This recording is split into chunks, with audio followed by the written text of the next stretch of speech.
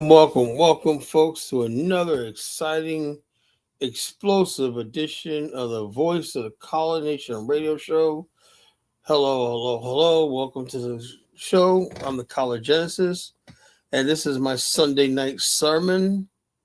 As you can call me, not Professor Collar, you can call me Reverend Collar Night because I will be giving my sermon, and I hope to anoint people in the ways of the Church of Collar in Christ, Church of God in Christ, Church of Collar in Christ. So we're gonna basically talk tonight as I did my Sunday night sermon. This is something you definitely don't want to miss because, like I said, this is you have to understand that passions will be raised and tempers will flare. You know, feelings will get hurt, and a lot of things will happen in Colorland tonight. Because this is where it happens. Right? This is where truth is revealed, right? We don't put on niceties here. I don't come here with a little tiny little carving knife. I come here with a double bladed axe to cut down the tree of lies, deceit, and iniquity.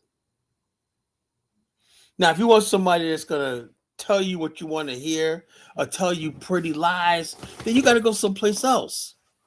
But when you want the cold, hard truth, and people, I think, yearning for the truth, people want to hear the truth and what's happening because we got too many characters, right? I'm just gonna tonight, man. Feelings gonna be hurt, and I'm gonna be offending a lot of people.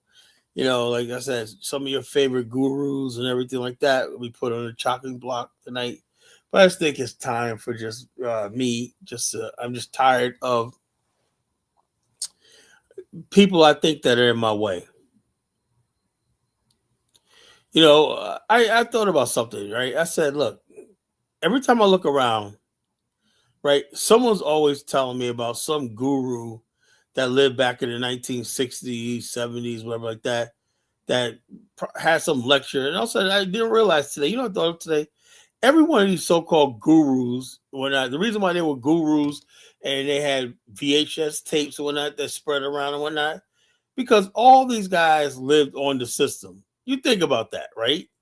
They always had like a wifey or girlfriend or somebody like that paying the bills and holding everything down. When they go out there and with their costumes on, standing on a street corner, lecturing and being Baba such and such and Guru such and such and everything like that, because they always got a woman holding them down. A lot of them ain't got no credit, no real job, no nothing. So we listen to a lot of these clowns from back in the days and whatnot, and people have a nerve to come up there and say, well, such and such collar. They say Brudy's good for that, right? They're always bringing people up there that I don't really give two shits about. Such and such said this, such and such said this. Yeah, and Collar Genesis said this. This is what I said. Well, Collar, he's an esteemed author, blah, blah, blah. He was, he climbed Mount Rushmore and put a flag up there. Collar, what the hell you done? This Negro dived to the bottom of the ocean and whatnot and swam with whales and whatnot. Collar, what the hell you do? Okay, I'm impressed, Dr. Boom Shakalaka swam with whales. Okay, or, you know, Dr. Google, he spent 12 years in the Andes Mountains and he was on a meditation for 3 years in solitude, Collar. Man, he came back with the bomb philosophy, Collar. Man, you don't know what you're talking about, man. Bow down, Collar, bow down. I'm like, no, I refuse to bow down. I refuse to do that. Collar listens to nobody. You understand? People say, well, who are you? No, I am the fucking master. I am the teacher now. Let me tell you something, folks. I read in a book called "There's a River" by Thomas Sorge. Right, he wrote the story of Edgar. What's his name? Edgar Casey. Edgar Casey lived in Virginia Beach, right, in the 1920s, 30s, right, and he lived in a paramount state, right. He was like paralyzed, right, but he was able to predict the world, right, from that state by using little coded message and whatnot. But the book Thomas Sowell did, The River, one part he said, Thomas Sowell said that Edgar Casey's philosophy was, the sum total of a man, right? You become a man when you turn 35 years old. That means everything you learned from up at the decisions you made, the thoughts you have, and your worldview and everything like that is usually cultivated, and it takes you 35 years. 35, you are now a man, a fully mature man. When I say not just purely man, but you are a man that can actually pass down knowledge and you can lead other men. When you turn 35 years old, you are no longer a student. The problem we have in our culture is we have too many people going into their 40s and 50s as students. They're still carrying around books on Malcolm X. They're still carrying around books on Marcus Garvey. Forget the fact that Marcus Garvey, when he came to America, was only 28 years old.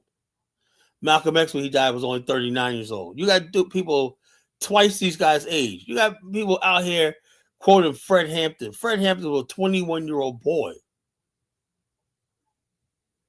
Well, Fred Hampton said this, blah, blah, blah, blah, blah. Why do I got to listen to Fred Hampton? Well, you know, color. You saw the video. He was in black and white. That's the whole thing about black people, right? So when you see somebody in black and white, it's like, oh, my God. You can't question it. Yeah, I'm going to listen to a 21-year-old kid about anything that has to do with life, being my age. And people don't like when I say that, but I'm sorry. You got way too many people. And what happens is this. Your development becomes arrested. What I mean by arrested development is you're supposed to develop to a certain stage, right? And then when you pass 35 and you're still gullible and vulnerable, like, let me give you an example. I heard St. James, he's like, oh man, even from Troy. I said, Chahor is only 38 years old. You are 69 years old. St. James like 70 years old. He's following like a student after a 38-year-old man. He should be like, I'm in the background. Whatever he does. He's like, oh my God, I'm down for Troy. What kind of man would do that to somebody half his age? He's supposed to be the guiding person. He should have life experience enough to say, look, if I go to Burkina Faso, this is what I would say. He does nothing. In other words, basically, he's perfectly fine with every decision in the country being made by one 38-year-old man. No process, no checks and balances, and everything like that. And then when I say, look, I got a problem with that. Oh, Kala, man, you're a hater. When not. This is a 70-year-old man. Now, folks, we have a good show for you tonight. I just had to get that off my chest. You know, like I said, not just see certain things while we're not making any damn progress, you know? And the bottom line, you know, I tell you right now, you know, I am for law and order. I am pro justice. Letting people destroy what we built. Every last single community and person in Black America is in mortal danger from another Black person or certain types of Black people who are wreaking havoc in our culture and everything like that. Now, it's not just what you call wreaking havoc on the streets, but they don't take a step further. I'm watching how these low budget movies coming out.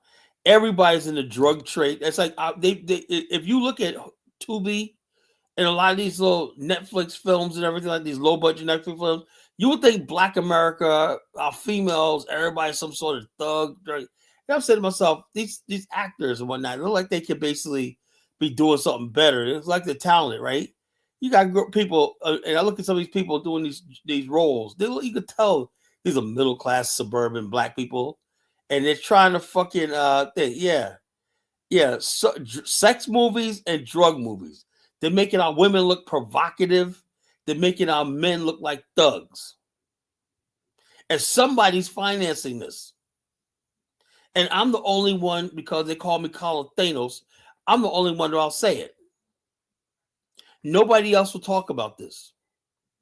You cannot talk about building a community, right? And you're a liar, you're a manipulator, you're a murderer, you're a fornicator, you are somebody that's out there doing destruction to our women, our children, and our culture. So I don't care if you call yourself an FBA or Pan African. If you do not have your heart and your morals and your mind right, you ain't anything to me. And that's what we're going to talk about tonight. Tonight's topic is like this. Yeah, I know you missed my call, man. I want to talk about last night's show, man. That was a fucking show, really had me fucking pissed off today, man. That last night show, man. I was like, no more. No more. All I can say is no more. Which we call it, the 48 laws of power. One of the laws is avoid the unhappy and the unlucky. Now, in the 48 laws of power, they're very clear about when we say unhappy and lucky. That means we don't look down on people who have bad luck or people who have misfortune. That's not what we're talking about. We're talking about people, in other words, in order for you to have bad luck, luck is about chance. That means somewhere along the line, you had to make a bad decision and you were unlucky. So that is on you. When you're unhappy, there's always something that came across your path, a decision that could have made you happy, but you didn't choose it. So when people are chronically unhappy and unlucky, they're like an infection. You have to avoid them. We have to avoid the unhappy and the unlucky because they're like a disease. Unhappiness and unluckiness spreads. And too much of Black America, we let anybody into our culture, right? The unhappy and the unlucky, come into our culture and whatnot, influencing us. Not just foreigners, but other Black people. I'd be asking myself, well, how did such and such rise to prominence? What's the purpose of this person? Who puts unlucky, unhappy people in front of the Black public for us to emulate and popularize, right? I was a question. What was the purpose of blowing up 50 Cent? What is the purpose of being here? People like Snoop Dogg and all these other people that come from gang backgrounds and everything like that, I mean, straight out of Compton. What the fuck is Compton have to do with the vast Black America? Why is like the worst elements of Black culture always elevated? Is every Black community Compton? Is every Black community South Central Los Angeles? Is every Black community Old Block? No. But the bottom line is this: as we say, we avoid these places, we avoid the unhappy and unlucky. So as we try to avoid these places, right, we got enemies, right, that work with enemies in our community, right, to make sure that culture is in our visits us in our home on television. You can't watch television nowadays. The internet is flooded with these freaking people. I tell you, it's like these people. You ever notice that when you turn on TikTok, the very worst people that depress you is always on there? Let me ask a question. Why do freaking unattractive Black women post themselves on TikTok to fucking go viral? Why do they do that to us? Where somebody might be attractive, may have a good story. Yeah, I went out there today, I went shopping, I jogged, had a good day, I came home, had a prayer, cooked dinner for my husband and whatnot. That's the story you want to hear, right? Do you want to hear Boomquisha talking about, I hate Black men, blah, blah, blah, blah, blah? Well, Boomquisha, man, why don't you lose like 60 pounds? Why don't you put the goddamn fork down? Do something with your hair. Change your attitude. Change your stank attitude.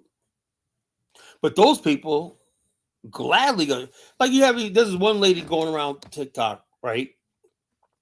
She looks like a fucking hippopotamus, right? With those big teeth. You can see her teeth, right? Talking about all men are ugly. Y'all seen that video, right? And everybody was like basically just clowning her, right? She said, "You don't understand. You all." So she came up talking about men are uglier than women. This woman looks like Grimace, right? You know Grimace from Sesame Street, the big fat Grimace. And she's like they're talking about all men are. When everybody started clapping back on her, she was like, "Oh man, this is not right. When not y'all make me feel bad. What the hell you asked for? Why do you fucking think it's necessary to put your face on camera and that to be pushed out into the algorithm to us?"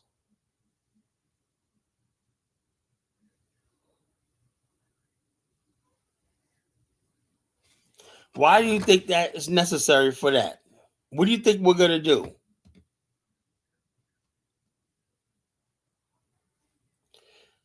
So it is what it is, folks. Tonight we're gonna talk about that, right? The unhappy and the unlucky. Now, this lady that put out that video is obviously unhappy. But the unhappy people will always they always say there's old saying, misery loves company. The unhappy people, that's why they got TikTok and Instagram, so they can share their misery with you. And like I said, when I scroll on TikTok, man, I like going on TikTok because sometimes you find some good material when I. But I don't know. I think about delete that because I got too many unhappy people that want you to know on how unhappy they are. Because if you go listen to them, you'll be unhappy, and that's what they want. Yeah. So as I said, Colin, have you noticed on social media that they always sharing prison stories? Yeah, yeah. The bottom line is, someone you would think every black man is in a prison. They would talk about prison politics. I don't give a fuck about no prison politics. I'm not going to jail. No offense to anybody been there, but I don't give a fuck about the politics in prison and all this kind of stupid shit like that. It does not affect my life.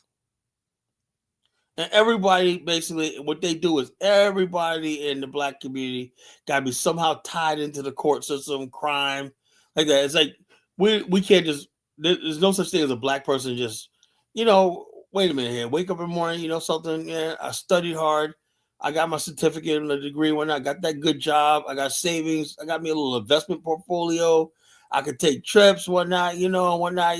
I'm out social the weekends, I got money, blah blah blah. I'm living a good life,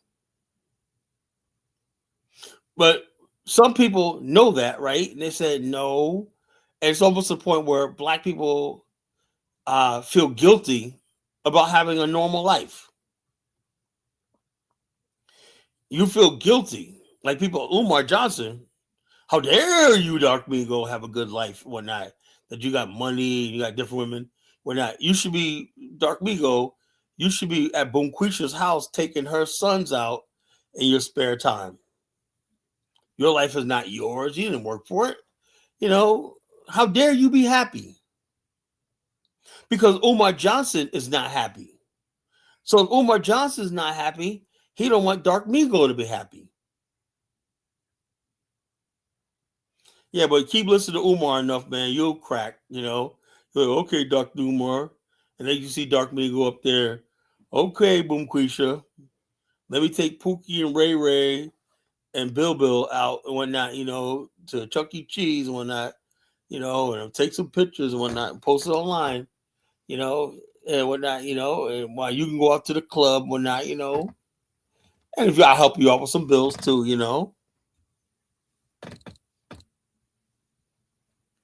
So the bottom line is this, Bill. Yeah. But the bottom line is this, there's people who don't want you to be happy. They are the unhappy. There are people who don't want you to get ahead. They're not lucky. They're unlucky. So they want their misfortune on you. Those type of people, you don't tell them what you're trying to do because they'll get a Ouija board or coin teller and work some roots on you and that so your shit can fail.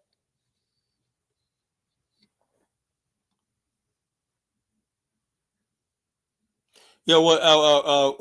Mr. Sandman says rich people have their own problems. Plenty of rich people don't have a real friend in the world. Hey, I would take that. If I was uber rich, do you think I give a fuck about a friend? Hell no. I don't give a damn. If I would, Mr. Sandman, stop the cap. I would be, if I was at uber rich, I'd be in my house, man, alone with all my fucking money. Wouldn't give a fuck about the rest of the world. Don't go feel sorry for rich people. That's bullshit. All that money can make you that loneliness go right away when you got comfort. When you got George Washington and Benjamin Franklin, you got Benjamin Franklin sitting around you, like Floyd Mayweather.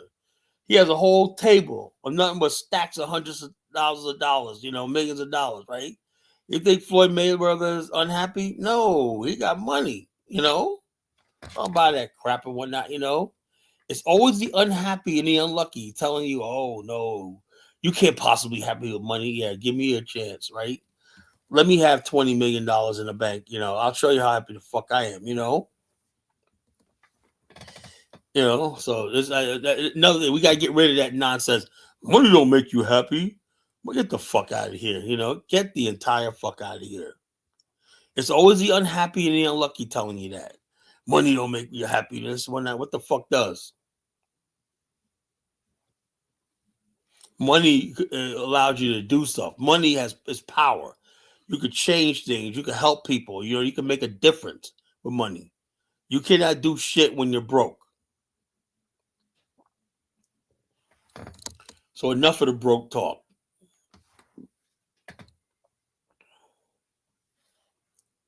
Avoid the unhappy and the unlucky. The unhappy people will be unhappy because they make bad decisions.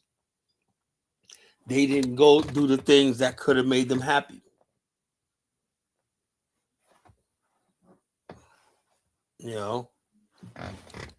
Let's read 48 Laws of Power. 48 Laws of Power. The unhappy, and unlucky. Lucky. All right, let's read it right from the 48 Laws of Power. Okay, the 48 Laws of Power by Robert Greene, right? An infection. Avoid the unhappy and the unlucky. What it means, right? Greene argues that emotions and misfortune can be contagious, right? If you closely associate with people who constantly blame others, does that sound familiar? One group of people in Liberia always blaming the other group of people for their fucking misery and failure. That sound familiar? Live in drama, make poor decisions repeatedly, carry bitterness and chaos. Does that sound like somebody that be on the show? I'm not naming names. Their pattern can start affecting your reputation, mindset, and opportunities. In power dynamics, perception matters. If someone is always surrounded by failure, crisis, negativity, others begin to associate energy with them too. So in other words, you can't be around a bunch of people who are constantly losing all the time. Or you're going to be seen as a loser. The perception of you. Oh, yeah. Do you think Floyd Mayweather cares about fucking reading a book, Mr. Sandman? Let's be honest with ourselves, right? Do you think he really gives a shit about reading a book? I saw him try to read a book. Floyd Mayweather can't read, but he doesn't care. He goes out and buys himself spend $30,000 on a Rolex watch. You think he gives a shit about that he can't read See Spot Run or something like that? He does not care, Mr. Sandman. I don't know about Mr. Sandman. I don't know about him, man. Just don't know. I just don't get it. All right. What Green is really warning about, you know, about it's not about avoiding people who are temporarily struggling. I mean, people struggling. We all go through that, right? Everyone has hard seasons, right? It's about avoiding people who refuse accountability, recreate it keeps recreating the same disasters, pull others into conflicts, drain energy without growth. There's a difference between temporary hardship, which is normal life, right, and chronic self-sabotage. Green focus on patterns, the psychological angle. Modern psychology would frame this as emotional contagion, environmental shaping behavior, social proof and reputation spillover. Who will you spend time with influences your standards, your emotional state, your opportunities, how others judge you. How others judge you is very important in this world. Don't anybody make you like that. You hang around the wrong people when that people are going to judge you. The controversial side, the law can sound cold, taken literally. I don't say it's literally. I mean, oh, you're a loser. College says we're a bunch of losers. No, it don't work like that. I don't do that. I have a lot of passion, empathy for people who are less fortunate than I am. Those are not who I'm talking about. Yeah, it said taken literally, it could encourage people to abandon people when they're down. We're not going to do that. We don't abandon people when they're down. But we are basically saying if we give you a hand and say, look, this is how we're going to get up, or we inspire you, something like that, and you see people not trying, that's when it's time to freaking, because why? Because those person will pull you down. But as long as I see a person trying, if a person's trying, he's trying his best, and you know how you can tell somebody's trying? Well, he's getting up every morning, right? He's staying clean and sober. He's doing all the right things. He's staying out of trouble. That's a person who's trying. He's paying his bills. He's keeping himself up. That's somebody who's trying.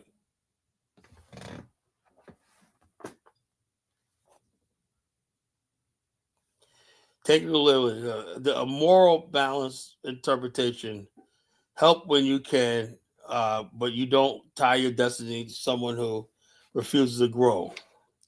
Power strategy is the same as moral obligation. If you want, okay. So, but you understand what the law of power means. We don't abandon people when they're struggling. That's not what we're talking about. What we're talking about is people who chronically find themselves in the same damn situations. And they think they're going to get someplace. Like Black America is like that right now. We had a chance back in the 2000s. We were talking about buying black-owned business apps, Black Empowerment, do for self, whatnot. And then we basically got with the unhappy and the unlucky, and we started talking about reparations. We talk about this divisive stuff called ADOS FBA. Because the ADOS FBA are unhappy and unlucky people. And so they're negative. They think that immigrants are coming over here and not having to deal with the racism we deal with and whatnot. It is what it is. So we avoid the unhappy and the unlucky. That's what we're talking about tonight. The unhappy and the unlucky. Now, who do you know is unhappy and unlucky? There's a lot of people unhappy and unlucky, sometimes, like I said, you say your ship doesn't come in yet. Sometimes your ship doesn't come in yet, but sometimes it does. Some people are just born lucky, born lucky. I like that. Trust me, you had somebody in my family. My cousin Donald was like that, man. Luck was just always on his side, man. We was the same age.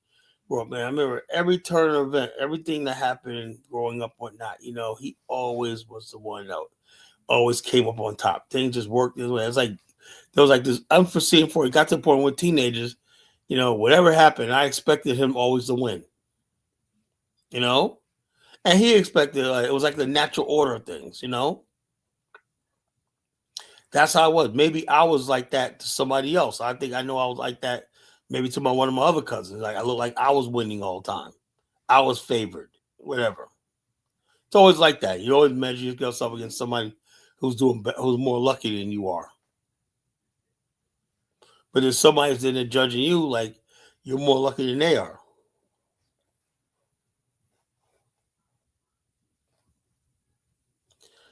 What is the point about Tariq? Tariq is living his best life. NYCG, you must be unhappy and unlucky. Why would you be unhappy about somebody who's happy? If Tariq is over there, he's happy. You should be happy for him. That's what it's all about. It's like happiness spreads happiness. I see somebody happy, and when hey, you're happy, I'm happy. Good, live and let live. I'm not gonna sit there and be like, damn, man, that motherfucker's having a good time. He ain't hurting me and nothing like that. But I'm just unhappy, because happy, even though it affects me, don't affect me one bit. I'm just unhappy because he is happy. We can't do that. NYCG, whatever your name is, that's not right. Unless you're being facetious, just joking, whatever like that, I'll see what the big deal is about Tariq and eating some jollof rice. In Senegal, man. I mean, what did he do? He just took a flight to Senegal. Landed in Senegal, man, took his camera and recorded himself eating some jollof rice, man. The world's going crazy, man. How dare the leader of FBA be out there eating jollof rice in Senegal? How dare him, I don't know. I think this FBA stuff is starting to crack, Hold on, folks. I'll be right back.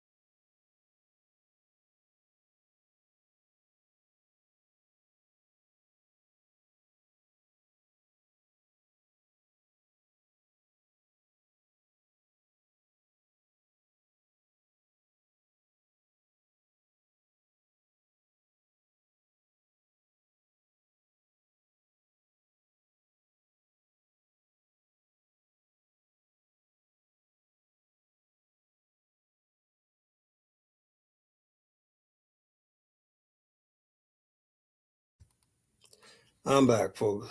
But again, avoiding the unhappy and the unlucky, is a key to our survival. I want to build an organization, an association of winners. I don't know how that's going to be done, right? Because, to be honest with you, a lot of people are coming across online, right? I know a lot of people.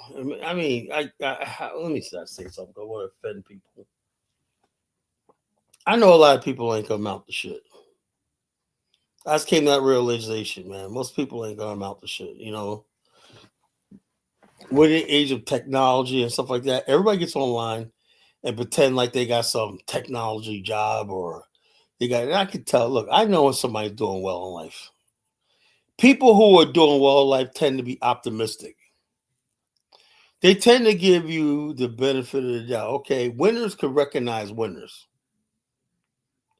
When people basically say, well, Colin, blah, blah, blah, blah, blah, blah.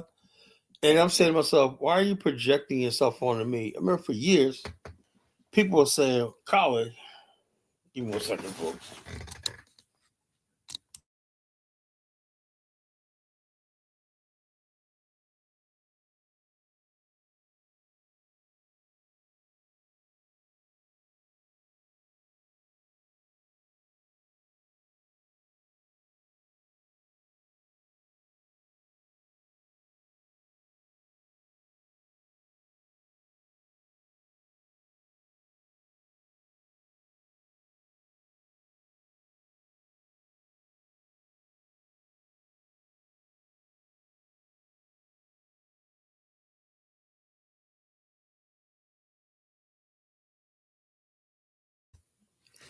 Yeah, so what was I saying? Yeah, people who are successful, they could breathe and tell other people who's successful. It's like a aura, and you connect. People who are struggling, who are unhappy, unlucky, whatnot, they always got to put negativity on you. I've heard Collar's broke, Collar ain't got no job, Collar ain't got this, Collar ain't got that. These are people who are projecting themselves onto me.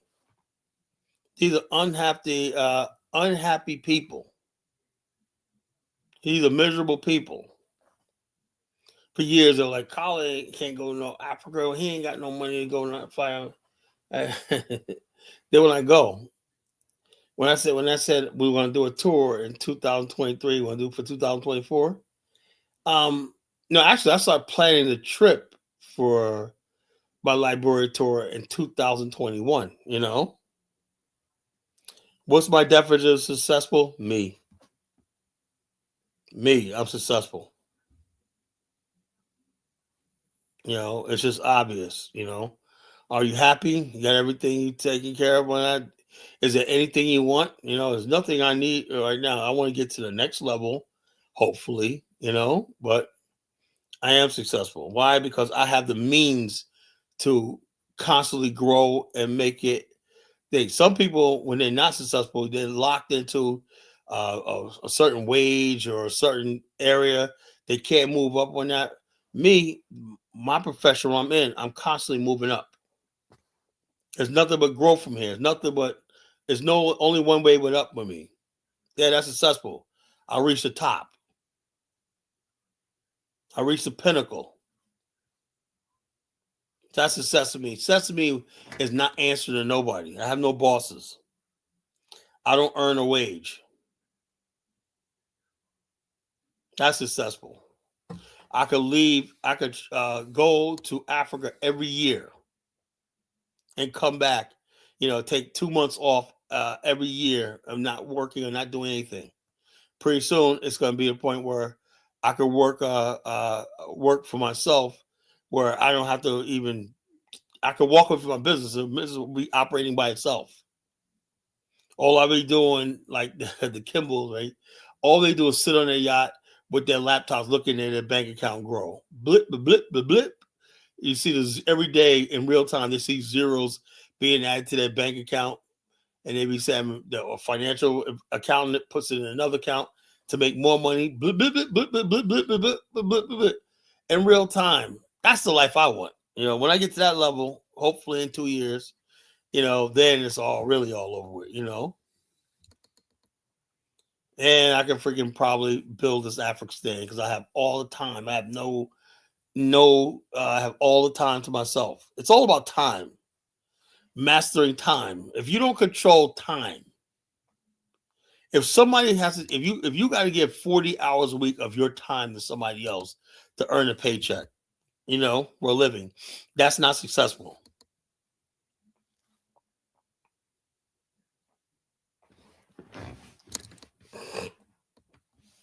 So I hope I answered that question, Mr. Sandman. Mr. Sandman, bring me a dream. You are the one that I ever seen.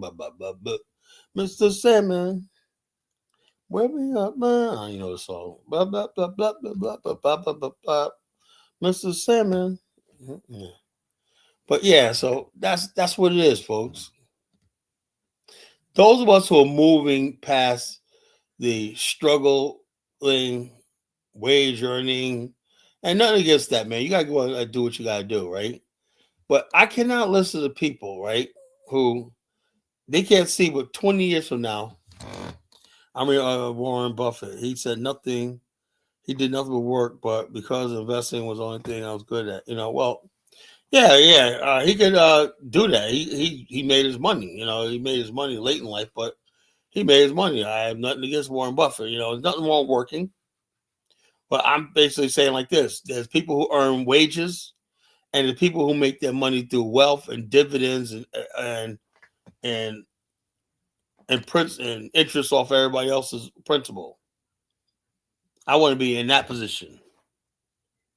Two classes of people: people who have trust funds, investment clubs, all stuff like that constantly are reinvested and they're making money, 20,000 times more than people who, and these people who own the companies and whatnot, and the stocks of the major corporations and whatnot. All these people are out there living a life, I've seen it. They own, you see a big giant apartment building. Who owns that? About 1,000 people is cut up by 1,000 people that what they call dividends and derivatives and whatnot, mortgage-backed derivatives, right? That's cut up into 1,000 different trust fund accounts and investment clubs, mutual funds and everything like that, that is somebody's portfolio. We as Black people are locked out of that beautiful thing called American capitalism. We were on the bottom. We had the European immigrants on the bottom, but Italians and whatnot wanted a piece of the action. They got hold of the construction and the sanitation business, man. What the hell did we ever gain? We couldn't even hold on to fucking the black music. We produced black music. We couldn't hold on to that. Can't even barely hold on to soul food restaurants. Everybody else grabbed a piece of the action. Except for the black man in America. There should have been something that we controlled and whatnot,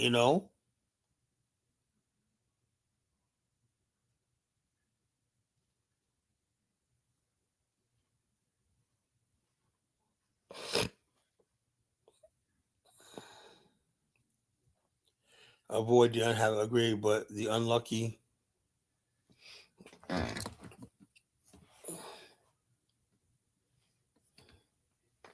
I wouldn't be surprised if Koreans got the soul food. There's nothing that the black man has, because the black man is not man enough to stand his ground and say, "This is mine. I'm willing to fight for it. I'm willing to die for it. I'm willing to kill for it." If there's nothing you ain't prepared to die for or kill for, then you ain't a man. You ain't a person.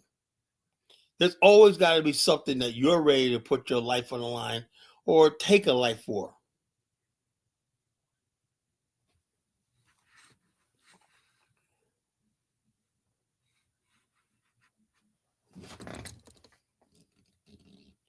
Avoid the unhappy and the unlucky.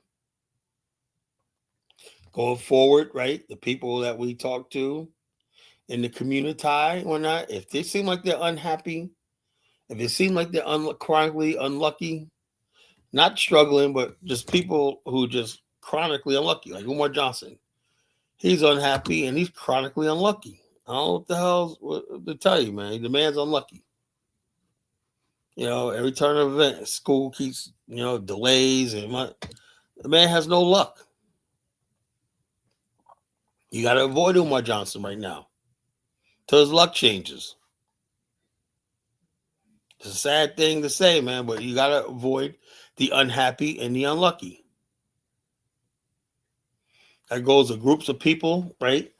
We cannot have people coming off the boat and whatnot. People coming from Haiti and Haiti, whatever the fuck it's called, whatnot, giving us fucking advice. You can't do that. There's gonna be like these people coming from like the worst fucking countries in the world. I think black people should do this, blah blah. Get the fuck out of here. We've been listening to these motherfuckers, man. We put these shithole countries on high. Oh man, this guy comes from Lord High shithole country. Whatnot. Let's listen to this motherfucker. Let's not listen to College Genesis. One of us and whatnot who's here. Let's not listen to College Genesis. Whatnot. In the words of Nagneezy, let me listen to what the Liberian has to say. Let me listen to Musa. Let's see what the fucking Haitian has to say. You know, I don't know. Maybe Nagneezy likes the unlucky people. You know, he likes being around, taking advice from unlucky people. That's why Nagneezy likes Aphrodite. I don't know what the hell that is about. You know, Nagneezy swims around, hangs around unlucky people, man. Like, damn, man. You know, I don't know. I don't know about my good brother Nagmeezy, man. You know that bad luck energy is following him everywhere.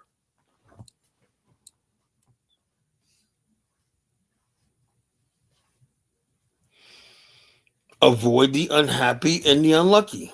I don't know how else to tell you. The unhappy and the unlucky.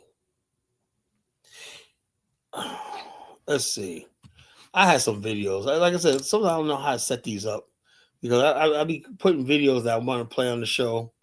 Sometimes I want to know, are they relevant to the topic, whatever like that. So I really don't think so. But let's see. Okay.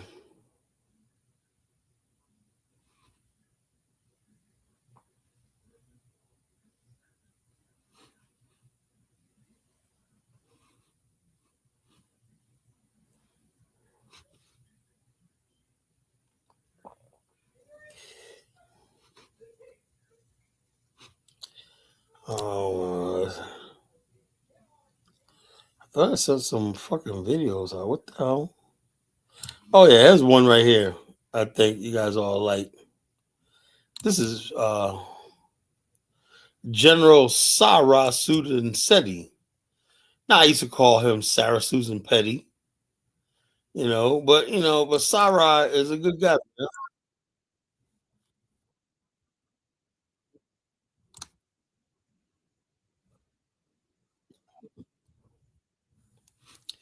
Now this is General Sarah Susan Seti. Let me. He had a couple things to say. Yeah. Well, come up here. I'll smart when I get put a link. I'll tell you.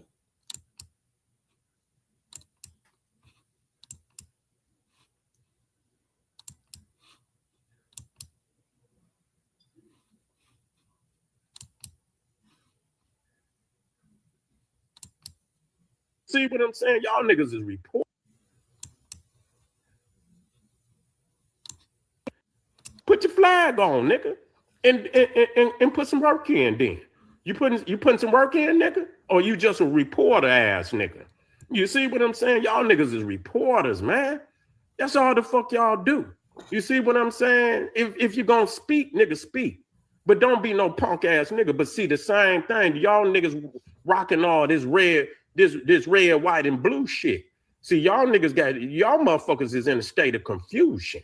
You see what I'm saying? Y'all motherfuckers in a state of confusion. Y'all want to put up the flag of a motherfucker that been raping your ass nigga since they got over here. However you want to look at it, you still repping the motherfuckers that rape you, nigga.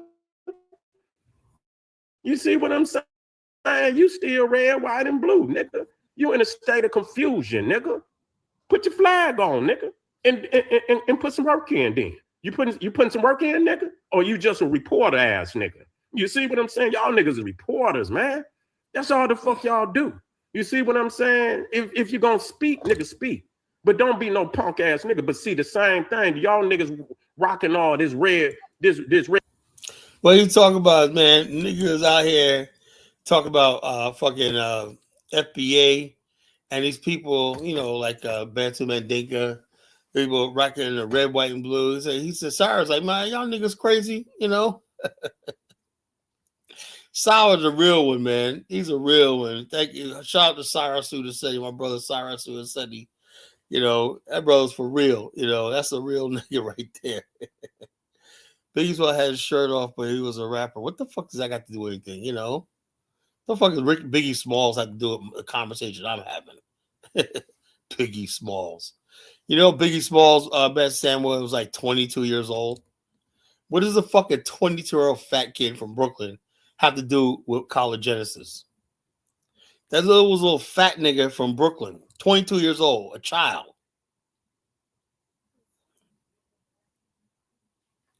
You know, what the fuck? Sandman's a little weird, man. That's a weird Negro, man. You know, people still talk about Biggie Smalls in these days and times. Everybody's pushing 50 and 60 and when I talk about Biggie Smalls. That nigga, well, yo, 22 years old. He was a clown, you know, a hood clown.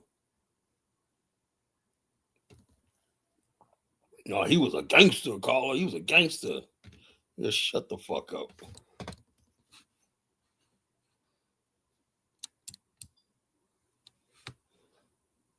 People forget that. People that Biggie Smalls was like just a teenager and whatnot. We first started Bad Boy Records and whatnot. He was just fucking 19 years old. He was a fucking child. You know, he had this icon. You got people out there, the Biggie Smalls. You would think he was 40 years old. He was a fucking kid, you know, when he died. Yeah, just turned 23 years old when he died.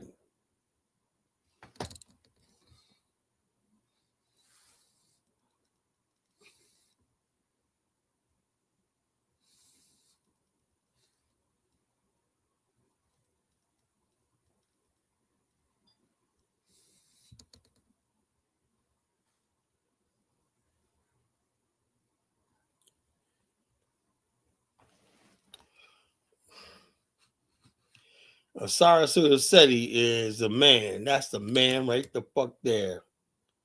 Sarasuda Seti there. He may be a light skinned nigga, but he's my man right there.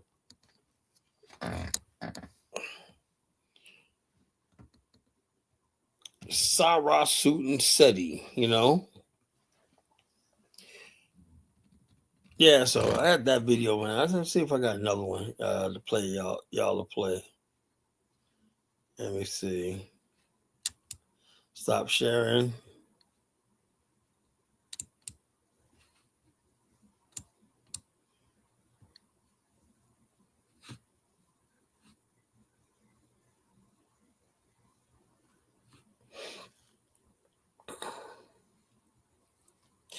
The other night last night we'll talk about Liberia, and people were telling me, why didn't Speed go to this neighborhood right here? I saw this neighborhood when I was impressed, man. I knew exactly when this video came out. I said, yeah, because I remember I drove through here. I was like, holy shit, this is a nice ass fucking neighborhood. A lot of Lebanese live here, right? It's 15th Street in Sincor. That's the most developed neighborhood in Liberia. That right there was like the back in the days, 60s and whatnot. The very top American Liberians lived in this neighborhood, right? It was a trendy neighborhood. And some rich, wealthy people from other parts of Africa lived here and sent their kids to school here and stuff like that. This is a 15th Street in Sincor, you know? So I'm going to show you this video. Show how beautiful this neighborhood is, right? How beautiful this neighborhood is.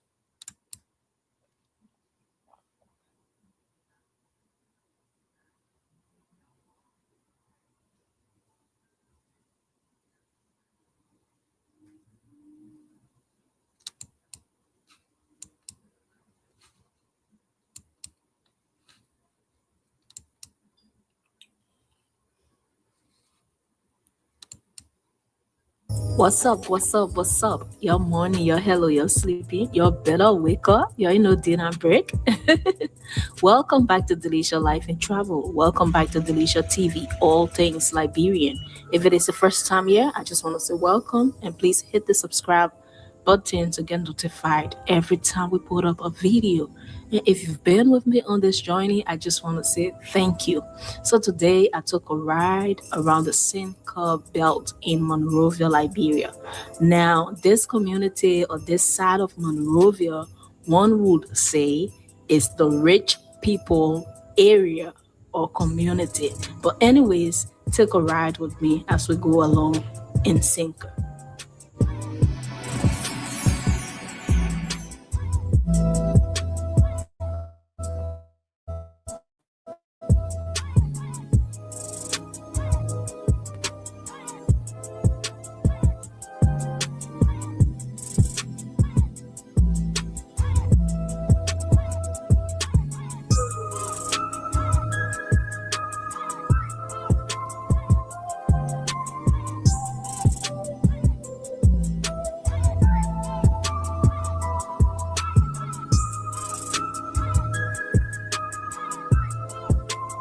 Wait a minute. These aren't people. These are Liberians that live in this neighborhood. These are wealthy Liberians that live in this neighborhood. So other wealthy black people live. So in other words, basically the people is always represented by fucking the unhappy and the unlucky. The people that's tugging on him, asking for money and stuff like that. You know, so there's not no non-black elite here. These are black elite that live here. A small percentage of them are Lebanese, but these are freaking black people that live in this neighborhood. So you basically that's what nothing we're sick and tired of, you know. We always got to have the unlucky and the unhappy representation.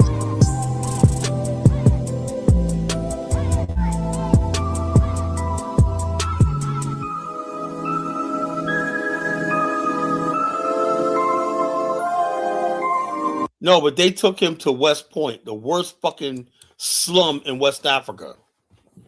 As the first, he landed in West Point. That's why Liberians are embarrassed. Who the fuck arranged that? They went to West Point. All the energy was there and whatnot, but that was like the poorest. That's why everybody kept saying, like, oh, Liberia's the ghetto. That's like the oldest rundown neighborhood in Liberia. So he went there. So people's perception is like, oh, Liberia's a hood. I saw it. Liberia's a hood. Liberia's a hood. No, he went to they took him to the most rundown neighborhood in Perkins. I guess that's where the energy was, I guess, the most, but they should have planned for this, right? It should have been a neighborhood like this. Yeah, West Point was beautiful before the crew people decided to settle there and built their shanty towns, you know, shitting all over the beach. Now they tell I've never been there. They tell you can smell shit from the fucking from far away. They got open toilets. That's disgusting. You know, but these people, instead of fucking going back to their villages, they all settled there in Monrovia and just destroyed the place, you know? Yeah, but you go into somebody talking about people living in the hood. Who are you to go to somebody else's country and tell them what the hood is? You know, you want to see the country, you know? You want to see the country. You don't want to see just the fucking hood. That's actually, you got 50 million people fucking listening to you, watching you. Don't buy that crap, whatnot, you know? Or see the hood, you know? No, I think it wasn't planned out.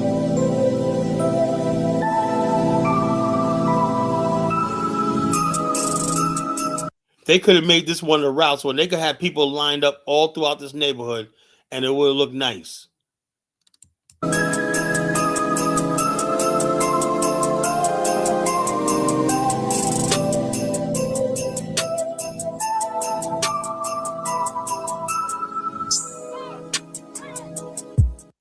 He should have, right on the street right here, the next block over, is a restaurant called Leela Brown's. I forgot what they call it now. I forgot they changed the name, but it's still called Leela Brown's.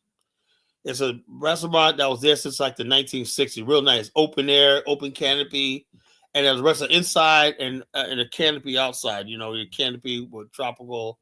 You know, you know what I'm talking about. It's like a lounge outside. You're outside. One part you're inside and whatnot. It's really nice. You know, food there is really good. Leela Brown's, right? I always go to make sure I go there at least twice when I'm in Liberia. That's on the next street. You know, right there in St. Croix. You know, he should have went there. You know, and that would have been really nice.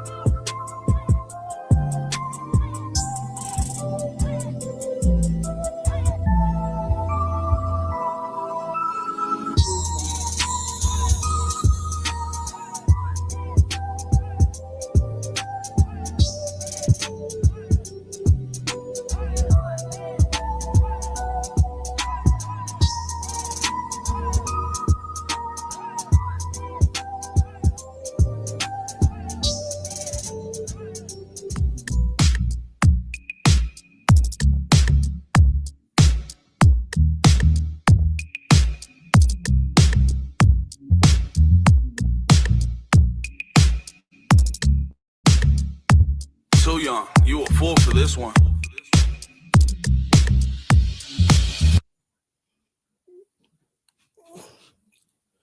But you guys get where I'm coming from with this. You guys get where I'm coming from.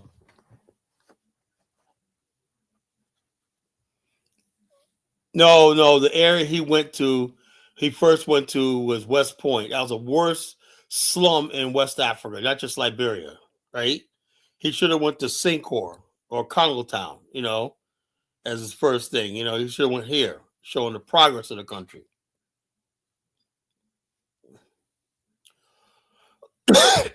No, Liberians do care about their aesthetics. Somebody never been to Liberia. Liberia do care, because you see these neighborhoods are well kept.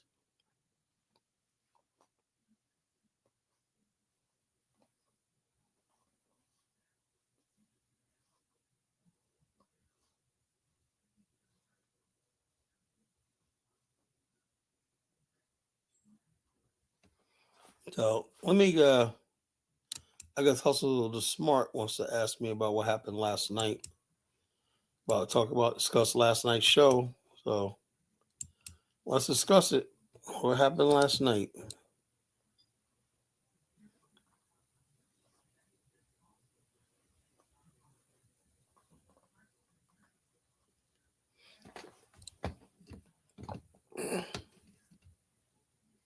But yeah, so it's I'm glad he went to Liberia.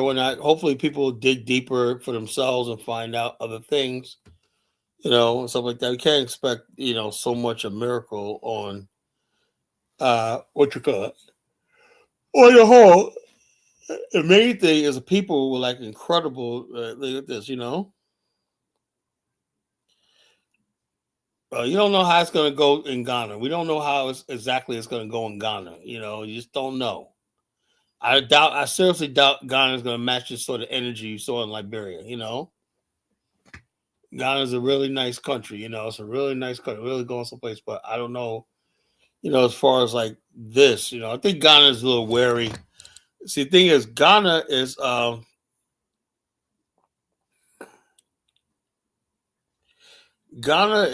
very, very wary of this whole diaspora and all shit like that, So don't expect the welcome that he did.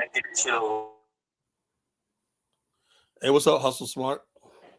What's going on, my brother, man? How you doing out there in these Colonation streets, man? Man, hanging in there, man. Trying to keep order. So I'm listening to the show, man. I'm like, at one point you was going off, you was on Telegram, and then you was doing something else. The next thing I know is it was just all type of confusion and.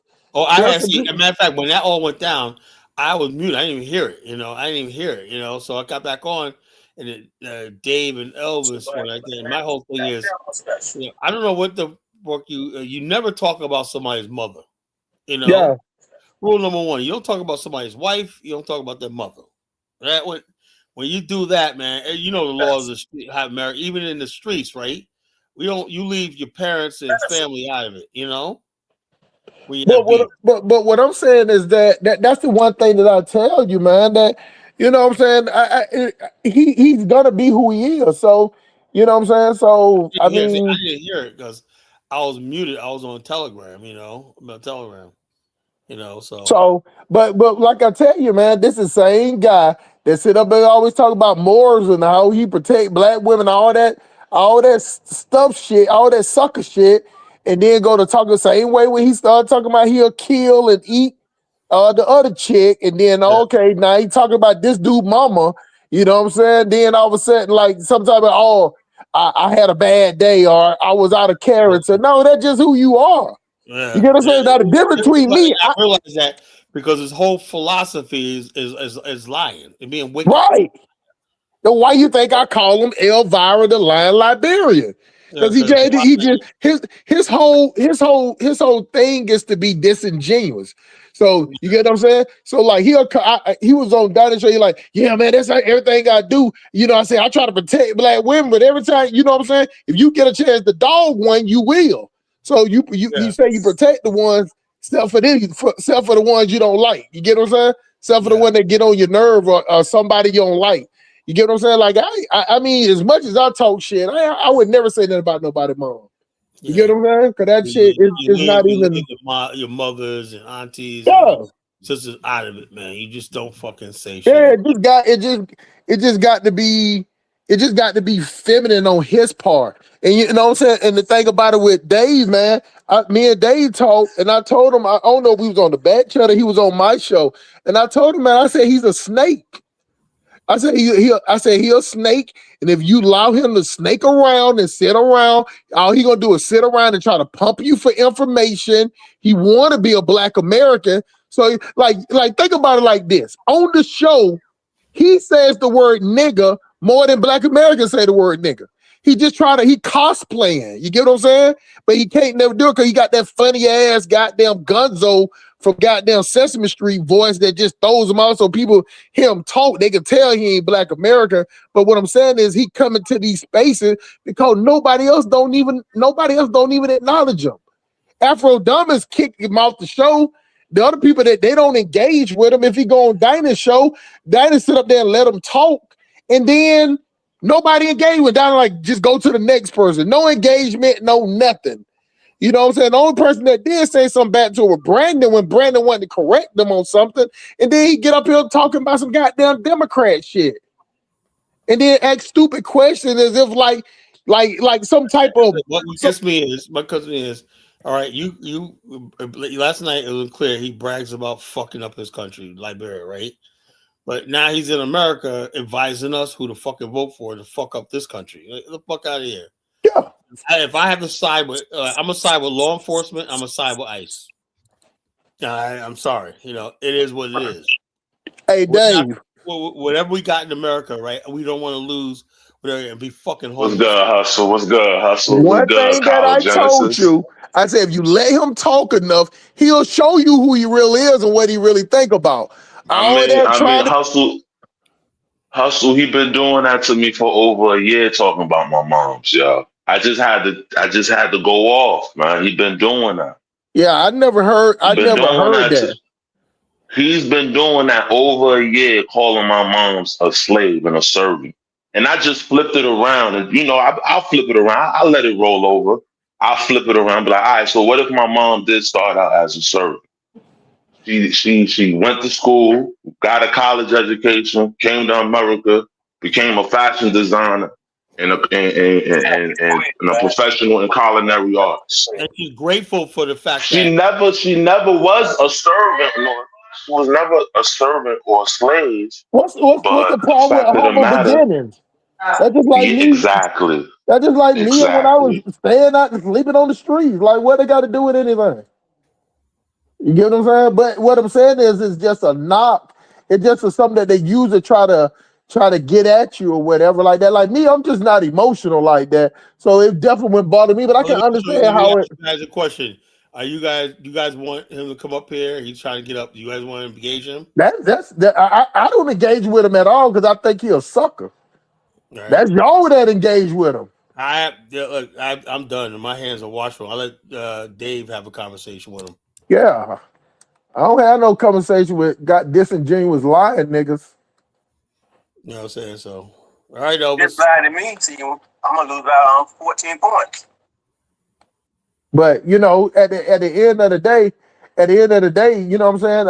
I did him start talking about we took this shit and we this and we that, all from America, all from here, saying that shit. You get what I'm saying? So like I told you, man, y'all going back over there to Liberia more than he is. He just in there talking shit here. And if y'all allow that to happen, man, then, like I tell you all the time, caller, I wouldn't even. How can you get mad at him when he stays the way he is? That's one thing I give him credit for. The one thing I would say this, right? In all the years I've been dealing with, it's not just him. Anytime I deal with a Liberian, right, for some reason, right, once they got it in their mind, like they think like that, it's impossible to change their mind. Yeah. It's impossible, right? Now, one thing I do get about African Americans, right? Like Bantu Mandinka, right? He was a Pan-African, he went FBA, right? Exactly. I know. Enough. Give it enough time, I could bring him back over. You know. If things was to change, or you could like, if you said, "Hey, Bantu, man, look, I got the money for the Afroset to get it started." Because what black people like is results. A lot of times, Right. you can get them back results, but that savage mindset, like think about it. What he said, I remember one thing he did say, and he was like, it don't matter if it's fucked up. We got it now. You know what I'm saying? There's always shit to fuck up. Yeah. All right, Kyler. Like when you let me got that say type this. of mindset, man, Well, let him speak for himself. that's what y'all You dealing know, with. I come on your platform. Usually, I don't even bring up anything about Liberia. If you start talking about the people were savages, they were primitive, then you open up that gate for us to get into the conversation. Then you open up the gate. When Dave came on the platform yesterday, talking like, "Hey, Dave, relax, bro. It's not that serious." He's like, "Nah, fuck this, man." He started going off. I said, "Bro, relax." He kept going off. That's when it started. I didn't just jump on the platform and call your mom a servant. I never So do what that. they got to do with bringing up his mama any type of way? First of all, there was a conversation between Dave and I. It don't matter. See, that's that fuck nigga shit. It's not You an sit up there argument. thinking like you got an If excuse. you wanna Like it ain't no understand, excuse to talk about nobody mama, dumb if nigga. you want to understand, Like it ain't no let me understanding. That's the explain. part that you don't understand. It ain't Okay, no bro. time If on you want to nobody's start yelling, even that's I fine. don't like you. I I'm would not going to never say engage with nothing you. about your mama, dumb nigga. It's just some I'm not things you going. I'm don't not say, going to engage nigga. with you. It's some things you don't do. But since This you're is one of the this is the most same. savage This is niggas, the you same think energy that that like it's Dave an had excuse to say yesterday. some shit like that. That Yeah. what makes you a fuck nigga. That's why I would never try. I wouldn't even Yeah. entertain your bitch ass, bro. Yeah. Dave said all of that yesterday. My point here is that I didn't attack him. He kept coming at me. All right. The one thing I pointed out was Dave's mom is a Bassa woman. My mother is a Bassa woman. There are certain people in Liberia who were servant to the American Liberia, the Bassa people especially, were servants to them. My mother family did the same thing. It's not an insult to just Dave's mother. He knows that. We know the history of the country. So it's not an insult. When he's trying to say that these people didn't oppress anybody, I'm giving him the history and he knows the history. To go to school, you have to go and be somebody's house girl. Pressing their clothes, doing their housework, taking out their chamber. These are facts. Were you there? These are Were you facts. there? Oh, were you there? I'm telling you it, Kyla. No, I'm sorry. How do you know something's Well, facts if you didn't see Kyla, you're not an arbiter of the truth of Liberia. You're not an I'm arbiter. just saying. I'm just saying. Don't ask me silly questions, Kyla. Hold on. I use reason and logic, right? Nah, don't ask me. That's just a way to filibuster. Were you there? Did you see it? I'm telling you, just how your family tell you their history, my family told me my history. Yeah, so don't ask me if I was there.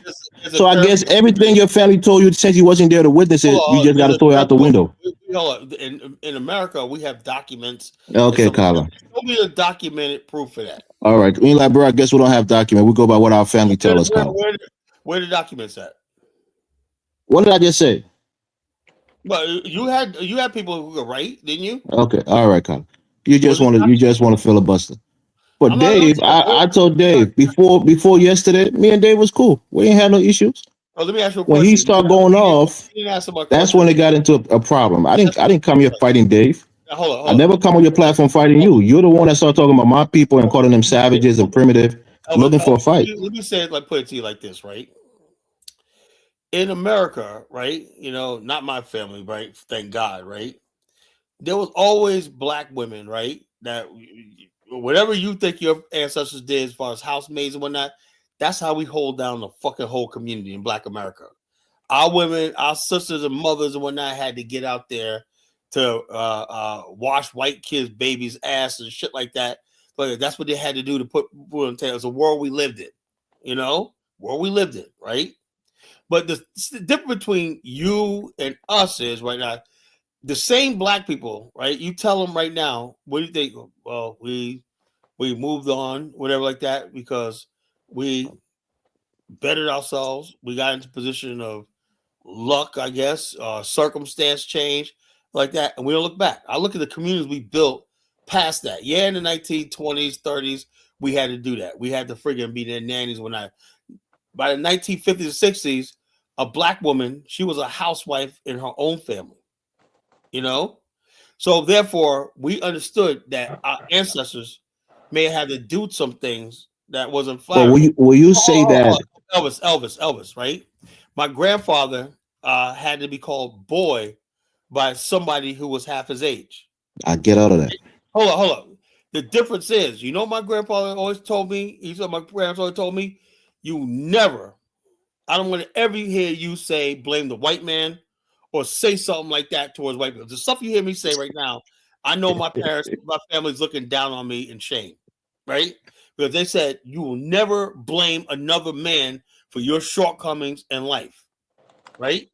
So being a slave was a shortcoming from black people. Is that what you're saying, Kyla? You're blaming all your shortcomings on other people, and all you did was work for them. How's that equate? We did the same thing in America. That's like that. My point here is, let me say this. If you stand up and say, you know what, things were better back then when my ancestors were serving the white man. When my grandmother used to be a maid to the white, things were better.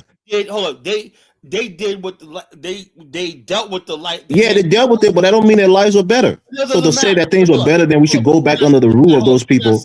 That's fucked up. Talking about the reason why we're fucked up because we moved on. Never say that, Kyla. I never said it. We moved on. Hold on, it's been 45 fucking years, right? You got people over there 80 years old when they still got to worry about some punk in America talking about how bad I was back in the day. Leave me the fuck alone. I don't mention it, Kyla. You bring it up. All you gotta do is sit back and talk about I answer and people. Everybody on your panel know you bring it up first. I don't bring it up. Congo people, all they do is talk about how they had native people as their brothers and sisters. Willa Dixon, that be on Dynasty Show. She said, yeah, she had freaking relatives, everything from different people. When we lived in the same house and whatnot, we played together as children and whatnot. But the story Elvis tells is completely different. Maybe I don't tell a story, Carla. You bring it up and try to disparage my people, and I respond to you. That's all it is. I'm not responding to your people. I'm saying like this: when you call them primitive, when you call them fucking savages, you're trying to get a response out of me, and you get it. You know, I'm just telling you like it is, right? I said, look, the bottom line is at every other group of people in the world, right? You go to Igbo land, there's gonna be Igbos out there. They got a little bit more money than the other Igbo. Some people are going to be a servant class. Some people like this. Eventually, things change through education, opportunity, circumstance, and then this thing switch. The dynamic switch.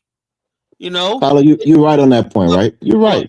People look up, yeah, man, my mother was, I hear the story all the time for the white people all the time. But you would never say, let's go back to that period where your mother was working for people. That period. Your mind hasn't developed. He said things were better then. Things wasn't better for my people then. That's what I'm telling you. I'm saying you could make your life better. Why is it? My life better right now, bro. Why is it that you can't go back to your country and improve the life of your fucking people instead of complaining? Because he don't want to go. He live in house to hog in America. He live in house to hog in America. He with a political party that shelter them and give them little trinkets and crumbs. Why would he? But the thing about it but to sit up there and talk about and discredit the people that are going, that are always trying to critique what you doing. Oh, and you go over there more than him. And then Dave going over there. That shit when he was talking about all that shit he talking about some people. Everybody used to be hard. That is not what I just got through finished listening to the show. And all I kept hearing coming out this nigga mouth was, your mama was a house girl. Your mama was a house girl. Oh yeah, she was a house girl. Oh yeah, it was nothing about that. Oh yeah, that was everybody was doing. No, that shit was straight up disrespect. But that's how he is though. But he'll try to church it up and be like, I meant it like this or I said it like this. No, nigga, you said exactly how you said it. And that's why shit like niggas like that talk online. You get what I'm saying? Because they feel safe doing that shit like that. But I don't give a fuck how tough I am. I'll never sit up there and talk about nobody mom and nobody dad. That's just disrespectful. You know what I'm saying? But, you know, that's that savage shit from people from other countries. Because we don't do that shit here at all. Yeah. Yeah, all the people that engage me on the platform, I always talk about their mom. I'm known to talk about people's moms. It don't matter if you did it once, nigga. That's a part that you don't get. You think like you get a pass because I only did it once. It gets certain things you don't do. I'm not looking for a pass. If Dave is talking crazy, I remind him who he is. Our culture. If you talking about my people, half of your family is coming from that lineage. So don't go crazy, Dave. Culture, somebody's mother that gave him birth is sacred. You know, we leave mothers out of it. You know, mothers. You know, goddamn. You know, that's one thing you say. You never talk about somebody's mother. You know, just savage shit, bro. You know what I'm saying? So the bottom line is, we just never do that. You know, and like I said earlier, I said bearing false witness against that neighbor, right? Like I said, there's a lot of people, and like, of course, look, you got people, even in Black America, right? Do you know, Hustle Smart? We had certain Black people in certain neighborhoods that had money, and they looked down upon poor Black people. You know, if you had to go out there, the one thing is working for a white person as a maid, right? But when you got to work for another Black family, that was humiliating. You know, but the people did what they had to do, right? To put food on the table. Sometimes you do what you got to do. We understand that as Black America. We understand you got to do what you got to do because we know better days are going to come. Our luck is going to change, you know? And so, therefore, once that luck does change, we look back, we look past it. Why do you think Black people never really talk about Jim Crow, segregation, everything? Because we beat that. We beat that by building the largest Black middle class in the world, you know? We don't sit You're right. Are you right? I just thought about that, what you just said. We never talk about Jim Crow. Yeah, look, when we were going, what thing of Black America after slavery, the thing is, we never really healed from it because we never talked about it. But slavery was over. We just put it behind us and moved on. You know, we even got to the point where we forgave the white man. Yeah, that's one of the downfalls. We don't ever talk about shit. Yeah. So the bottom line, like I said, maybe we should talk about it more often. You know, but for the most part, we don't understand. When I hear somebody like Elvis, that's so anti who we are. You know. Tyler, stop saying that, because I never come up here and tell you the American Liberian this, the American Liberian that. You always bring it up. You're the one that bring it up all the time to try to bait me to say something. I never started. Whatnot, this, that, and the other thing. They were this. Look. No, I never start saying that. If you got a topic that come on, I contribute to the topic. That's it. You're the one that said, "Well, that was Elvis's people." You know, they were savages. You start talking that shit, and then I engage with you. Hold on. Why is it when I call certain Black people in America savages, you don't want to have a problem with that? Who do you call savages? I talked about the other day how they ought to ban Martin Luther King Day. You know, they ought to ban Juneteenth. What did I say? I came up and I said, no, Dr. King taught you a lot of things. The elders, Martin, MLK, and Malcolm X, they taught you things. What I tell you is, don't make it seem like I'm picking on your people or picking on Liberians. Because I talk about behavior, not your ethnicity. You know? No, you do. You say those are the crown people. Those are the cool people. Those are Elvis's people. You say all the time, people. Carla, people hear you on the show all the time, man. Those are the people who are fucking up in Liberia. You just said it even just now. You're talking about West Point. Until the cool people came in and started shitting everywhere. You said it again. Elvis, let's be honest with ourselves. Okay. West Point, somebody in the chat room said West Point used to be beautiful. Yeah, I know. I seen pictures of West Point from the 60s. You know, it was nice. It was scenic, you know, really nice. You know, from the Duke Or Hotel, you could see it was really nice, right? And then, you know, certain people came there and built West Point, you know, and that's what it is. But my point was, why did they bring IShowSpeed there in the first place? As that's the representation of Liberia. That's why you have people like Steve saying, "Oh, Liberia's a hood. Liberia's a hood. Liberia's a ghetto." No, that was West Point. One of the oldest, and the buildings of West Point are very fucking old and run down. You know what West Point is, Carla, more than anything else? It's a fishing village. That's what it is. What I'm saying is this: it's an underdeveloped area that basically was built back in the buildings were built back in the 30s, you know, and there was the buildings are dilapidated, right? And then you got these shanty towns and slums and everything like that around there, you know. But what's wrong with that? That's what I'm saying. If you're gonna showcase the country, right? You're gonna showcase the country. You should have went to the video I just played, 15th Street, Syncor. They should have had the possession right there, you know, and said, "Look, this is what we're trying to do," whatever like that, you know. So they brought them the worst part of Liberia as the first day, and the world got to say, "Well, Liberia's a hood," blah blah blah. Yeah, no, that's not Liberia. You know, you take them to Tubman Boulevard, you take them between 15th Street and 21st Street, you'll think you was in Manhattan, you know. There are nice parts of Liberia when they could have took them to, you know. They could have took them to Robertsport, you know. Watch the guys up there surfing. You know, it could have been in many places, but it's poorly done. That's the only point I'm trying to make. You know, and I'm not picking on the crew people in West Point. I'm saying that should not have been the first place they brought them to. All right. That's all. You know, that's all. You know, that's all. They're just saying, you know, it is what it is. You know, unfortunate, you know, situation. You know, I don't know what the situation is for that, because a lot of the crew people that you see in West Point didn't just come from Crewtown; they came from Sierra Leone too. I'm just trying to figure out how the disrespect came into that with people.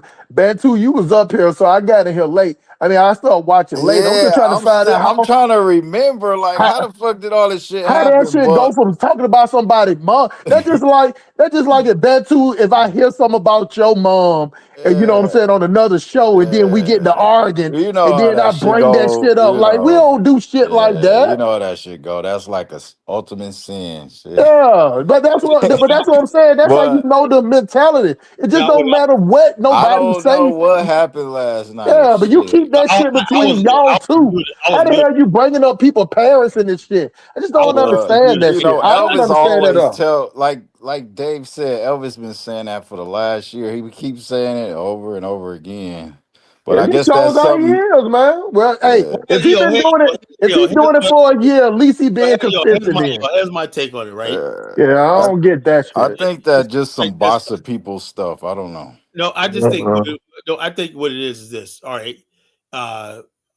Dave's mother, right, worked for the Congo people, right?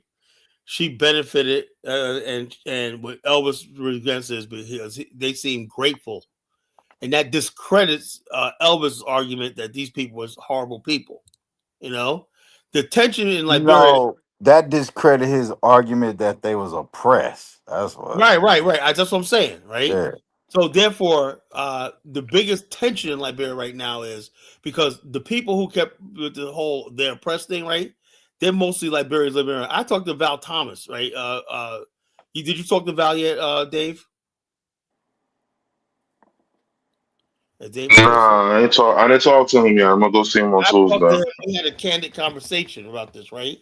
And he said, "Let me tell you something, Colin." He says, "The only problem is the Liberians in America, the ones that keep going back and forth. He knows there's a problem because we came to Liberia 4 years ago. He didn't know nothing about the native Liberian Congo people problem. Him and Cynthia and that beautiful people, International Focus magazine, Mm-hmm. me and David, Tribune writers, beautiful people. They had no idea of this ugly side of Liberian history. No side, right?" He said, "Yeah, I'm shocked." Right? He goes, "But I noticed it's not the Liberians here in Liberia. You know, the Liberians here in Liberia basically don't talk like that. It's the Liberians in America. I don't know if it's their pride. They're like, all these people, blah blah blah, the Congo people. Right now, I really do believe, right? If the Congo people were white, do you think we'd be having these arguments? Nope. Mm-mm. Nope. No, nobody believes that. Nope. Why? Nope. Carla, do Why? you know Because that? they'll Do you be know that the what? descendants They'll of be slaves kissing their ass or used to tell something. the slave that they should be happy, they fed them, they put clothes on their back, and slavery was a positive thing for black people? That right Do there you Who is know so. said that? that? Hold on, that right there is so disrespectful to my Who says ancestors, that? right? Do you know You white are not people say that shit, Carla? Hold on, you Oh, were not okay. fucking. Your ancestors were not slaves. Our ancestors were slaves here. Do you know white people say that? Do you disagree with them for saying that shit? Why would you compare anything that happened in Liberia to fucking slavery? Oh my God. Because he do that shit to throw you I'm off a drawing topic. parallels to He tell said, you bro, it that ain't no if your people parallel. went through There's some no fucked up parallel things because and one people people was a try slave to and one people minimize it, you will be wasn't. angry. You can't draw So parallel listen. when So You one will you be people want was to a angry if people slave compare and try to one people American minimize the wasn't. slavery? suffering of your Hey, people. Bantu, this is shit that I be telling Carla So about. what's How going this on in Liberia to what happened in Liberia? You want to compare American chattel slavery nothing, to what happened in Liberia? nothing. You would never But You this hear is me sick. what say he You're that do sick. though. the natives were You're enslaved. I've sick. never said it out of my mouth. You I'm just drawing basically parallels compared because You're black people sick. were You're subjugated in damn this sick. country, and the same people who subjugated them were telling them, well, you know, we did feed them, we did put clothes on them. If it wasn't for the white man, black people wouldn't know how to read and shit. so They he say trying stupid to shit like say, that, see, he and trying to say that you'll find that's that what offensive if your You ancestors trying went to through the say? shit like Congo that, people even though did you to didn't go through it. Well, let me ask you a them. question. Let me ask you a question, right? Um, uh, Mm. how were the native people living among themselves before the Congo people came there? You told me, Carla, since you was there, since you knew how they were living, since you got the records. No, it said. Use the same logic you use on me. Since you were there and you know how they were living, Carla. There was slavery, there was village raiding, there was okay, you was there, Carla? Was you there? Sacrifice, all that. Was you there to see it, Carla? Was you there to see the slavery amongst them? Oh God! Oh God! Nah, I don't think you did that parallel because so you just talking shit and you don't know, Carla. I'll say no. So everybody knows, right? Okay, everybody knows now. Okay, well, you want me to bring evidence when you ask me, but everybody knows. Breeding and all that kind of shit. Yeah, so all kinds of shit. They hanging them from trees. I talk to people on a daily basis. People that I'm on platforms with who went through that shit. So in other words, when your people who went through that shit. Okay, ask me what the Heartman is. Okay, let me tell you. Let me give you one that's personal, right? On my own family, my mother's family, right? My mother's a Bassa woman. My auntie Grace, my mother's elder sister, my grandmother's first daughter. She and my grandma had an issue my grandma's passed now, rest her soul. But she never forgave my grandma. And my grandma used to tell her, but I thought I was doing the best thing by sending you to live with the Congo people. And she would argue and yell and cry like, did you know what they did to me in that house? You know, I'm not even gonna talk because I'm getting emotional talking about it. But families who thought they were doing the best thing for their kids by sending them to live with Congo people, the trauma that they suffered, the abuse that they suffered, they never forgave their parents for doing that shit. Hold up. So I know what I'm talking about. My mother family comes from that. Hey, that happened to your family, right? Does that mean it happened to everybody's family?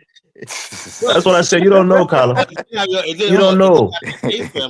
It happened to numerous families. People that I interact with today will tell me the same thing. Family, Elvis. That ain't happened to me. Whatever you say, Dave. But I'm telling you, it happened. It didn't happen. And particularly with the Bassa people. And so you buy it didn't happen. A lot of them got traumatized by it. Elvis, right? Tell me that I should go back to that time where my family was suffering. Elvis, I would never want to go back to that time. Right? But with the 48 laws of power said, avoid the unhappy and lucky. Maybe your family was just unlucky. Okay, yeah, maybe they're a little unlucky. So that's why everybody's perspective is different. Maybe some people had a fine time doing slavery, and other people suffer. Maybe it's just different perspective. Your family happened to be unlucky, unfortunately. Yeah, maybe some slave was unlucky, and their master just whipped them and was bad to them, and other people had a good old time, and they had a great master. Comparing American chattel slavery to what happened in Liberia 100 years ago. Again, I'm not saying it was slave, but I'm drawing parallels to it. It's not one to one. We know that slavery was different and worse. I'm drawing parallels. You're smart enough to understand what I'm saying. You cannot draw two lines to that. You're smart enough to understand what I'm saying. I'm not saying it was chattel slavery in Liberia. It don't matter how smart you are. That shit, what you said is stupid. And nobody would draw that. No, you wouldn't even get white people draw that line. It's just what you would do because you throw people off their point. Houseboy girl some stupid shit happens is the bottom line is this, but they don't tell you like the Gola, the Grebo, Wealthy Grover had houseboys and house servants that they were educated. You went to the Gola house, right? They ain't complain, right? I know, no, Colin, you were there. You was in Liberia before you went in the 2020s. In other words, you knew what was happening in the households. They were educated by families like the Massagoys and the Fambula that had other native people in there, took them in as maid servants and whatnot, sent them to school. You know that? You're there, Colin. You know everything. No, I'm saying like this. When you make it all one-sided, it had nothing to do with Congo people. First of all, again, I didn't bring up this topic. I didn't bring it up yesterday. You're the one going off. People blah, blah, blah, blah, blah. You're going up on the native people. Why did they have to do the coup? Things are better before the coup. I'm telling you, it wasn't better. For them, it wasn't better. When you guys were arguing, I was muted. I didn't even hear it because I was on Telegram. Go back to the start of the conversation when Dave came. I was like, Dave, relax. I wasn't there to attack him.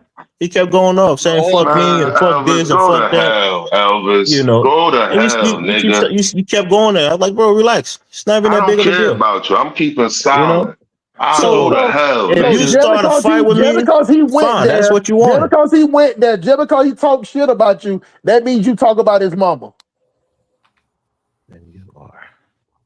That's a real simple question. Hey, Just because he went hey, there, Hustle. That's just why I because he said talking shit. that gotta be like some kind of bossa thing or something. Cause you know, No, it's not a Bossa thing. He's not Bossa. This nigga keep lying. He's a crown man. It's not Bossa. It's crown. Get his ass Dave, out of here. He's not Yeah, no I don't fucking understand Bossa. that. all right, there you go, Dave. You're going there again, Dave. You're a fucking Just- crown man that nobody yeah. wanna fuck.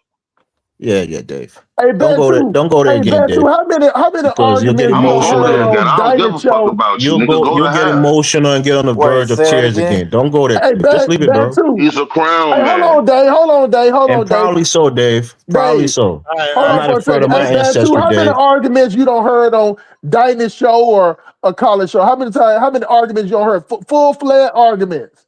Yeah. And how many times you don't heard somebody bring up somebody's mama because of an argument? Yeah, when you do that, that means you want the gloves to come off. Yeah, you that's know? what it is. Yeah, that's what he won. Yeah. That's what it is. Yeah. Dave was making threats and shit yesterday. No, and all of that. He's been doing this over a year. Nobody Hold on, Dave. No, what it is some hoe shit because you know you can say that shit and the other nigga can't get to you. So you'll go beyond disrespect and goddamn you digging in the dirt. That's that savage shit. Yeah, You get what I'm saying? Because you know, like you don't put that, you don't do shit like that. You don't take it to that level ever. Under no circumstance, unless you're ready to go there. Unless both of y'all was talking about each other's moms. That'd be the only reason. But all I heard was one person. And if somebody else can tell me they did, I'll say the same fucking thing today. But all I heard was one person talking about somebody's mama. Talked about his mama. I don't think so. All I heard was one person. Did. No, all I heard, Dave, hold on for a second, Dave. You ain't got to say shit, Dave. Dave, you ain't got to say shit. I only heard one person kept bringing up somebody's mama. I stopped counting that 5 times. That's the part that got me. And I'm just sitting there listening. He trying to tap into some bossa shit or something, man, because he kept on saying it over and over. Dave is not Bassa either. By his stupid logic, since his dad is African American, he's not Bassa. Since I can't be Bassa because my mom is Bassa. By that stupid logic. Well, he's Bassa, bro. You know. No, he's not Bassa. He's both. You know, he's both. He's hybrid. That's how I'm both, Carla. You see? My whole thing is. You just said I wasn't Bassa, nigga. You say I'm crying. My mother's Bassa. Your mother's Bassa. So what are you saying to me? So guys, let's use that logic. So what? Then I'm FBA now. Now I'm okay, FBA. Then be FBA. That's what you want to be, right? man. I'm FBA now, right, Bantu? You see? You see, Bantu? I'm FBA now. You see? Don't play victim. You're the one that just said a moment ago, he's not Bassa, he's a crime man. Nobody want to fuck with him. He's a crime man. You said that. So don't get defensive now. Hold on. Let me say this. My friend Naya, right? He was the one that really. You got to warm a seat up for me now, Bantu. You got to warm a seat up for me, man. Hey, you know you're welcome at FBA. Hold on. Let me finish talking, folks. My friend Naya, right? He's mono. You know, he's from Nimba. He was born in Nimba, right? Naya's the one that introduced me to Liberia, really, for the most part. You know, years ago, and he was shocked at how much I knew about the country before I got there. He kept telling, "You got to go." He's the reason why I ended up going to Liberia. We're supposed to go together, 2021, but he can never get his fucking visa right in time, you know? And so, but anyway, he goes to Liberia. He's building a big house there. He lives in Rhode Island, right? I've been to his house in Rhode Island. That's my brother. Anyway, all his friends are all mono dudes. I came to Rhode Island, right? There was like 50 people waiting there to meet me, you know? And greeted me like a brother, you know? And they were like, Kala, as far as we're concerned, you're one of us, right? I said, I'll take that, you know? I'll take that. I'll accept your brotherhood, your friendship, whatnot, you know? The whole time they tell me, he said, you know something? He said, the Congo people, they would joke around with me, right? Yeah, so, you know, Kala, you're a Congo man. They was busting my balls like that, right? But he said, look, we were up in Nimba chilling. We had our own county. We had everything. He said, we never went to Monrovia, you know? We're up there doing that even to this day, right? They go to Nimba. Nimba got their own fucking thing going on. You never hear Nimba people talk about fucking the Congo people and a bad relationship and all this kind of shit like that, or blaming the fucking problems on the Congo people. You never hear them saying that, you know? Except a Nimba man went and did the coup too, Color. So much coup inquiries a Nimba man. Why did he do the coup if they were so happy up there?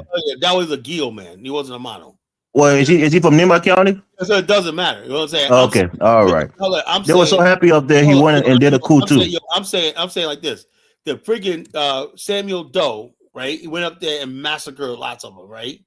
He basically, one of my, matter of fact, Cal Fambula, her father was killed by Samuel Doe's people. You know, and so the bottom line is this. Bottom line is this. I meet the Mono people, Great African. That guy is the most Pan-African motherfucker. Me and Great African talk every day. That's the most Pan-African dude you're ever gonna meet in your life. He's a Mono man, a Mono warrior.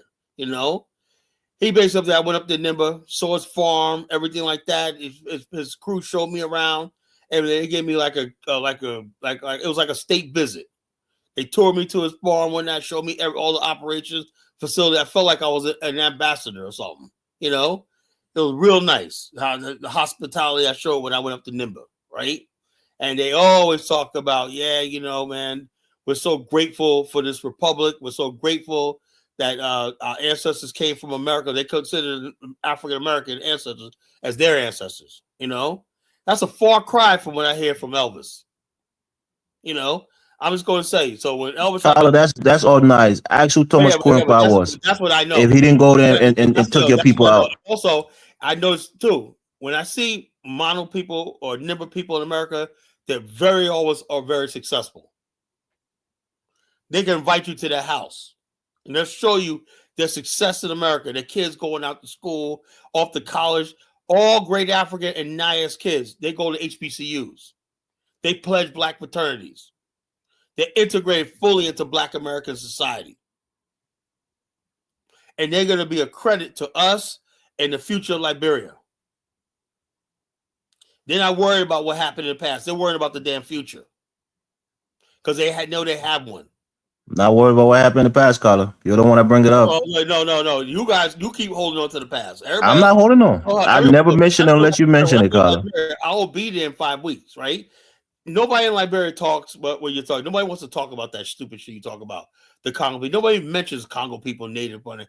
That's so fucking corny. Nobody even mentions it. I don't mention it. You bring it up. Oh, you mention it. You're the Congo people. You no. No. You Congo bring it up, Carla. It's so wrong and whatnot, you know. No, you and bring it up. Hold up. Let me read the laws of power to you again, Elvis. You haven't read it, right? Let me read the laws of power. I don't think you read it. The 48 laws of power, Elvis, right? See if this rings a bell, right? It says infection. Avoid the unhappy and the unlucky, right? Green, this is by Robert Greene. Greene argues that emotions and misfortune can be contagious, right? If you closely associate with people who are constantly blame others, live in drama, make poor decisions repeatedly, carry bitterness and chaos, their patterns can start affecting your reputation, mindset, and opportunities, right?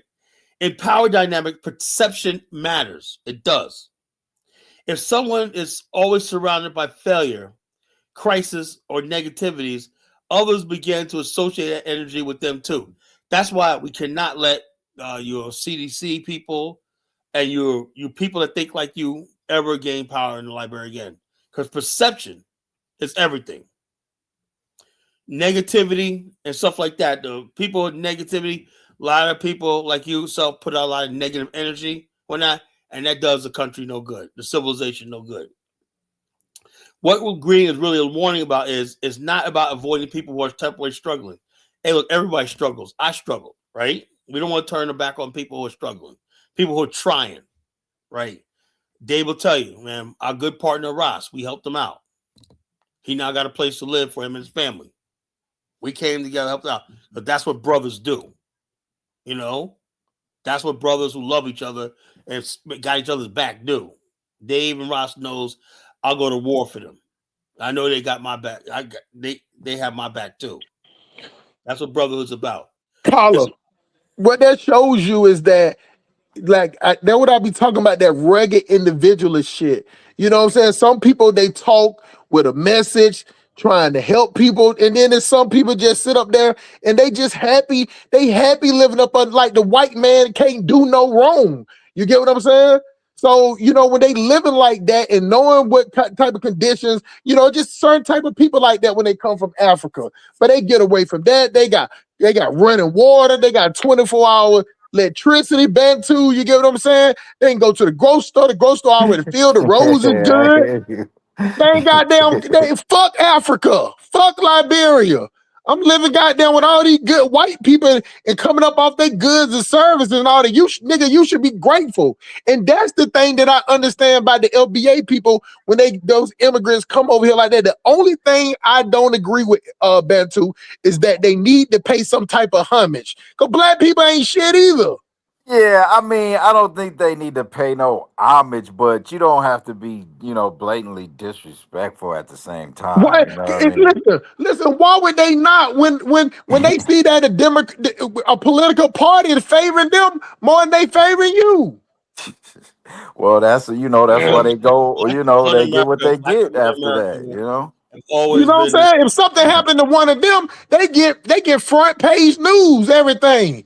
Something happened to you, so so I understand Well, it. that's why a lot of these FBAs is cooking them now. So, And that's what I say. When you hear certain Africans talk like that, you can't build. Like, even though I like Kadola, right? Ola, what his name? Kadola. I like him, but you can't build with nobody like that. But he got no problem with white people. 1960 somewhere talking about some club scene. Yeah, you can't build with nobody like that. Hey, those people just come on here to talk. Dude? You know what I'm saying? Like, ain't no ideals being brought. You get what I'm saying? Like, that's what I'm saying. That's why I understand what Carter be talking about with bringing ideas. You know what I'm saying? It's a difference between people having discussion, which is fine because it's a panel show. But some type of ideas to try to make us better. I always just think about the story of the colonists. You get what I'm saying? They was nobody. They in the motherfucking shitty ass born pig, smelling pig shit and cow shit, and they came up with something to be like. Kala's not going to hear this, but the more civilized them dirty bastards in Europe, so that's how they came up. See, but so let me tell you why I got a problem with that. I got a problem with that. I mean, it's basic history. But No, I'm not saying that. I'm not saying that. What I'm saying is that it just makes it seem like how if you talk about that for the Moors, so we're gonna say that's men, right? Mostly men, right? Yeah. But then you got the black women that sit up there and talk about, well, we the one that nurse everybody. We the one that take care of everybody else. So what does that make us then, Bantu? If we think about it like this, if the Moors goddamn taught white people how to bathe and how to do all this shit, and the black women sit up there and raised all the white people kids and took care of them and did all this stuff, and then they turned around and now they stepping on us and we still kissing their ass. What did that say about us, Bantu? I know what you're saying. I know exactly. Won't that make us the perfect slave? I know exactly what you're saying. That makes us the perfect slave. Man. All right. Well, man. I'm just saying, I ain't even, I'm just coming to the logic of what you said. They did this. I ain't saying that didn't happen. I'm saying if that did happen, that even make us look worse.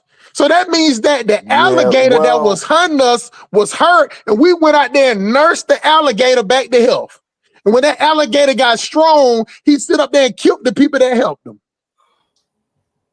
Yeah, I mean, you could look at it like that, but what other way to look at it? We don't see them.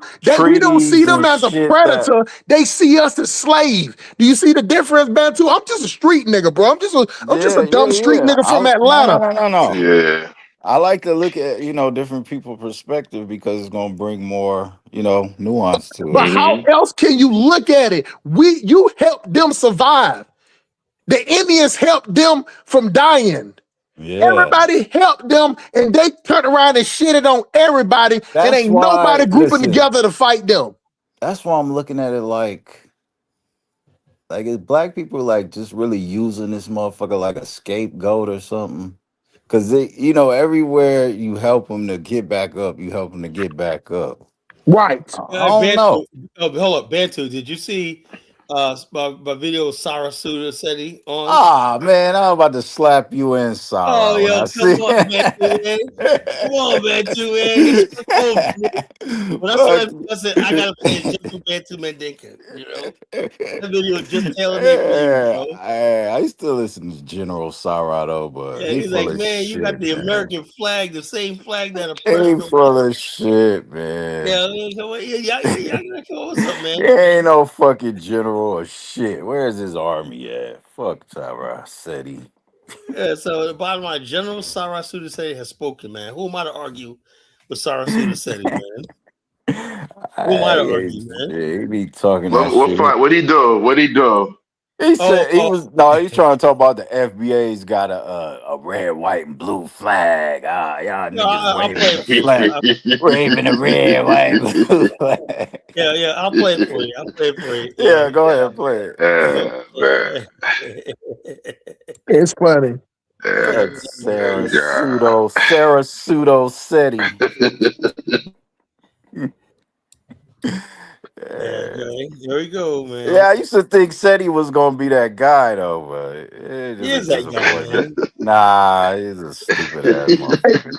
Hey, Bantu, that was the same way they thought what that dude Young Pharaoh was gonna be one. Oh yeah, y'all Young niggas Pharaoh. got He's a rock with Seti. You see what I'm He's a saying? rock with Y'all Seti. is in a state Yeah, of confusion. Young Y'all Pharaoh want to used to put rock up the with Seti. flag of a motherfucker that been raping your ass nigga since you got over, since they got over here. However you want to look at it, you still repping the motherfuckers that Shut up, raped you, nigga. nigga. Shut up. You see what I'm saying? Shut You up. still red, white, and blue. Shut nigga. your ass You in a up. state of Red, You white, got a blue, whole man. different put flag. the flag Fuck on, you nigga. talking about? Shut up. And put some work in then. I want You put your work in, nigga? Or you just a reporter ass nigga? You see what I'm saying? Y'all niggas is reporters, Ain't man. got no fucking That's red, all white, fuck y'all blue do. flag. What the You see fuck what I'm you talking saying? about? If you gonna speak, Yeah, nigga, speak. FBA, man. But don't be FBA no all punk day, ass man. nigga. But see, FBA the all same day. thing, y'all I niggas can't believe you pulled rocking out all this fucking red, SETI, man. this red, white, and blue shit. See, y'all niggas got y'all motherfuckers ain't the confusion. Y'all want to put up the flag of a motherfucker that been raping your ass nigga since you got Man, over, since shut up. they I'm got over taking here. that shit However you back, want to look bitch. at it, you Shut up. still repping. Shut your ass That's up. who used to fuck with Bantu. That's who used to fuck with. I used to listen to him though. I ain't gonna even lie. I used to listen to him. Yeah, Cause it used to be, report you, man. Report Sarah Sudaseti, man. a hustle. He used to be heavy in that Egyptology shit. He Yeah, knew I a lot of remember. information about that. Yeah. Now he looked like a tether with that hairline.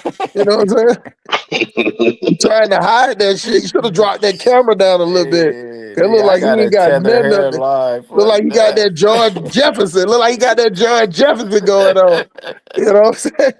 But you know the thing of it is that like we was talking on Dinah show before we came over here is that you know we just punching down because ain't nobody else paying no attention to us. Like Latinos don't pay no attention to us.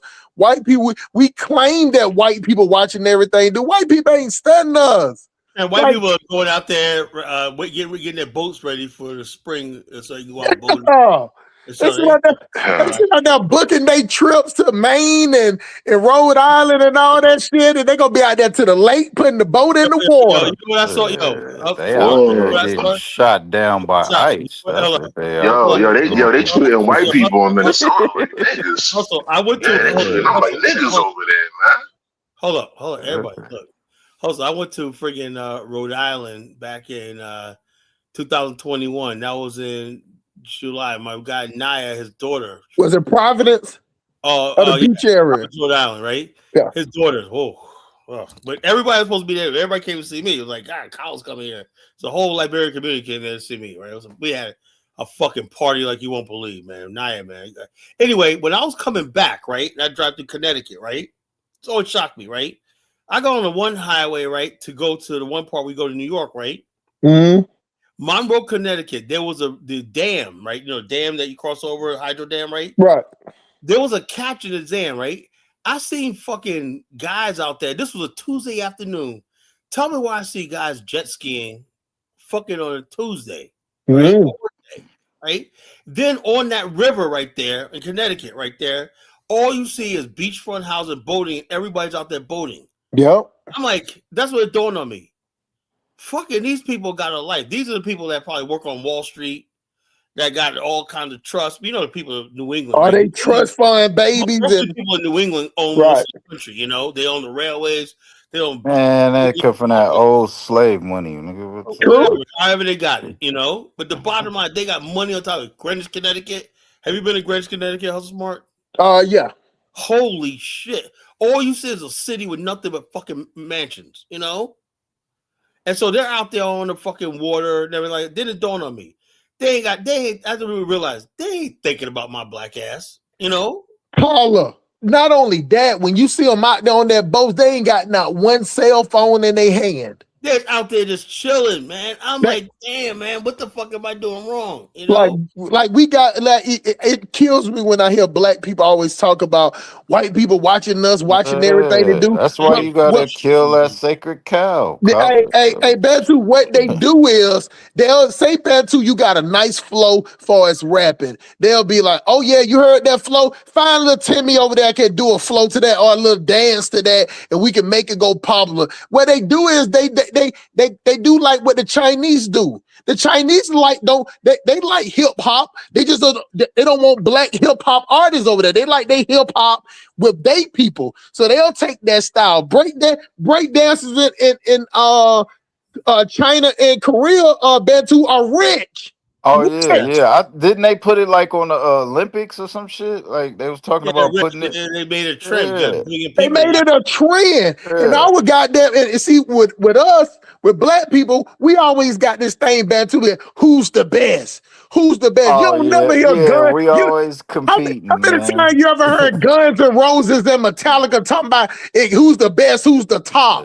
No, them motherfuckers get on tour. Them motherfuckers still touring today, 80, 90 years old. Remember when that COVID shit happened? Everybody was doing the verses, and then I forgot who said. Somebody said, I don't know who it was. Like, why we got to do verses? Why we can't do like a collab? Or something like that, you know? Because that's the nature of black people. We always got to do this thing. I think it was Tyrese. I don't know who. Somebody said. Yeah, and just like Colin was sitting up there talking about when he was sitting up there like about people wanting to save money, whatever. Bad people like, man, what you mean you gonna save some money? Who gonna be in charge?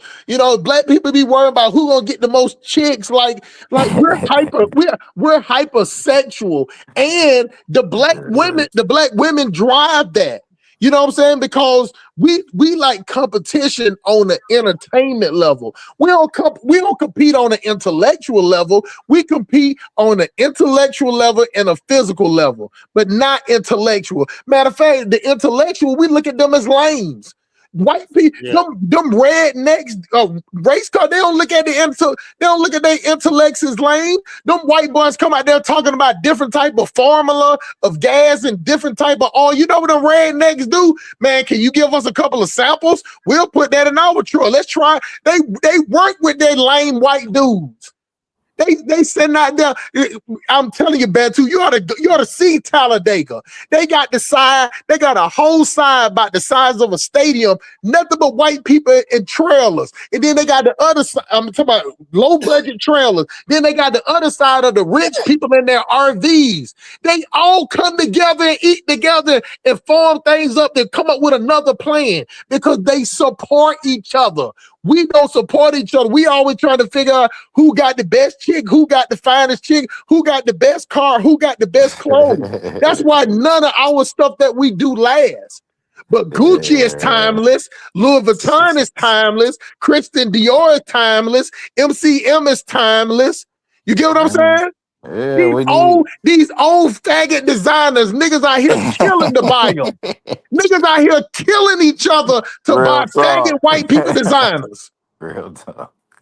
That's why I say we're doomed. It's not doom and gloom. We're just doomed. Just doomed. There's no gloom to it because we have a little bright spots here and there, but we're doomed as a generation, as people, because the Latinos is quietly doubling our numbers.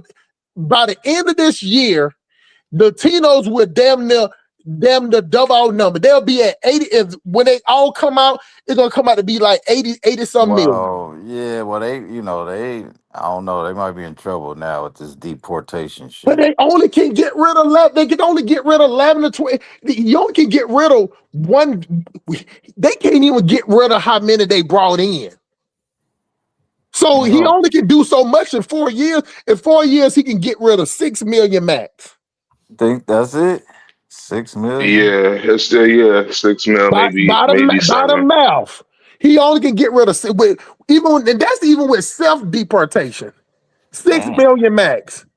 So at the end of the day, if JD Vance get in there and he continue it, then but he's not going to continue his first 4 years. The only reason why Trump can get away with doing it at this level, because he ain't got to worry about getting back reelected no more. So he got foot to the fire, and there was some white people die so big. Yeah, I'm mad at all these. It ain't a lot of black dudes. It's a lot of black women coming out there. Now they ain't out there marching, but they sit up there talking about having I'm feeling sorry for these motherfuckers. Shut the man. I'm tired of black people feeling sorry for everybody else. Selling us out. They always they want us the one to be out there. They really do believe. There was a movie called Copland. You guys remember the movie Copland? Yeah, I remember Robert De Niro. Who was it? Sylvester Stallone, Ray Liotta, Harvey Keitel. Copland had in the early 90s, right? Anyway, one part Ray Liotta said was this. He goes, "Look, you don't get it. Just because you're white don't make you bulletproof. There's old things that certain things only happen to black." He said, "No, that's okay. You can die too. You could be, you could be put in the river too." And this idea, y'all white people really thought that getting shot by the police, stuff like that. Oh, why not? They really do that. White skin makes them like a super. They must be crazy. Like that too. We both from the streets, and we know we better not even play with the feds. Hell no, you just go the other way, man. Now this is the part that I was trying to tell Carla. The reason why we didn't play with the feds because the feds would make the block hot. They would sit out there so we could see the white people they ain't selling no dope. They ain't selling no dope out there. They ain't doing so they can go out there and play with them and all that. Go out there and blow with these motherfuckers. Man, to these motherfuckers out there blowing whistles at the feds. Yeah, they crazy, man. Out there getting goddamn. I thought she was finna run over a fucking. Hey, and all that shit they sit up there, black people talking about. And this dude, what if it was white people? Like they sit up there and see a black person get killed. What if that was white people that would happen? They showing you if it's white people. The people that's in power now are saying to these white anarchists, "You defy us or whatnot." They're showing you this dude is a clean cut dude. You got a gun and you obstructing and shit. You finna get killed, man. The guy who almost took out Donald Trump was a fucking white guy. Especially leftist guys. When 20-year-old boy almost took out Donald Trump. The other dude, you forgot about the other one that they locked up down in West Palm Beach. Yeah, we're standing outside. Yeah, it was in the bushes. It was in the bushes, right? Rifle. That nigga had honey buns, donuts, and all. That nigga had sea bottles. It was sticking out, Russell. It was sticking out. And I'm just thinking, like, why y'all fuckers over here worrying about white people? But you know what, though? Black people just been waiting for Trump to say their name, and he said not a word about black people. Trump knows. He knows. That's how he keeps going to play it. Yeah. He's not gonna say nothing directly. He said nothing directly to black people, and black people said out there like, "What about us, Trump? We next, ain't we? We next, ain't we, boss? You gonna come for us next? Say our name, boss. Say our name." Black people are begging for it. Black people in America have no ties to any foreign state. That's number one. Right? There's no whatever the United States do to black people, right? This is the only country black people have, right? It ain't like the Nigerian American.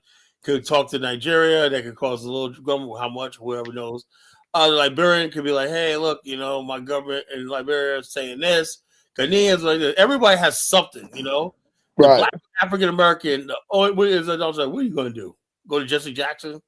Go to Al Sharpton. Both of them wearing Depends. Both of them got on their Depends. Ain't they dead or? They double agents. It's also like Yeah, they double agents anyway. Yeah, which one? They're gonna say, well, where you gonna go? To Tariq Nasheed? Like I tell Carla all the time, he know the story. And I ain't gonna talk about my story. Follow him to Senegal. Hey, Bantu, I'm telling you, man. When I got out,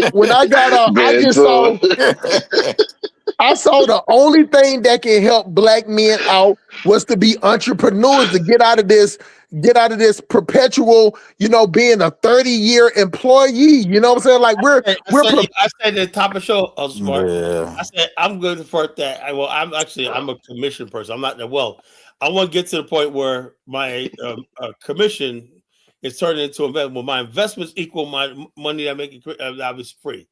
We gotta go into the investor class. We gotta be like those motherfuckers in New England. We have to be like that. We have pull money together to buy vast help of shit. That's how they do. The people in New England, white rich people in England, control this fucking country, even more so than white people. Them people in New England, original settlers and whatnot. When people say we're gonna go west, okay, but guess what? You go west, and next thing you know, they got whole territories like Missouri and California. Everything on that territory pays them. Everything pays them a royalty. You got people out there who own wholesale. Look, let me tell you something. The Stuyvesant guys, a guy named Stuyvesant, right, who founded Brooklyn, right? And this guy owned like whole sections of the state of New York, right? Now, when the state of New York said, well, we want that, like they said, okay, I'll sell it to you. That's okay, that's part of the state. But do you know his family and generation that is paying royalties on land that highways and everything's built on? And this stuff that you won't know because they don't want you to know this stuff. They're families that the government pays, the original people who pioneered this country, right? The original pioneers, right? Man, that's why they gotta cut that motherfucking check, bro. Fuck that. It's a wrap. Ain't no rap. It's not over, bro. Let me ask him a question. You keep telling me about all this old money these old motherfuckers got. Nah. They still getting money, man. They still getting money. How much if reparation? How much you think for each FBA? How much you think they should get? Oh no, man, that's a lot. But you can't say that though, because that's not logical. If you I would say, damn, each one. It's like $50. $50, man. Hold on, Colin, don't stop his wisdom, bro. Don't stop his wisdom.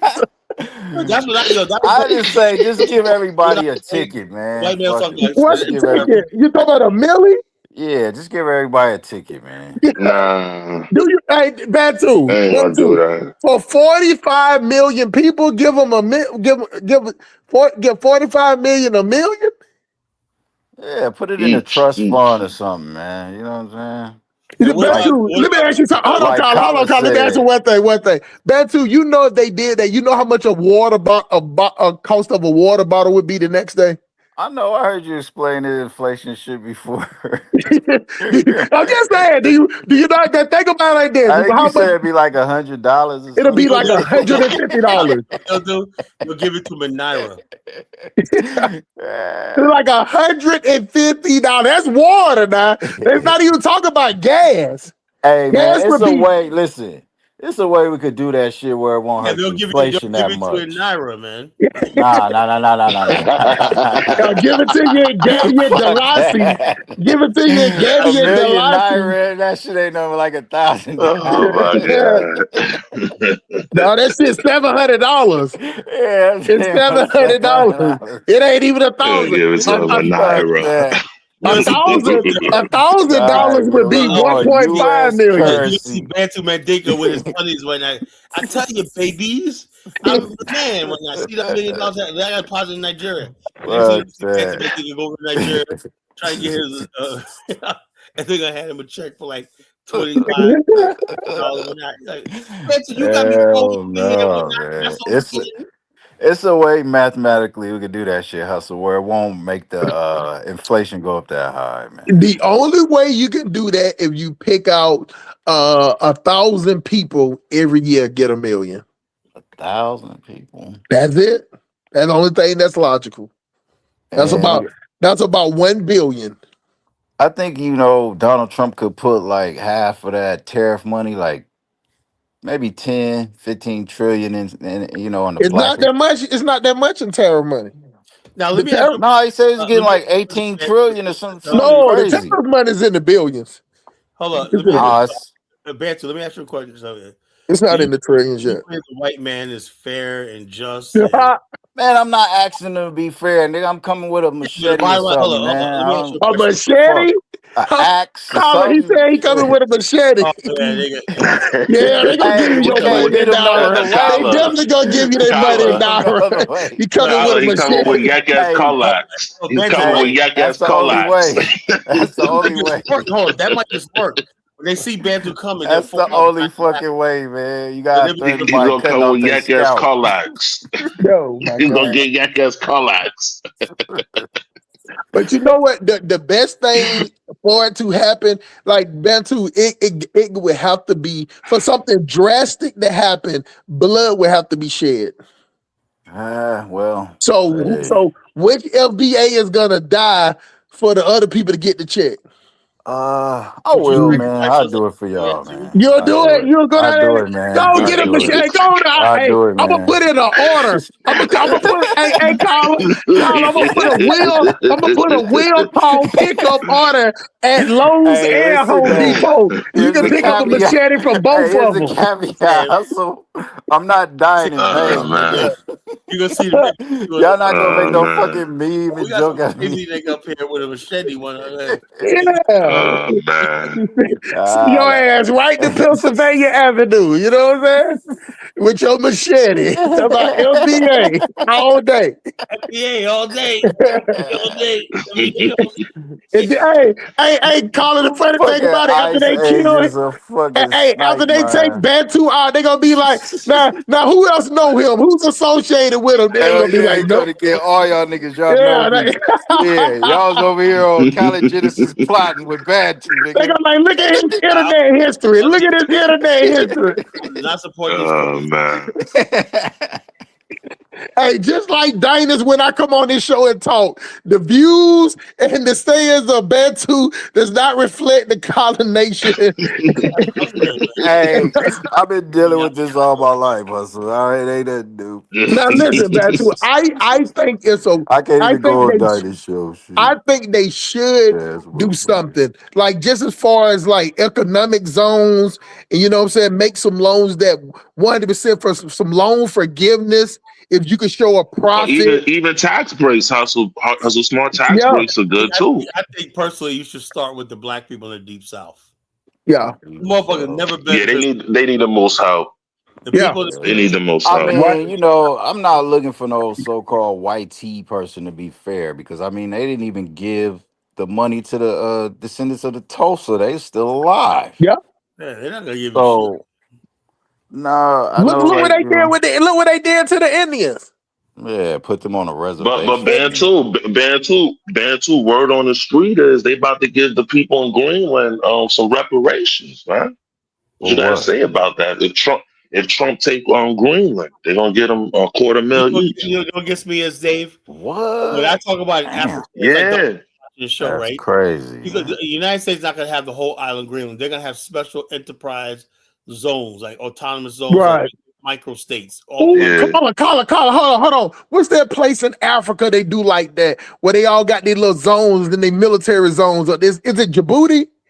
Yeah, but Djibouti is a military zone. Yeah. Is that military zone where they got like all those countries got like 8 or 9 little small bases there? Yeah, Djibouti. Djibouti. That's what it is. Say it again. Djibouti. Oh man, I call it Djibouti. My fault. DJ Djibouti. Okay. I took it ghetto, man. That's my bad. But that's what they're gonna do in Greenland. They're gonna have their own little section off. And believe me, if America got the biggest power, they're gonna take the biggest cut. Who the fuck is Denmark? Man, Denmark don't want this shit. Y'all finna give it up. I'm telling you, when Trump signed that thing to get out the World Health, and he was talking about getting out of NATO, man, that motherfucker went to sending in more money and pledging different shit and all type of shit, man. You know, just like Trump ain't trying to be no politician. He ain't trying to get out of office and write no books and try to be like let the Republican Party bring him out every 4 years like Obama faggot ass He's man. He's trying to get his money, man. He's trying to get his money, man. Yeah. He getting Trump gonna get like four. Trump gonna be worth get like 4 or 5 billion when he leaves. You know what I mean? Yeah, they already said in the first year, his kids already on made 1.5. Yeah. 1.5 just billion. with Venezuela, all them oil deals alone, just that right there. Yeah, he gonna have some ties, and his kids gonna get some little perks in there. You know what I'm saying? Like the thing about it, Greenland and the Panama Canal too. This is the thing, Dave and Bantu. I will never talk shit about white people that feeling like they the best. I will never talk shit about them. They prove it, man. They fucking prove it, you know. That right there, the way they think, the way they are. You get what I'm saying? The way they'll still like if they got a retarded person in their family, they'll let that motherfucker sit in the basement and still give him a job doing something. Hey, Feel like the greatest motherfucker they ever produced, Stephen Hawking. Look at that motherfucker. Think about it like that. Can you imagine somebody like that in the black community they ever produced, man? Look at that shit. Think about this. If we had him in the black community, he wouldn't even be. He wouldn't even. Nah, he wouldn't have been rather. He probably somebody would have tried to kill him already, man. He'll be somewhere on the side of the road. He would have been But that's what I'm telling you. That could have been, your best mind you ever had. Best mind. But we don't. But what I'm saying is, we don't do that. Carla was talking about it on the other show about how when Big Meech all these. Believe me, bro, I was part of that too. When I got out in the neighborhood, But the funny part is that when I got out, it was around the time that kids was graduating too. And when I found out the other dude was graduating, they were throwing a cookout for me. I told him to come over there too. I'm like, what? I'm getting out of jail. I'm on parole. I ain't got no job. I ain't got nothing. This nigga getting out of college. Yeah, that's how that's crazy in in our community, like shit like that. And we do it to like celebrating, like throw parties, like throw events. It's crazy. and that's what I say. That mentality is not based on intellect. It's based on aggressiveness. Like we celebrate aggressiveness. Yeah. And white people don't. Yeah. White people is conniving. You get what I'm saying? We're aggressive. You can't make no money being aggressive, but you can make money being conniving. Because being conniving, you're being strategic. You know what I'm saying? You're being cutthroat strategically. All we doing is being aggressive and calling people lames and saying you ain't got this and you ain't got this. So as long as we the guys, what's this guy that owns Facebook or whatnot? What's his name? Zuckerberg. He always has a plain t-shirt on. Say the Bill Gates, they always look plain, but yet when you see black guys with money, they're all decked out, gold chains, everything like that. It's like that has to be noticeable to people, right? Zuckerberg always just has a plain t-shirt on with his plain Jane, Asian girlfriend, whatever the fuck. If you didn't know it was Mark, if you saw Mark Zuckerberg on the street and you didn't know who he was, you wouldn't even say nothing to him. I know. But the bottom line is you got Bill Gates, he always has that weird looking sweater on and whatnot, I'm like, damn, man. So, but black men, when they got money, shit, they got money, Holla, flip it around. Even the niggas that ain't got money still looking like that. Think about that. Yeah, two guys that rub together, they like $1 million though. So it's just like my cousin. She ended up doing 15 years in prison. Just got out Just got out in November doing 15 years. Her and her friend end up getting a boy robbed and killed because this dude, all he was doing was flipping was a QP Bantu 4 ounces. But he was flexing. Like he had it. Man. Got himself set up and killed. And when they went in there and robbed them and killed them, my cousin got out there, she got about $30 or $40. Damn, bro. $30 or $40. It was 6 of them. 6 of them. 2 girls and 4 dudes. And she ended up doing. Hey, you got a motherfucking quarter piece. Are you crazy? But you know how we is? We flexing, trying to get the chicks. But my cousin was dealing with some dudes at the gang dudes and told them about it, and they was like, hey, when they go to sleep, let us in and y'all come out there and sit in the car. That's what happened. They let them in the house and they got both of them got 15 years, but the other girl got pregnant by one of them. There were 2 dudes in the house. Got pregnant by one of them, and when she had the baby, the goddamn family took it from her. Took the baby from her. But they out now because they did 15 years. So the kid is grown, the boy or girl? Not grown. No, the kid is 15 years old. Yeah, 15. Man. But my cousin, she like 33, getting out doing odd jokes. When women get out of prison, they help them out a lot. Oh, yeah. I mean, she was getting Brave tickets, Hopes tickets, but they ain't give me none of that shit. You know what I'm saying? Giving them Uber, bro, giving them Uber gift cards and Lyft gift cards and Walmart gift cards and shit. They don't give the men nothing. They don't get nothing. But this is what we got going on. Like all the dudes got life sentence. Yeah. All the dudes got life sentence, and the girls got 15 years for armed robbery. Females been one incident. I seen it in real life, right? Get this, right? When I was working at a club, right? And I worked with my boy Will. He was like you say, a guerrilla hustler. This was a grimy dude. He was he's the one I told they got shot up. Remember that night? The dude came a couple weeks later, some little nerd nigga, and tried to shoot him. I don't think the dude was trying to actually kill him. I said, what the hell is this glass? He said, the dude tried to take out Will. I said, that little skinny nigga? Yeah. He came back with a vengeance. Anyway, I never forget this, right? These 2 dudes from Philly were down, right? In the club, right? It's a Thursday night. Not a lot of people there, right? These dudes were flashing, right? These guys had a big knot, right? I'll never forget the females came inside, one like Puerto Rican, one they say, yo, them niggas out there we were talking to, they show us a knot like this, right? And the one white guy that we were working with, right, Mike, he was a clown, right? He was like, man, I'm 4 months behind on my rent. But what Will said, nigga, you ain't hungry enough. If you hungry, you know what to do, right? So anyway, basically, Mike goes out there one night and clock one of the dudes, said like, man, I'm just gonna do this shit. Boom. And dude, and I said nobody else jumped in. He thought everybody was gonna jump in and rob this guy. Nobody else did. And they jumped on this thing and started beating his fucking ass. He's laying in a pile of it was raining, a big pile of water when they like a fucking fool, because he got jumped by these 2 Philly niggas one night. Right. But the thing is, the 2 dudes don't know how it got started.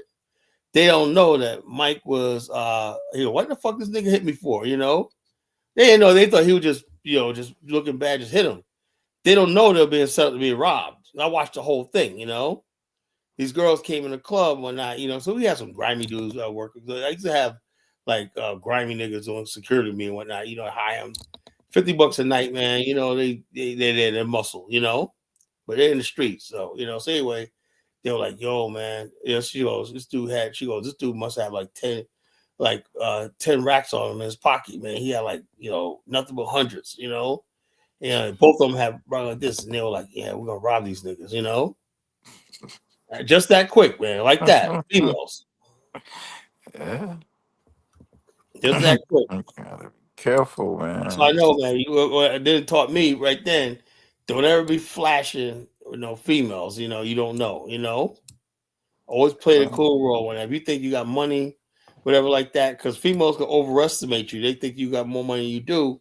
And it doesn't matter when they get their boys. When all of a sudden they have this thing now where they're in the car and they can put their location, you know, and the dude will be following you or not, you know. And next thing you know, Oh yeah, they got them phone tag shit they could yeah, you throw in know, your so car and yeah, all kind of shit. Yeah, they got all that shit now.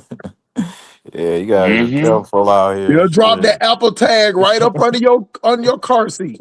Yeah, follow your ass home. You And got now and now y'all like you got see, some fucking money. You better pretend to be poor. Shit. Carla, you know how, like I say, how even though all the laws, child support laws, all these laws, how black women use it against us, right? Same way they use technology against us. And that's why I tell y'all, no, and they no disrespect to black women. That's why I only deal with African women. African women that come from Africa, that come here, they don't do that conniving shit like that.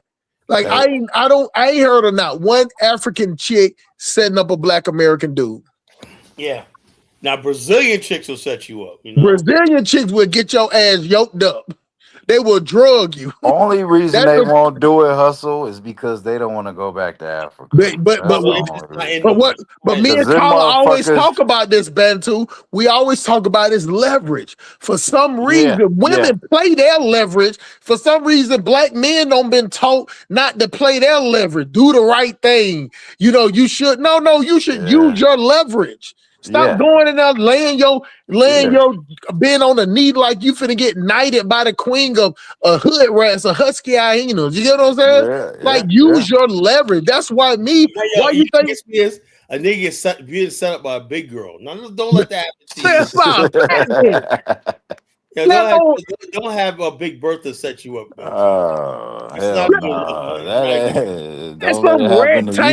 Let some rectangle thick chick set you up with no curves. You know what I'm saying? Cause the one thing these chicks they're good at tricking you with that front shape. You know what I'm saying? They look good from the front. You know what I'm saying? But when they turn around, it get real hamburglar in the back. You know what I'm saying? But but the thing about it is we're hypersexual. And I saw somebody in the chat say hypersexual, our numbers is low. Hypersexual don't mean that we're procreating. Hypersexual just mean that we're chasing anything that looks good. That means that we can be on our way to the store and see a fine chick. We'll bust a U-turn just to get a closer look. Like we're just like that. We'll follow a chick around. Females don't even look good. Just like Negroes, man, they go act on anything that gives them an erection. Gives them attention.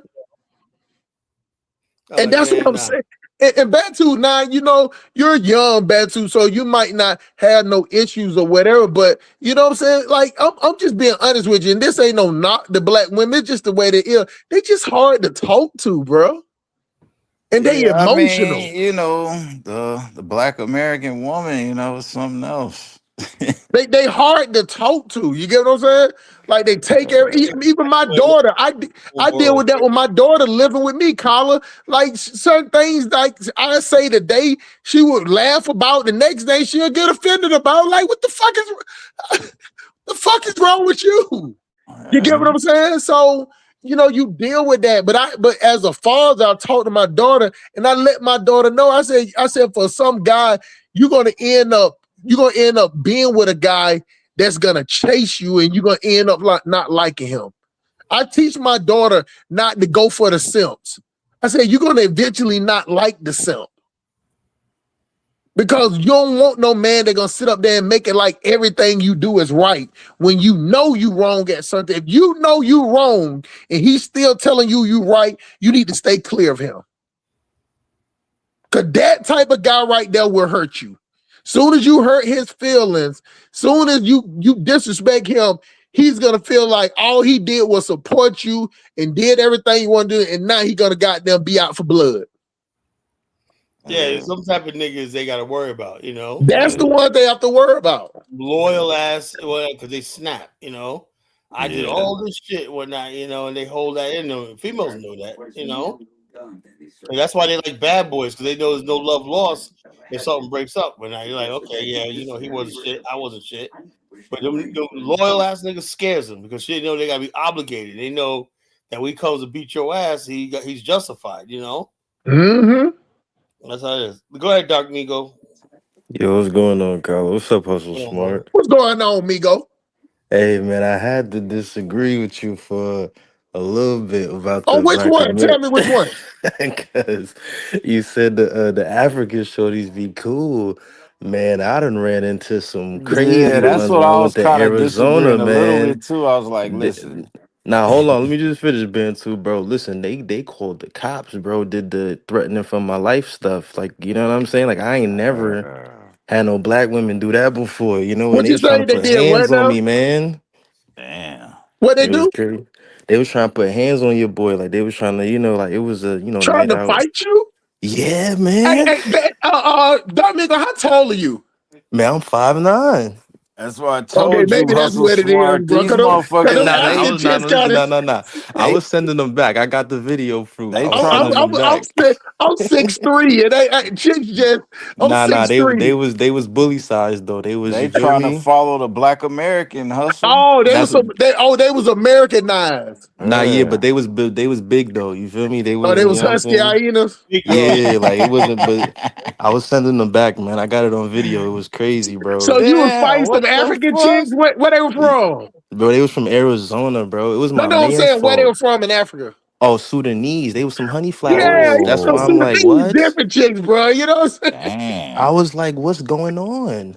Yeah, they built for it Hey. tough. You know Yeah, what they I'm was built like some, you feel me? Like when you was saying? saying the husky, bro, that shit had me crying because you was Yeah, right. dog. I ain't I now was see you like, talk about it. Now there's some different chicks over there. Now I yeah, ain't talking bro. about it's all Sudanese. You know what I'm saying? But Yeah, you know what? Sudan. Yeah, that's a The ones in Atlanta that Sudanese, they kind of look like Lurch. Kind of. They're Yeah. not feminine. They ain't feminine. Sudan. That's a whole different Yeah, them Yeah, it whole thing. was my them. Yeah. man's fault though. He invited them, you know. I didn't know they was there. You know, I was like Yo, they let me had get some cool let me ones. get It was some, you know, nice, let me feminine, get skinny, next cool on. ones. They was nice, Let me Who get but was you that? know, they let me left, you know. That's So Knack. yeah, Nack me. Let's get the next Nack Measy. You.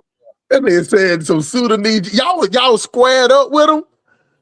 yo, nah, they was squaring up with me. My man's was asleep. I had to, you know, I had to Why? wake. I'm like, yo, What you wake up. do, I'm not man? trying What the to hit fuck him, you you do, know. Dark Migo, man? What the fuck did you do? Fellas, let's move on. I got My All right, fault, all right, Khaled. all right.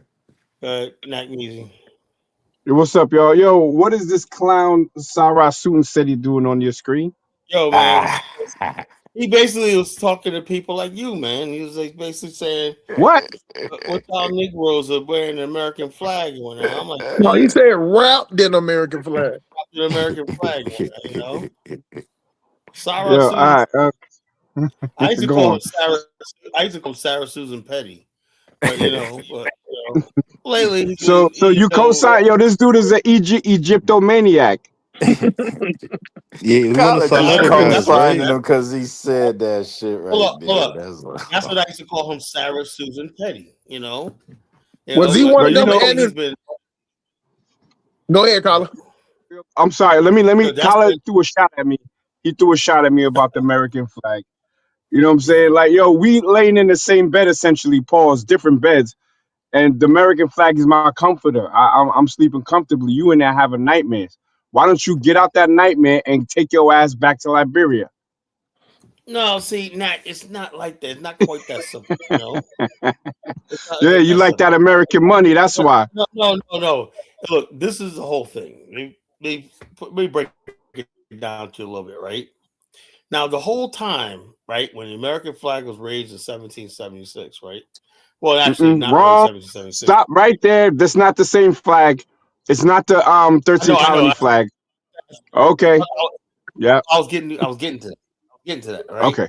All right. So but the general idea, right? General idea. Then you had President Scott Keys and whatnot. That's like I said. And I said, look, I think that when you look at I always look at America, right? Not as an outsider, just being here, but an outsider. I'm like, it's an abstraction, an observer, a spectator. Can we agree with that? I see myself as a spectator, right? And that's how I get along. The country's great. I got good highway systems. I can make money here. Okay, so embrace it. Embrace the Blah blessings blah of blah blah America, blah. like you Right? said. Caller, you going in and out, bro. You going in and out. He on that Liberian internet, What- Freetown, or whatever they call that shit, Monrovia. Yeah, man. That's that. Yeah, it's Yo, bad, Hustle That Smart, Kyler. what's You ain't, good, gonna have bro? to. what's going on, man? That's that Joe Loft. That's that Joe Loft Wi-Fi right there, bro. Yeah, Word that up. ain't. Oh man, he can't even hear us either, Yeah, man. it's bad, Kyler. It's He can't even bad. hear us either. It's bad, Ooh, Kyler. he on that he on that Hold on, let me. Dangote network. He on Hey, you that know we could Dangote just throw network. daggers at you now. You can't do nothing. Oh man, Colin. I should get him. I Oh should get him. man. I should get him. He can't respond. I should get him right now. You can throw daggers at you, Kyler. You can't do Oh nothing. man.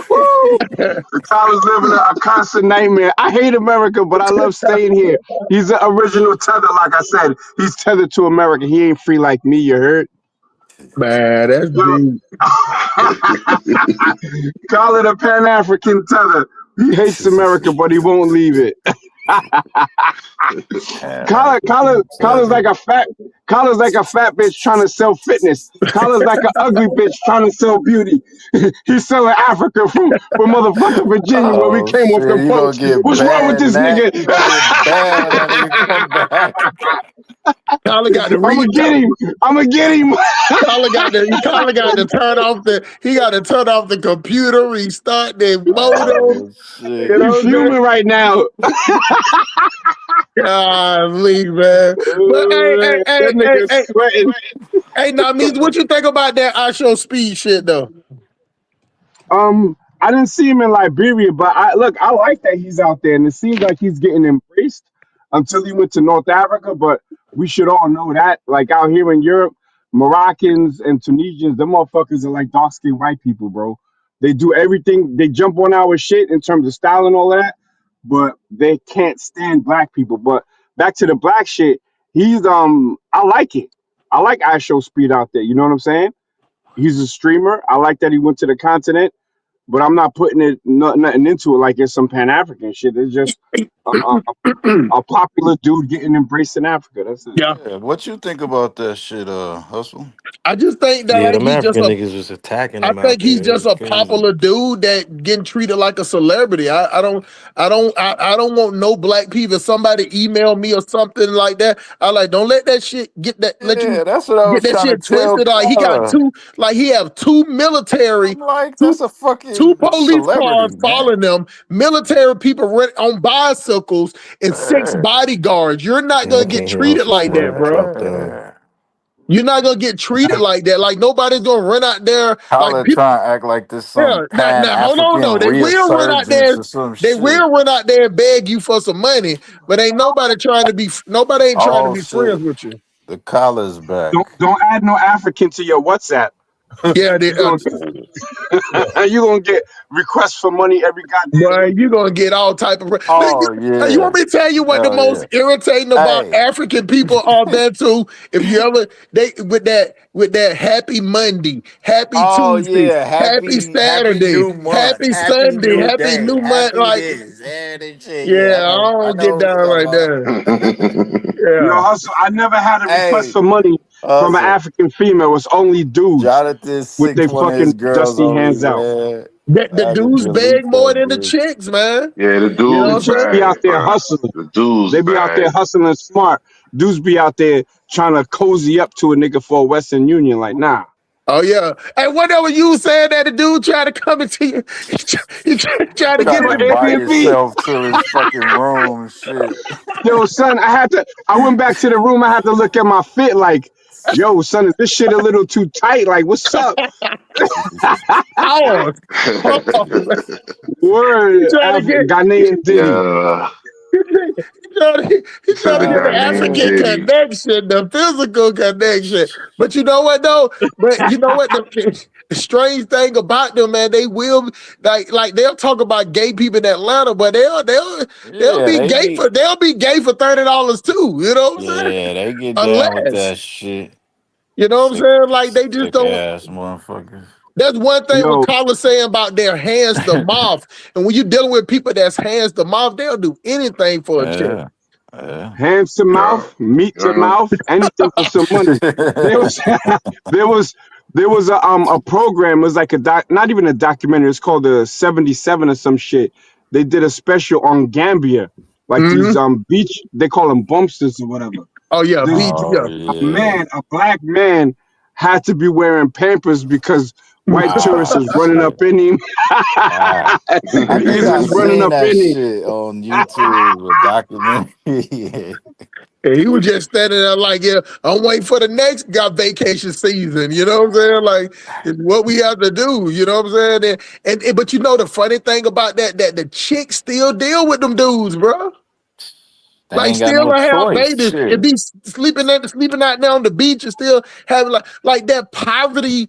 Like we say it in America a little bit, but that poverty fucking over there in Nigeria, like it'll be motherfucker that's living in the dilapidated housing apartments, got 5 kids.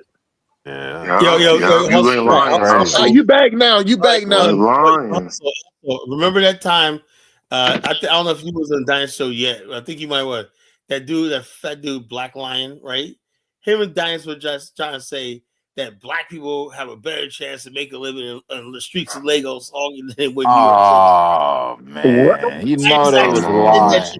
Fucking mouth. He said, "New York don't fuck with that show, man." Yeah, he said Lagos had better infrastructure than New York City. Man. Oh, that's a fucking lie. Yeah. That was before my time. I stopped watching Dinas a long time ago. That's a lie.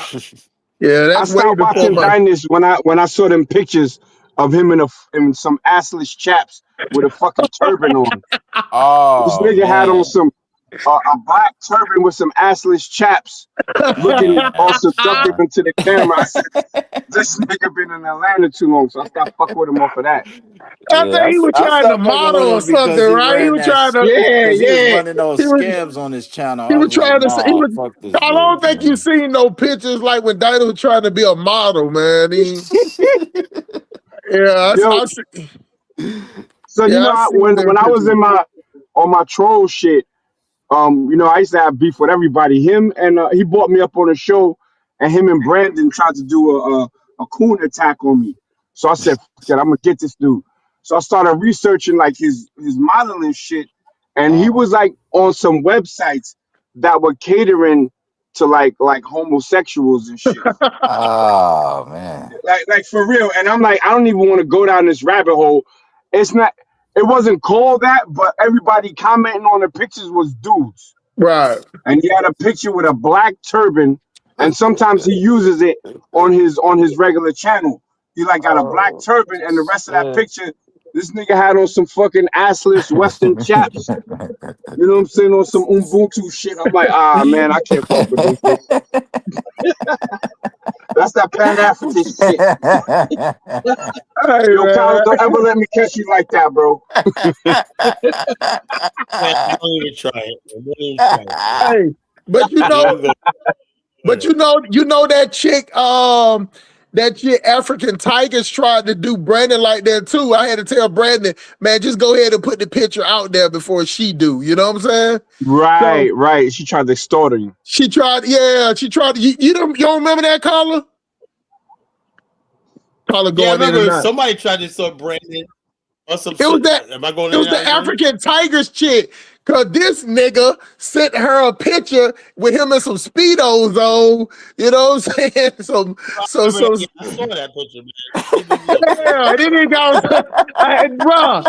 bro, I'm talking now. Hold on. I'm being nice. I told him to go ahead and put the picture. It was like some thongs, bro. Oh man, what's wrong it was the back of the line was between the cheeks, Paul. You know what I'm saying? Yeah. But I guess I don't know how she get the picture, you know what I'm saying? But she was trying to put it out there like that. Like, man, just go ahead and put a picture on and say, put it on your Facebook or something, because it's gonna make it look bad if she put it out there like African Tigers, that's the girl. She be traveling all around the world, right? That no neck horse mouth chick from Kenya. And she ain't even, she got that tricky thick body. She ain't got no neck at all. And her shoulders up. No, she raised like $10,000 for a so-called funeral. She kept raising money for a funeral every like few months, whatnot, you know? Yeah. And she realized Black America has the bag, you know? Like, yeah, she's like Tariq. I think she's just like Tariq. She'll come on there with some sad story or whatever, trying to crowdfund or like that. But you know what? She got a lot of females. But you know, like I tell you all the time, Carla, females support more than men support. Like that's why I said I just watched Cynthia G channel the other day. She's still talking the same rhetoric, the same shit, and she won that. I watched it for about 30 minutes, and I think she got in about $500. Oh yeah, the women they females support each other. These crazy women support each other. She said Dynasty is a Kappa. Oh, that explains the gay I was shit, about to ask y'all that, man. That's why I'm about to come up here. That's crazy. Damn, fucking what you call them, fraternity boys? Yo, bro, cause my one friend, he's way older did you see that video of the Kappa that was on stage and they was all standing back to back, grinding on each other pose? I didn't see it, boy. But I wanted to ask you, bro, because like I have an older friend. He's like 40, and he's a Kappa, and he blacked out on me the other day because I found out they do some egg thing. So like I'm like, yo, I think they might really be on that stuff, dude. It's crazy. Yeah, they on that shit. Some egg thing? What you say? They like basically like when they get initiated, like they gotta like you know what I'm saying, like put like an egg in their mouth and pass it down or something like that online.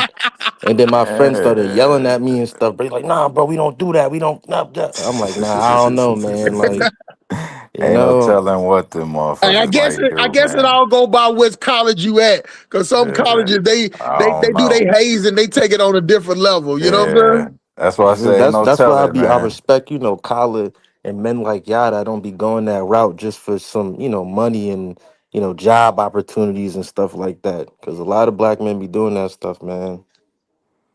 But I'm saying, it's a society thing, so. But that's what it takes to get attention, and that's why they all go for the female. That's why dudes like Yada, dudes like Derek Jackson, and all that, they want the females because the females donate more. You get what I'm saying? Like if you stand on your own and your message is fair between men and women, you're not gonna get no support. But if you sit up there, either you plagiarize black women and tear down black men, you're okay. Yeah, unless you're gonna go full red pill. Unless you're gonna go full red pill. Umar been milking that for years. He been milking that. He been milking that style for years. Tear the black man down, and woman come tipping your ass. But that's what keeping him up afloat, though. That rhetoric keeping him up afloat. Tear the black man down. Yeah, keep him up. Say it. Never says anything about black women with white men. He never talks about that, Oh no, he can't do that. He can never do that. That's his babes. That's his babes. How you gonna talk bad against his babes? He said the reason why black women are with white men is because so many black men are locked up. That's what he said it was black men fault. Yeah, he said it was black men fault. That's just another easy way to the bad. He gotta do it though. That's like your favorite pastor, Pastor Manning, with his lying fat face ass. I need my favorite pastor, man, He's hilarious, man. He was right about that. He's like, what's wrong with y'all? What's wrong with y'all?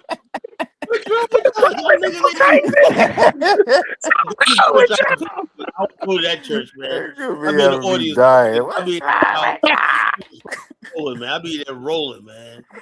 Yeah, that's what Hey, Pastor Manny, I do follow him on Instagram. You be following Pastor Manny been wilding. He be wilding, He be wilding. He the most hated pastor in Harlem. But I'm telling you, the most hated pastor in Harlem. But if I'm sleepy and I'm got about 3 hours left, I'll put it on Pastor Gino Jenkins. He keep you up. Pastor yeah, J. Gino be on some Yo, there's shit. people, Yeah. Yeah, he be on some shit. Yo, there's people outside his church with guns threatening Yeah. people and whatnot. You He know, be on some shit. He's bum not rush his playing. church, man. He got the ushers out there to whoop you out. He said, "We'll whoop your ass and whatnot." Yeah. He ain't playing. You know, you But come in you, his but you church know with the some shit, man. Holly, you know the funny thing is at the white churches, they ushers are armed.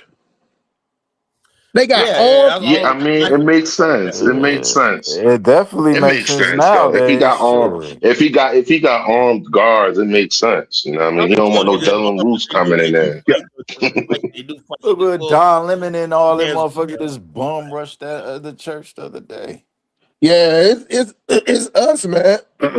You know, this is the thing. John Like when Lemon, man. Go ahead, Carly. No, I'm saying want- about Don Lemon, man. I don't know. I still can't get the full story. He's under investigation because he instigated the issue. No, he didn't instigate it. It's the chick. I sent you the picture of that chick, Naima. Right. Naima something. She used to be like with the NAACP or something like that. She the one that got locked up. They just call him in there as a journalist to record it. But he has something to do with that shit, man. Yeah, it's gonna be hard to. It's gonna be hard to prove it because it's just like the war. Some It's just like the war reporters, like people that was reporting the war. They wouldn't, even though if they recorded something bad, they didn't get charged because they was recording. But wasn't he like help coordinating it or something? No, that's what I'm saying. They put that on the black chick. They Oh, locked her okay. ass up. Okay. Of course, they had to get a black woman because they trying to get black people to get involved with that shit. Is she an immigrant black woman or a black American? Like that, I don't know. I don't know that. I'm trying to get some more information because I know she's putting their credentials out so we know. You know, if she's some like that one chick that calls out that court in DC, she was Jamaican. You know, it's about we black people. What the fuck, girl? Your immigrant rights is not our fucking problem. You know, girl, get the hell out of here. You know. So I said, man, I don't like FBA, man, but they're right about that. Man. How fuck we gotta take on somebody's issue, bro? We got enough problems of our own. Man, they can't get nobody go up there to that cold ass up there in Portland, man, to Minnesota and all that shit, man. Got nothing to do with us, man. Nothing. Ain't got nothing to do with us, man. Not one single thing. Everybody should fall back and watch. Everybody should just fall back and watch. Doing. That's it. That's why. Yeah, everybody. And you got black women that trying to. You got black women out there trying to convince black men they're gonna come for us next. Man, don't get caught up in that. They're gonna come for us next. Don't get caught up in that shit. When you hear black women say they're gonna come for us next, I just say they've been coming after us. Yeah, they ain't never stopped. Yeah, they ain't never stopped. So what's new? Yeah. But Bantu, I don't know no real African Americans who live in Minnesota, man. I never met no black person, regular black person. There's some out there. I mean, it's a few. It's some, but I think black woman that was arrested. Immigrants She's one of us, unfortunately. Immigrants is louder. Who? Oh, immigrants is louder. You would think a lot of these places actually be having black Americans a majority, but they just blend into the mainstream, whatever like that. They don't say nothing. They're not organized. She one of us, Jonathan. She one of us. Oh man. Born in Mississippi. You ain't no immigrant born in Mississippi. Oh man, that's deep. You never know them, man. You got to do some research, bro. And then she always wearing like some purple maroon lipstick, man, built up like a project refrigerator, man, out there with all them white people. You know what I'm saying? She came in there with a mic and a boom box. Damn. With one of them Bluetooth double speakers. Crazy. And white people, look at her, man. Blah blah blah blah blah. Like they said, nothing's moving Black America. Black America is sitting back like we don't give a shit. This country could burn. Yeah, don't give a shit about none of that. I mean, she don't represent. She one of the rich people. The rich people that she get paid. She a rich black. Yeah, she get paid for that shit. All right. What she used to be in charge of, the NAACP or something like that? NAACP run another organization, run another one. Oh, okay. She one of the rich ones. Yeah, it I makes mean, sense. shit, That's what you you do know, for a living. offer me some That's what big she ass do for money. a I'll be living. out there dying too. I won't get shot though, but I Remember the other leave the night? immigrants alone. Hey, Hustle, the other night I did a show. I said, white people, everybody else have special interest groups. We have special people with their own special interests for themselves as interests. Oh, right? that The NAACP don't represent us no more. People say, oh, somebody about you talking about the NAACP. I forgot what it was. Oh, we got the NAACP. Oh, yeah, Principe, you know? You got the NAACP is just what we're talking about. You said this girl was head of the NAACP. They're with these level leftist Marxist causes, right? That's not a black that looks out for black interests. What's black interests? Well, we have an organization. We have an organization that basically dedicated into breaking the white monopoly on state contracts in the state of New Jersey, and New York, and stuff like that. Where does that organization exist, right? That says, look, if you don't do this, if we don't change, we don't get 30% of the state contracts, whatever like that. Guess what? Not only are we not going to vote for your ass, we're going to send all our votes to Republicans nationwide. Guarantee you things will fucking change. You got Democrats in power, and black people are still disenfranchised. How the fuck did that happen? They give all the power and the benefits to immigrants, you know, but yet they can't get elected without our vote, our participation. Yeah, there you go. Yeah. So, but the reason why they do that, Kyler, because they know the immigrants are naive voting bloc. And they advocate for immigration. They know they could use them for the voting block. Yeah, it's it's so you got to think about it. Why wait 18 years for somebody to vote when I could just ship in a new vote every year, you know? Yeah, just the only reason why they want the voters immigrant every vote day. is Yeah, because they know the black vote is Yeah. not going to be predictable in the future. yeah, it's not going. It's unpredictable. Yeah, it's unpredictable. It's an unpredictable vote. Really unpredictable now. Shit. The black vote. Those, a lot of black people for the last 40 years. And then here's another. Yeah, another secret too. A lot of people don't know. Most black people are not really Democrat. They just vote Democrat. Yeah, that's true. Most black people not registered Democrats. Most black people just vote Democrat. You say you would tell black people the Democrats platform, they're like, oh, whatever. Understand? So The ones that vote Democrat, they mainly be in like the fucking South, where the Republicans are blatantly, openly racist. So you really feel like you ain't got no choice but to vote for them people. But everywhere else, you conservative blacks. This is what passes. This is our future in America. So when Nat Measy tells me stuff like, "Oh man," look, I'm like, "Look, I just sit back and be like, it is what it is. I don't participate in it because we don't fucking have a future. You know, either vote for Democrats who don't share our beliefs or values, or when you know Republicans are openly fucking racist, they hate us. You know, you're stuck between a rock and a fucking hard place. You know, so you know, I don't know what else to do. You know, it's like it is what it is. That's why I say, look, I just look at the American flag. I say, look, I think it's beautiful. I tell white people all the time, man, your flag is beautiful. No, it's our flag. No, it's your flag. Now, if I can have that peace of mind, I'm cool. You know, I'm like this. Well, what about, I said, look, I'm a man without a country. I'm Black American. My grandfather used to tell me that. We're pilgrims. We're people without a land. When you have that mindset that you're a pilgrim, like that, you can get along in America because anything else is a plus. Damn, my grandfather was like, yeah, I don't have a country, but I got a good job at Con Edison. He worked Con Edison for 30-something years, right? Retired, a wealthy man with a third-grade education. You know, built a house, you know, out in Queens, New York. Traveled the world, you know, on that salary and whatnot. You know, he did good for himself, right? But the bottom line, he never called himself an American. Never did. What did he call himself? Yeah, he was black. Black My grandfather American? or garbage. Just black, not Black American, African American. He just said, "I'm black. I'm colored for Negro." You know, my grandfather's old school. He didn't even know American shit.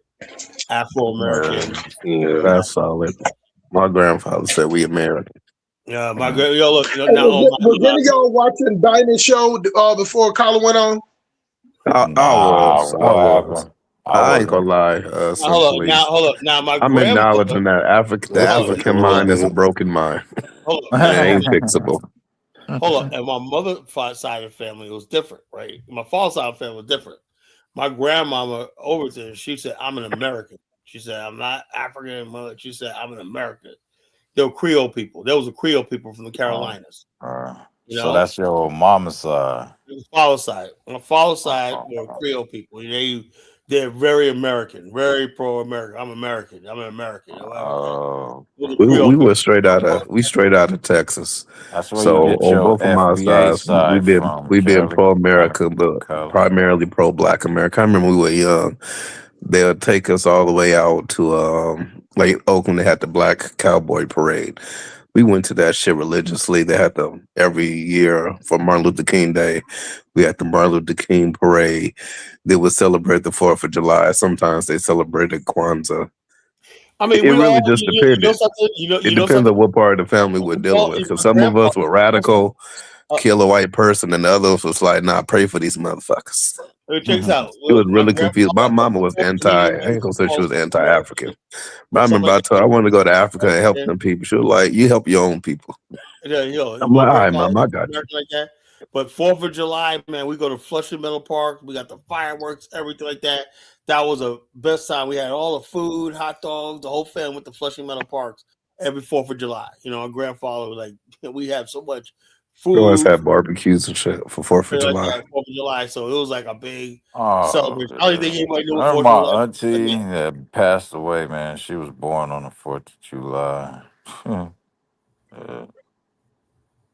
I'm not gonna lie, Kyla, but the part of my family, the ones that embrace the idea that we're American, they were the successful ones. Everybody else that wanted to be revolutionary and shit, they went to jail. That is probably true too.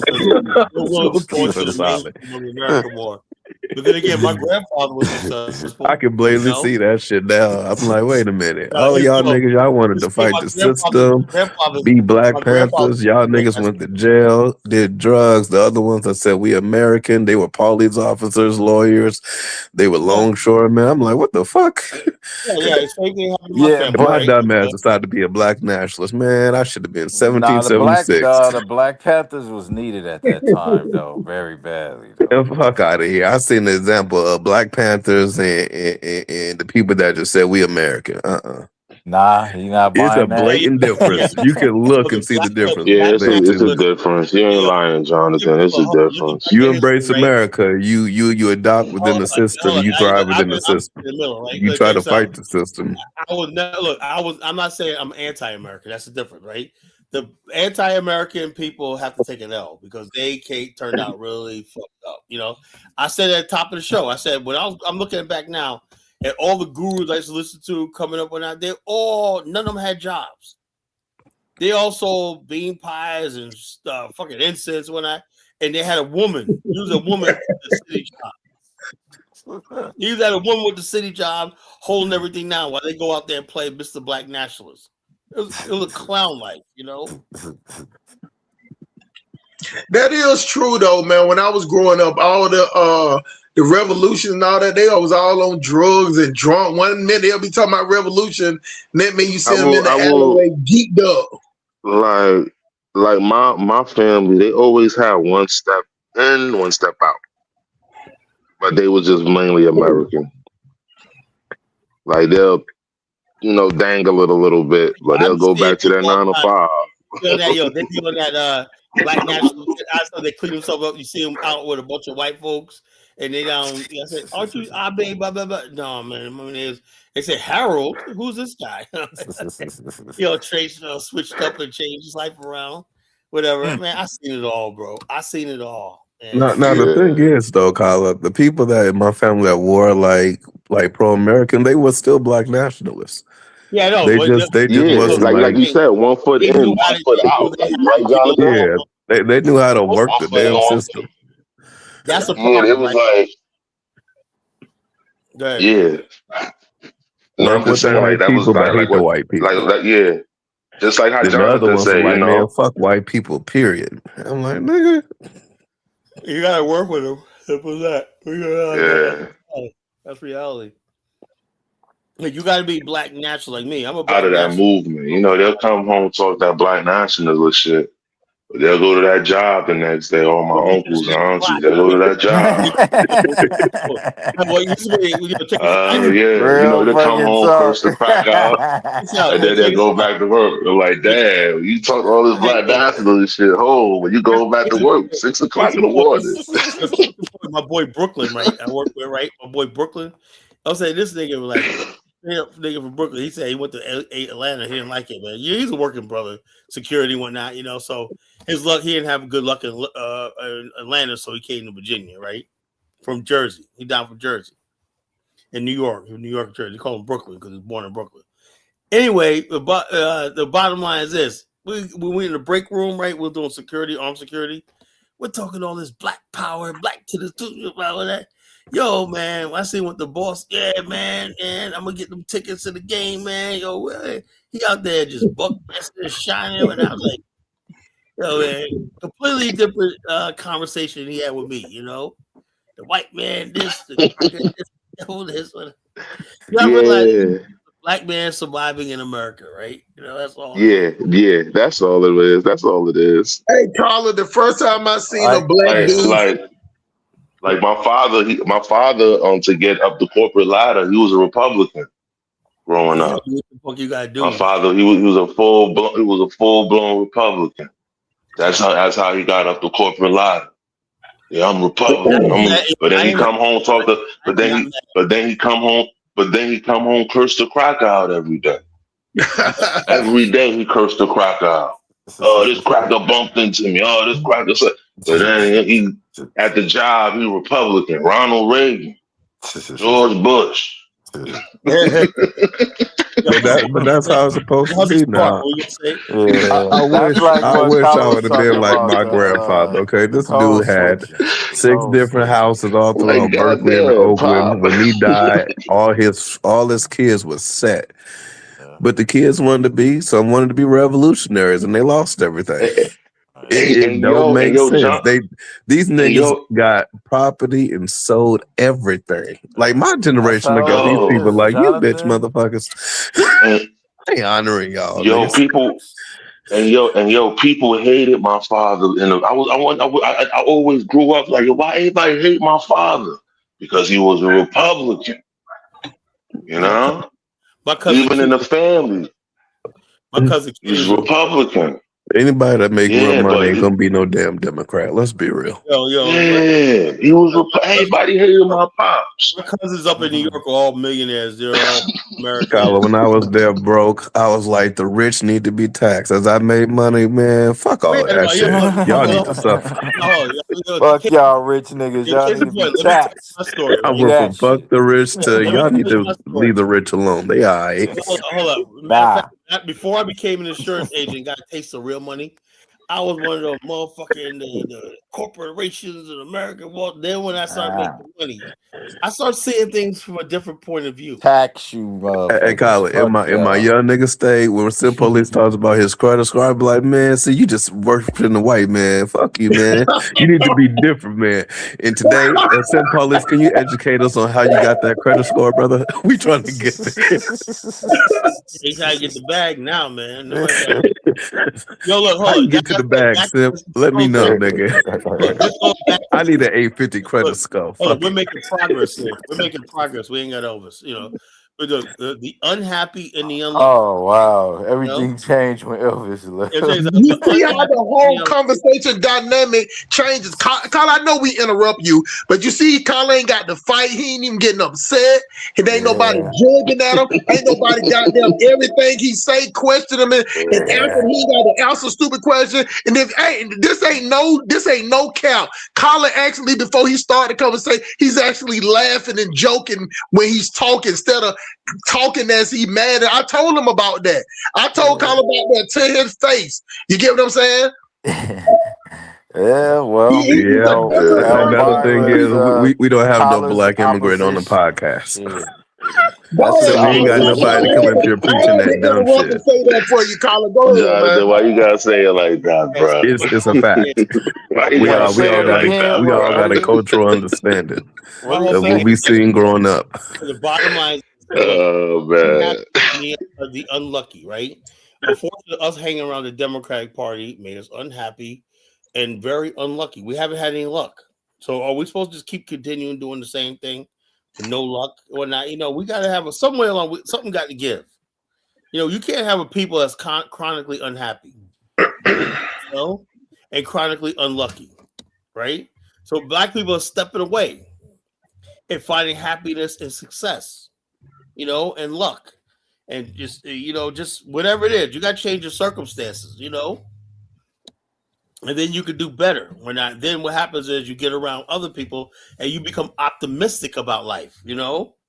You stop looking at people like, when you hear people like Warren Buffett, oh man, he's a cracker, billionaire, whatever. Oh, you don't get mad at people like Donald Trump. Look at the Trump kids, whatnot. Somebody put in the chat room, the Trump kids family made $3 billion this year. Should I be mad or should I be like, damn, that should inspire me to work harder and get my shit together? Right. Yeah. Maybe we can practice some nepotism. Maybe we can practice some nepotism, Carla. You get what I'm saying? Do the same thing and do pull up businesses. Fuck. Like, listen, y'all. I came on Carla. I sit in everything, and Jonathan, my credit score is 825, not 850, sir. You know what I'm saying? It fucks Don't with matter, me. nigga. Educate us on how to get there. That's all we need to know. So I'm asking everybody, even people because I might hear something I don't know. I sent Carla my credit score, all the stuff that I owe. Like my credit, I think I got about 156,000 or something like that. Like it's like I got $156,000 worth of credit, and then my credit score is 825, and all my payments are 100%. 100%. Credit. How many lines of credit you got? It goes by the lines. It goes by the age. It goes by a whole lot of different things. Only got four. I got 4 credit cards. Yeah, and they equal up to 156,000. Yeah, it's so many variables where that they could get you an extra point here and there. Like but see, that's what I can't get. I've been at 825 for 2 years. Yeah. The greatest variable they want you to do is go take a stupid loan.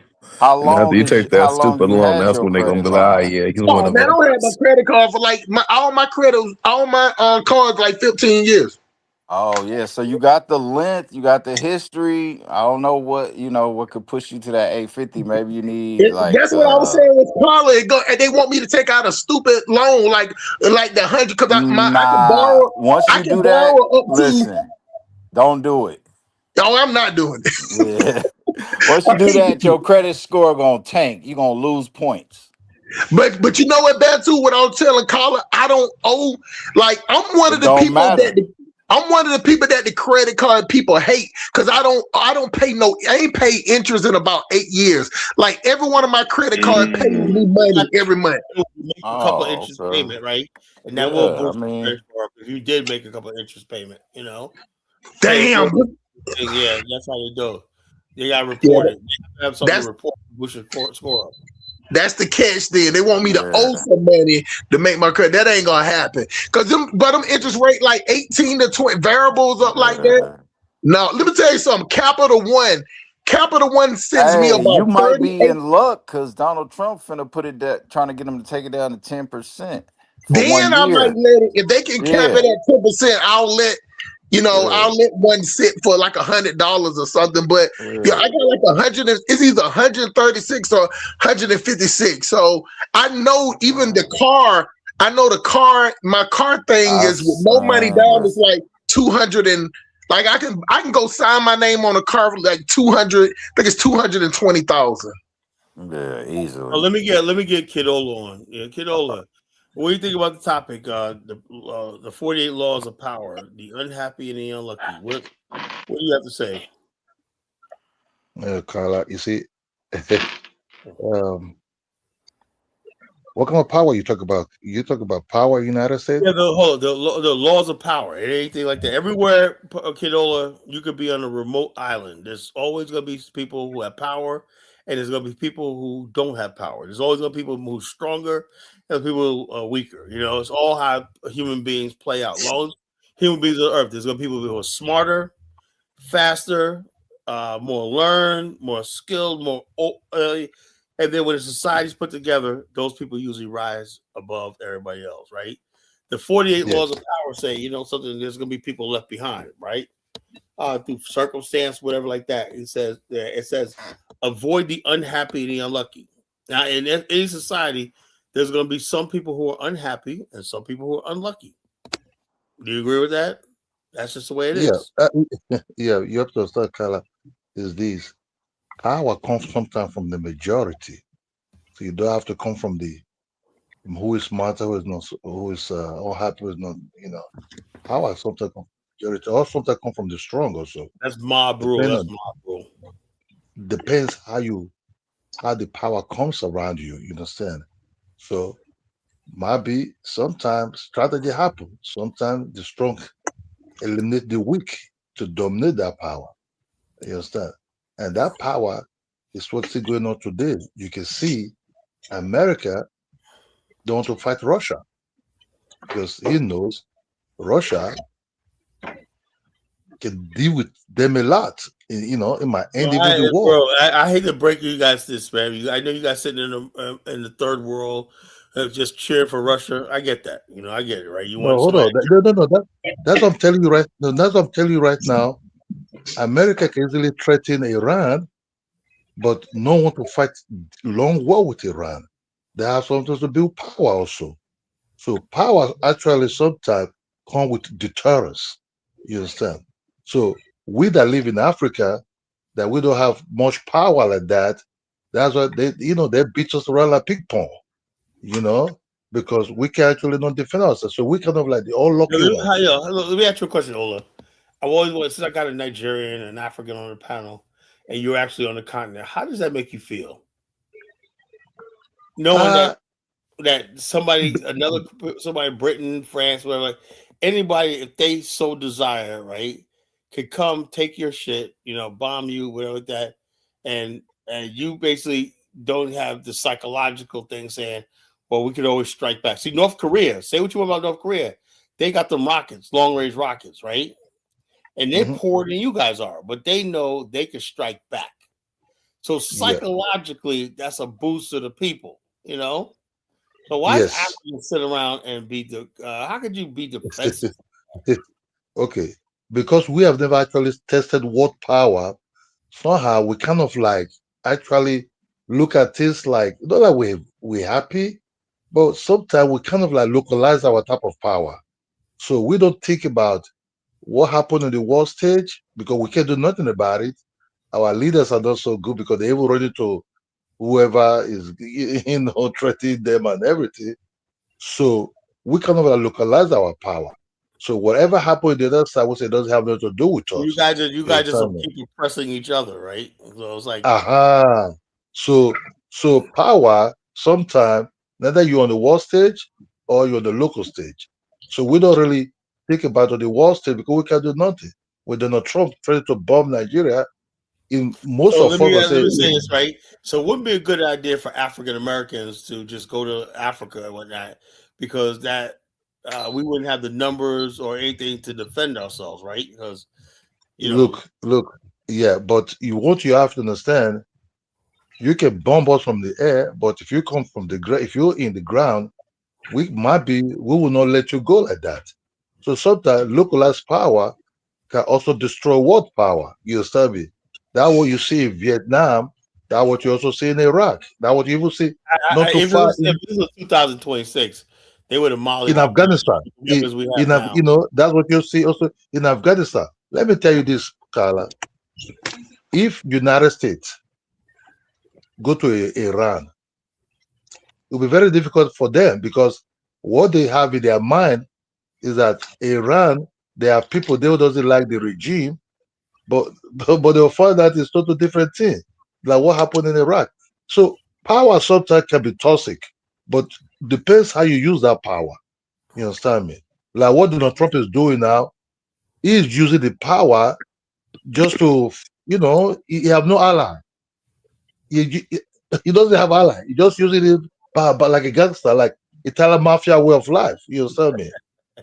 I hit you, you're not my friend, you're my friend. So power sometimes can be toxic. So be as an African, I know we can never be so powerful, at least for the next 400 years, because we don't even have the means. We might be able to do some localized weapons and all these things, because we never dream to control the world.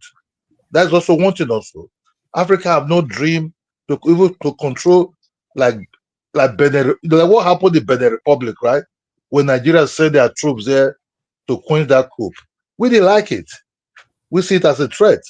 You threaten fellow brother, and that can result to different things against us. They might hate us, so we don't want it. So we have also localized type of power, but navigate it well with skills and we see tribal, settle this peace. Let's intermarry to create peace. Talk to him. If something's not going good. So that's why I see Nigerians doesn't want you to go involved in Niger or even Benin that is even close to us here.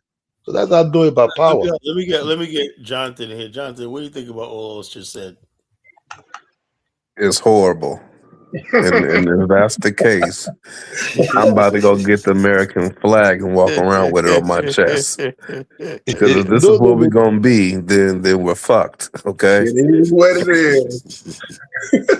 Fuck out of here. If that's where we at, then I'm getting the American flag. Bring 727 back to preach the gospel.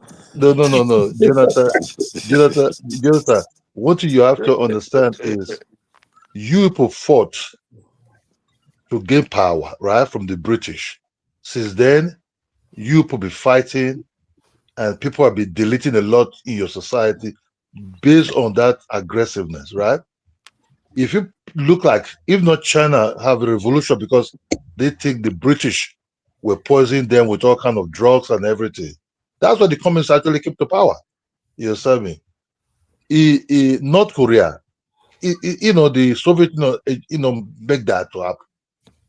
But one thing you have to understand, sometimes if you kill by sword, you die by sword. So there's no actually how you kill, because if you bomb, somebody's going to bomb you too one day. You understand me? That will happen to the European Union right now. You see the way Trump treated them? They said Denmark that recognized Kosovo, the first country to recognize Kosovo, which Kosovo land belonged to Serbia. Now Trump is not threatening his territory now. You see how it goes sometimes? So what called division of return, law of return actually catch to you. That if you go up, you must surely come down. That's what Denmark is facing now. That's what European Union is facing now. They be clapping their hands, pulling kind of like so kind of like butter on the bread. Say, yeah, we're Allah. You want to eat chicken fillet on your bread too?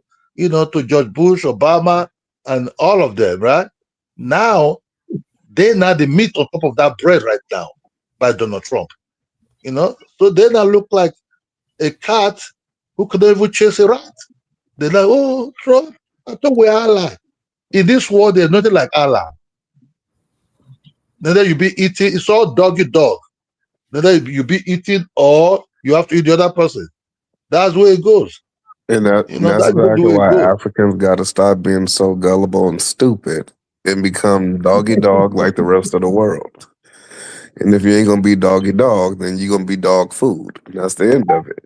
But I don't think they mind though. Colin, do you think they mind? Do you? That goes back to what. Hold on, they do care when I mention an African. It's like all they're ready to go to war when I said, I said I want like 25 square miles on the African. Yeah, you're right about that. They do that to everybody though. They do go. So they do that to everybody black. Yeah, everybody. Any other race can go in there and just scoop up what they want. Hey, Colin, tell me you want to open up a European stand. That's black, man. Hey, you gonna have, you know what you gonna have to do, Colin? You gonna have to get a European in front for you. That fucked up. That makes sense. So we can. I'm pretty sure. I know a lot of open dudes. They can knock out some white girls and send the white girls over there and have them fall down. The white Africans are right Yeah, here. them So I know bitch that's ass fine. motherfuckers No, are do they'll secure that anything. deal in like 2 hours or whatnot. Yeah. Yeah. Welcome home. Welcome home, Mzungu. Kala, when you be fighting a war, when Africa be fighting tribal war for almost 1,000 years, right? Hold on, Kala, my tribe, where I'm coming from, my tribe is a mercenary, right? It's a mercenary. So they be fighting war for years, for everywhere, right? Inside that zone called Nigeria, right?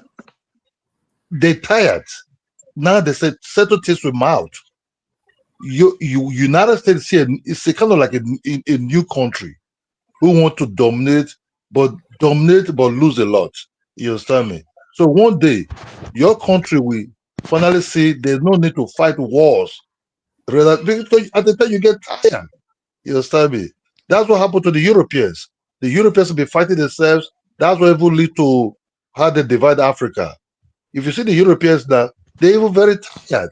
What they're looking for now is, oh, I want to eat some walnuts, some berries, yogurt, and whatever.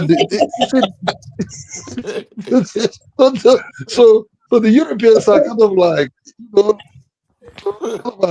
bonjour, nothing else more than that. That's why Trump is still coming, is hitting. For the Europeans to wake up from mother, it's very different. Power sometimes you can lose it. Power sometimes nothing lasts forever. Before United States, they were called the Mongols. Very powerful country. They are serious. This power, they all vanish also. The Romans, even the new ones, the not too long ones we even know about. The Romans were quenched down also one way or the other.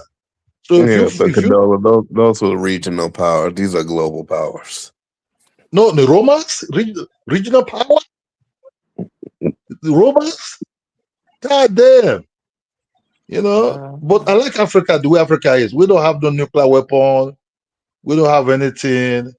Just allow us, Hey, Jonathan, enjoy the mess. Just hear allow us that? You hear that African mind there?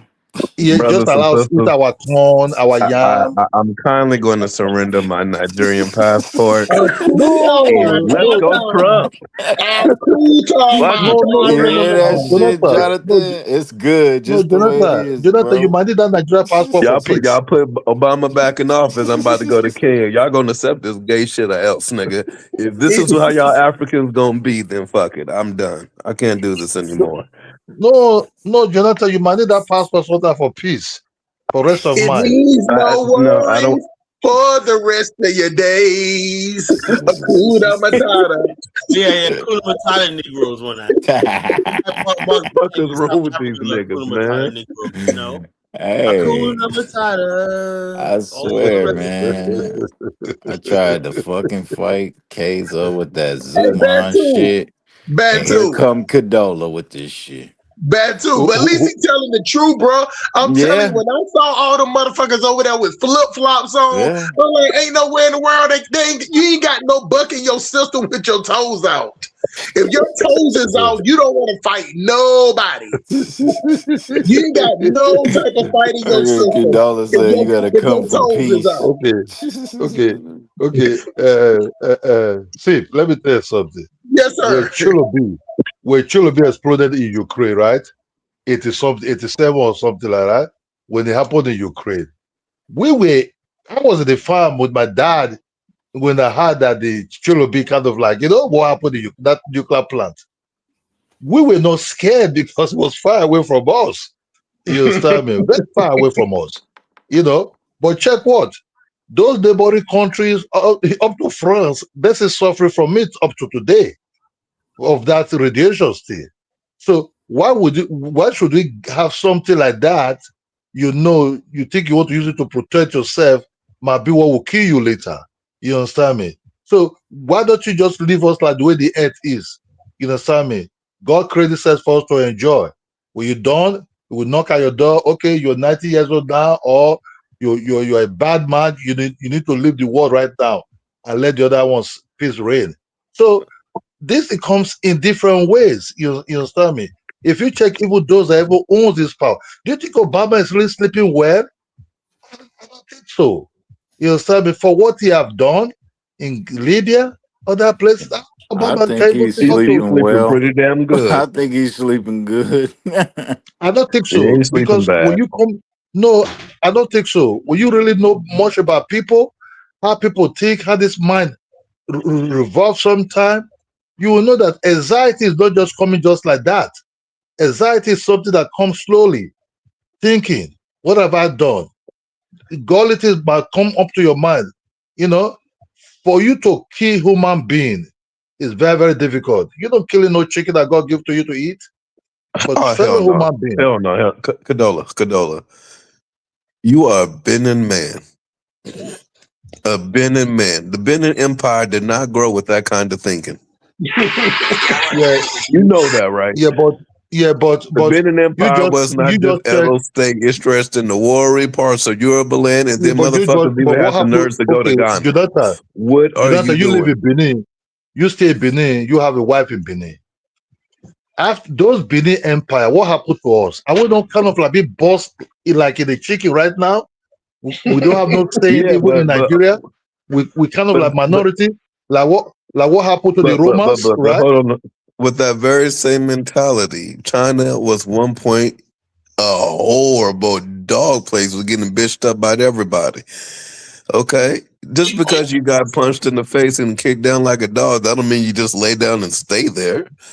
That's Find this what I'm very telling you. strange. No, that's what I'm Africans, telling you. y'all will What happened to the genocide the fuck out of each other, but the minute another race shows up out of nowhere, y'all don't know how to kill anybody. Jonathan, what happened to the Roman empires happened to us. Even right now, we start thinking, no, this about Benin is the cause of our downfall because he was selling slaves. He was killing people for sacrifice. And you know, when you be defeated one way or the other, you have to rethink. With the British, even before the British even came to Benin, to that territory called Benin, we were already fighting I'm an Islam man, right? I'm an Islam man, right? We fought the Benin people, even when we joined to do some shit, you know, fight other places, but we fought the Benin, you know, to defeat them. But before that, even before the British came, the British was already saying that other areas wanted to fight these Benin people, this so-called Ball of Benin. It was not just that easy. There was a war inside a war. That's why the British easily conquered them. You understand me? But I'm not saying we are all Benis now, because I'm from the Benin ethnic group. We kind of look at ourselves, we've been bossed around, you know, we kind of like be pushed to a corner. Benin conquered group, not ethnic, but Benin conquered. You know, okay, Benin conquered group and everything. Yeah, that's what I said.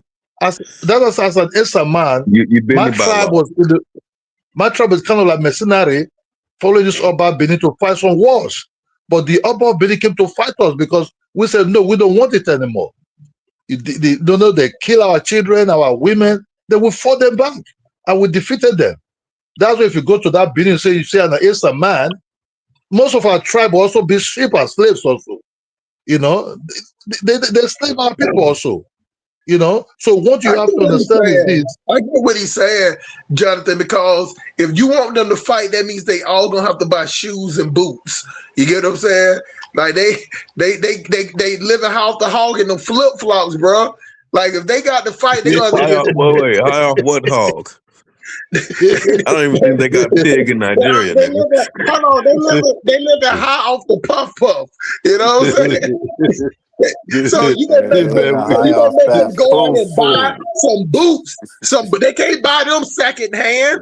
All of them can't buy secondhand boots. They're gonna all buy real boots. That's 200 million pair of boots. They're gonna have to export that. You know what I'm saying? They're gonna have to import that. You know what I'm saying? They can't buy those boots all secondhand at the market. You know what I'm saying? Like Jonathan, you got to know when you asking for too much, bro. Steve, you don't need no boot to run in the jungle. We roll with our bare feet. You know what, Kyla? When I was in jail, I used to go to sleep dreaming about Black America and all the Black people in the world uniting and bombing America and Europe and shit. And I wanted to live out that dream. Okay. But now I'm coming to a realization. Put on the flag and let's expand America and Africa. I mean, come on now. What are we doing here? We want to drive. Kyle, We ain't you going ready with to this. you ready to We put on want to that drive. American flag yet? I mean, I at least need to see Burkina Faso. When the AES actually want to do some shit, let me know when they walk into Algeria and they start knocking shit down. That's when I'm gonna be on the AES side. Don't Until we come get on to that Skybox, point, man, man. We we want just to drive voting. those. We want to drive those whips. Those whip people are driving the 22 inches rim, the 30 inches rim in some of this Cadillac.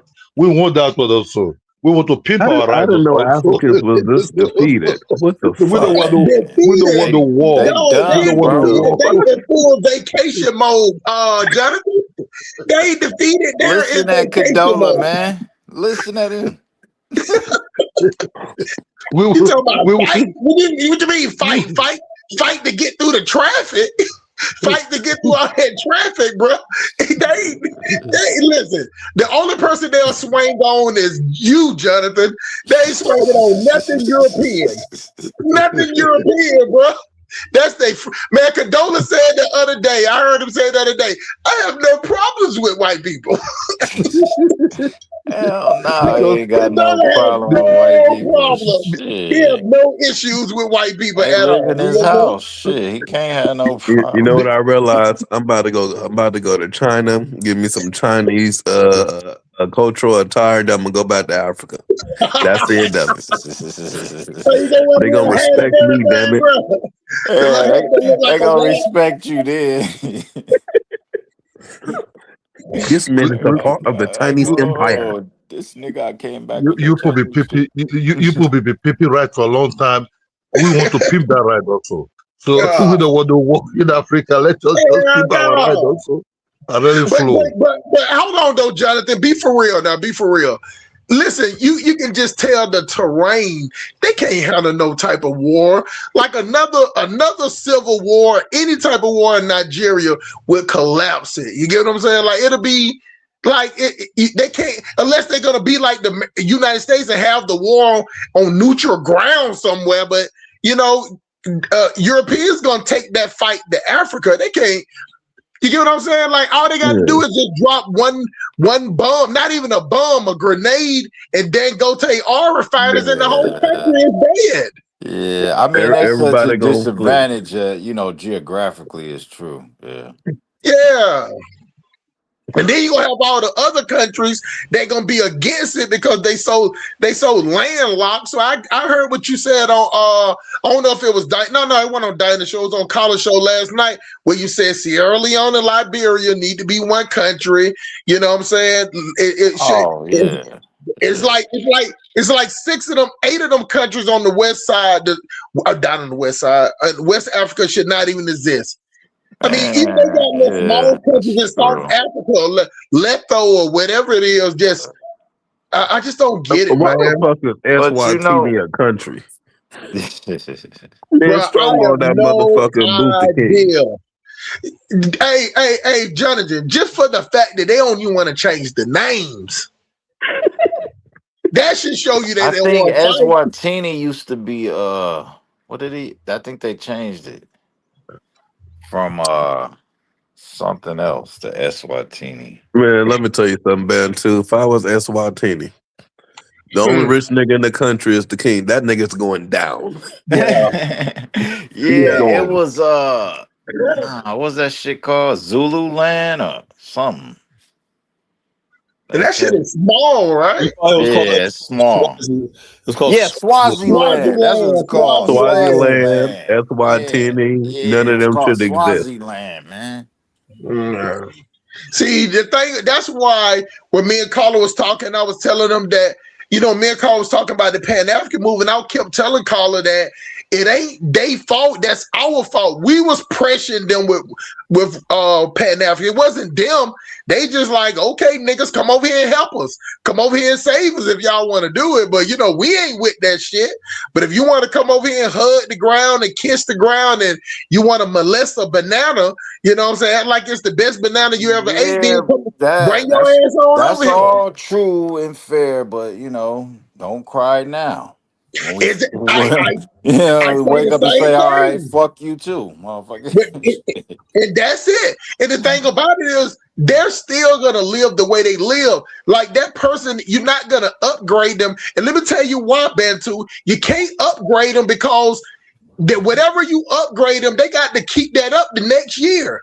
So it's just like me, if I go there and the chick, she's staying in an apartment that costs $400K a year. So that's about $300. If I upgrade and put her in an apartment that costs $600K, if I'm not gonna pay that rent the next year, then she can't afford to pay that. So what's the point? Because this is a white America homegrown problem. This is like Jim Crow. This is slave patrol. This is a white American issue specifically that we are in right now. And so what is happening is y'all are being asked to stand with yours. Being told you're one of the good ones in your race. Hey, what are you How you listening conduct to? yourself, TikTok? how you look, physical attraction, stuff like that, has never and will never be a compliment. Growing up, going to a predominantly white school and living in a very suburban area, I was subjected to this type of rhetoric all the time, day in, day out. You don't act black or speak black. Again, what does that mean? You really just mean you don't act ghetto or speak ghetto or educated. I don't really like the way that, black girls act, but, Hey, Kylie, you need to stay off this TikTok shit. That is not a compliment. Snap your W. Caller just said he was gonna delete it. I know. The more you play the shit, the more you realize you need to delete it. Last year, since they ramped up deportations, we're at record lows right now when it comes to these homicides and everything. Some places only had 36 homicides or 88 homicides in the whole year. 100 or like no more than, it didn't even reach 200 or something. Liberia is so beautiful and rich in resources. You can't help but to find yourself lost in the view. Mount Nimba is a strict nature reserve located on the borders of Guinea, Liberia, and Ivory Coast. Mount Nimba rises above the surrounding savanna. It's a UNESCO heritage site and a must-see if you're in Liberia. The Mount Nimba is home of one of Liberia's blue lakes, which was formed by an old lake hole created by I be hating that music in the background when they be doing that shit, bro.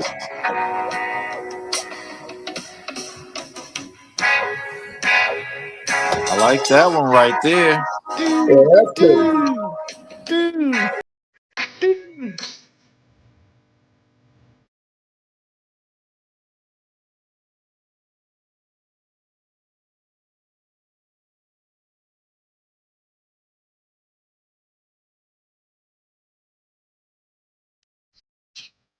The reason why y'all want Black Americans to be affected by ICE so bad is because y'all are still convinced that we are immigrants, and we are not.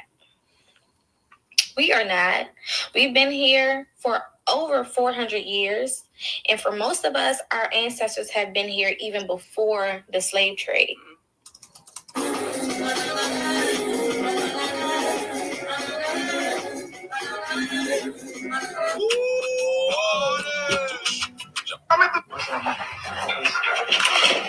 Hey, Paula, man, we can't see what you seeing, man.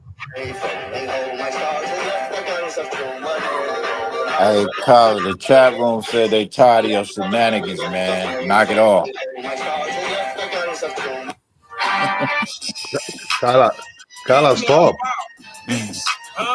Getting out bow. Getting out bow. Bitch. No, but okay, guys, it's time. Have you ever wondered how people see? Allie and I are here in beautiful sunny Florida. You fall asleep with that shit going on? Carla. No, he's scrolling. I should just clap the nigga up front. Ah, shit. What the fuck you got going on? Carla, what the hell is that, man? You see, I don't blame Carla. Carla is from the period of Shake It Down, Puff Daddy, and all these guys. You know, Carla, what's going on, man? You're showing movies like old school, new school. Oh, sorry about that, folks. Man, you bring like Carla, I thought you said you was gonna delete TikTok, man. Yeah, I'm addicted to it, man. You know, I know, man. I told Carla asked me about it. I can't get jiggy with TikTok for whatever reason. I'm an Instagram guy. I can't get with TikTok. That's why I won't put it on my phone because I don't want to get addicted. Be sitting up here like collar flipping. That's who I tried to get addicted. It's just too fucking weird. Like, you get what I'm saying? It's so random. Like, at least on IG, whatever you watching, why it'll stay on there. TikTok will send your ass to anywhere.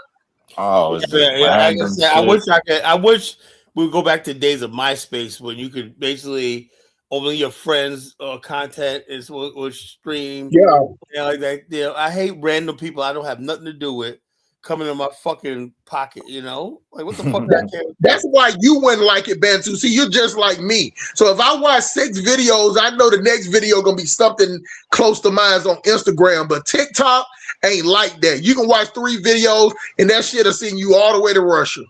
Oh wow. Yeah, then the next video might be somebody in Switzerland jumping off of a bridge. When I get some random hateful black chick or some white, that'd be some hateful. Yeah, it's random like that. That's why I don't understand. That's how they say the people thought process can deal with certain things. My thought process can't deal with TikTok. Oh, yeah, like I might jump. The only way I jump on it if Carla sends me something. The only reason why I like it is because it gives me material to talk about on the show. A couple of people was trying to get me to get on TikTok. I was like, man, sometimes I don't even think about doing a show, right? And then I'll be scrolling TikTok and something rage baits me when that triggers me. I'm gonna talk about this shit. Kara, what do you think? What do you think about Tariq Rashid in Senegal? Is it in Senegal? Is AI? Senegal. What's going on? New York now. My opinion is this, right? I think, unlike Bantu Mandinka, Tariq sees the writing on the wall. You know, the bottom line is this: he really looks at this thing he's just killing you that. He's not anti-African, so you just want to make up anything. No. My whole thing is a lot of FBAs, right? The first thing they say, we ain't African. I was with it. Hassan Campbell, killing him. You know Hassan Campbell, the dude that was getting ran through by Bambaataa. Yeah. Anyway, he came on to talk about blah blah blah. He was sounding good. I said, "Oh, go ahead, Hassan." Right? And another thing. But what was apparent now, apparent now. What would you hear on TikTok? We ain't from Africa. Oh my God! Dump up a ball and turn the channel. He was going good. He was saying shit about Jamaicans and create hip hop, Black American this, Black American that, blah blah blah. And he goes, "Not real heritage." Whatnot. He said we ain't from. Oh man, you just fucked up. You know. Oh, I think when they say that though, they mean like recently. No, I know what they say. They're saying it's not saying that our ancient ancestors not from there. No, but they're saying that are recent. I think a lot of people want to believe that it's look. Let me tell you something, Bantu. I get it. Slavery in America, right? A lot of stuff you probably guys don't even know how horrible this thing was. You know what happened to our people in these 13 colonies? It was really beyond anything in human history. What happened to us here, right? And it's so painful. Why? Because the same country that tells us where America is right now, right? That's a conflict. So the only way to deal with that is the white man tells you, forget about it, right? How can you forget about it when you know it's there? You start telling yourself lies that you're a Native American or that your ancestors came here before that and slavery never happened. Most of these people say we're here say prove man, come on, man. You know those people not well informed, man. Well, I know that, but that's the majority of FBA, though. You know. Nah, you're not finna say that's no majority of FBA, bro. Not because everybody on this panel claim FBA, and not one of the. But FBA, man, a lot of them just basically like this. I be having husband, you been seeing like be like a 60-year-old one. Yeah, you nigga, you.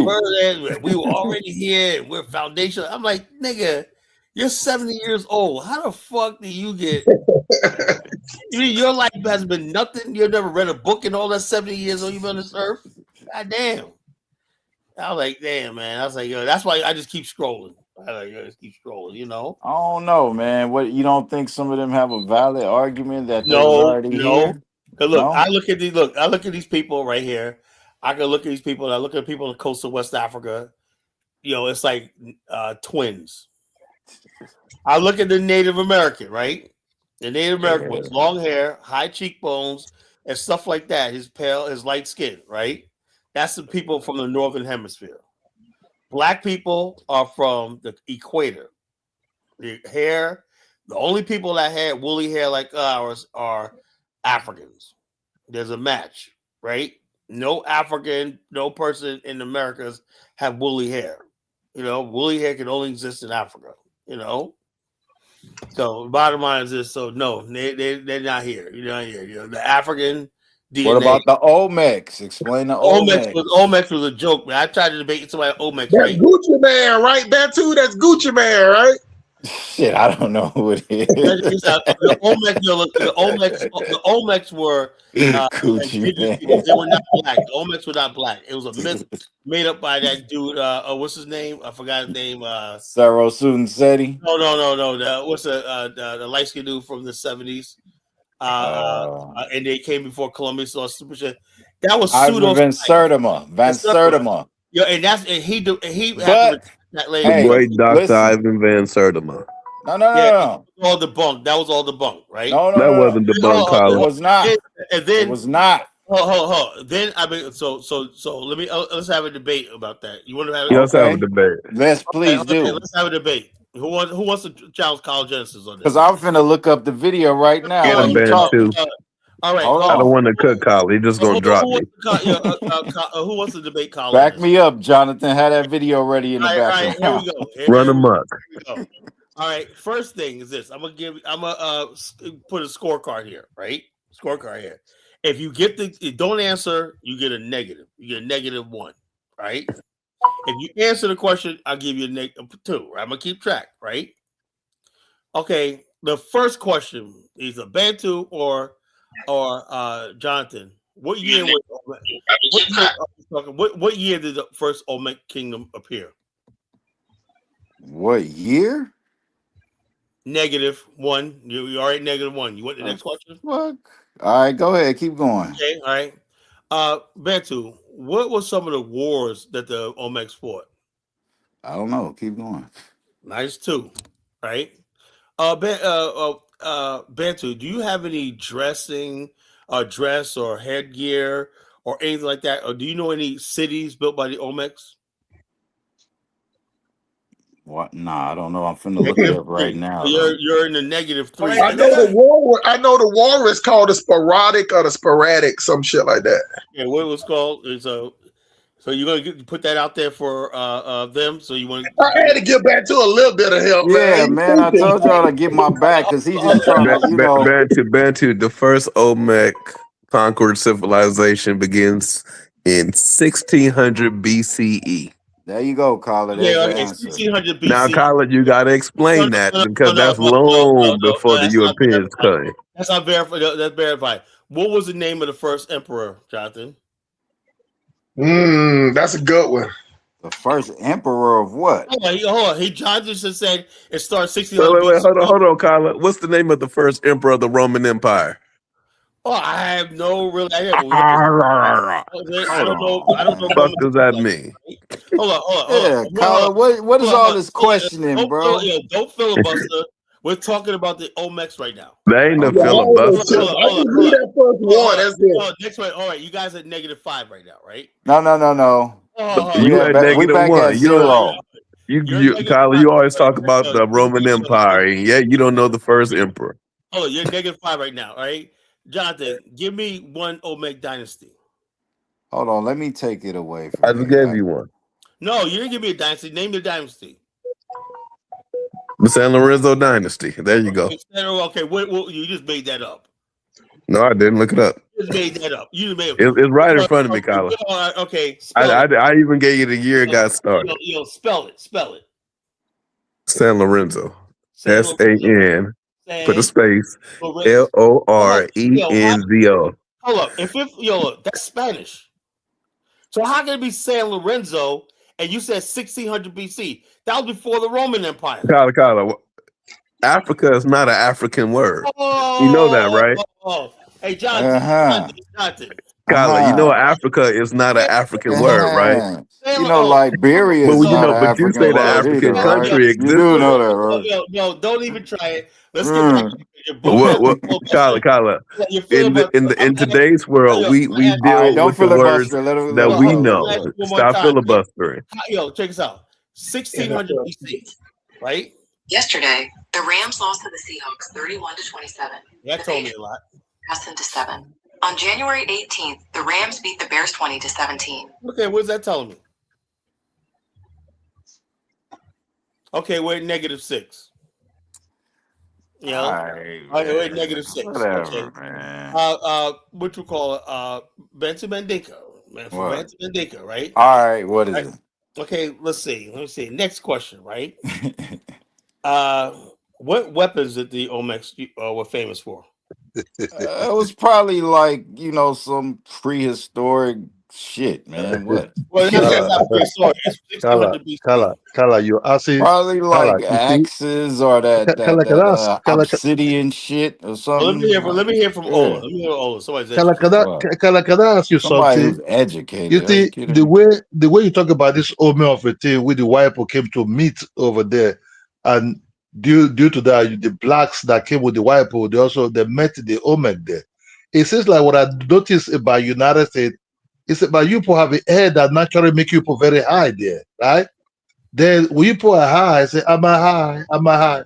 Then you people kind of like, when people are high, sometimes they kind of hallucinate. They started looking at it like, whoa, oh man, I'm at the center of this thing and everything. Just admit it. It is. Man, just admit it, Kala. Man, they be making up history. So it's like you people, it's like most American history, kind of like made up history that kind of be fabricated into for something that is not real to make you real. You understand me? Is the people that know much about Olmec might be the Native Americans. You understand me? This is their history. They don't know much about the whole whatever. These guys are not Negroes. You know what I'm saying?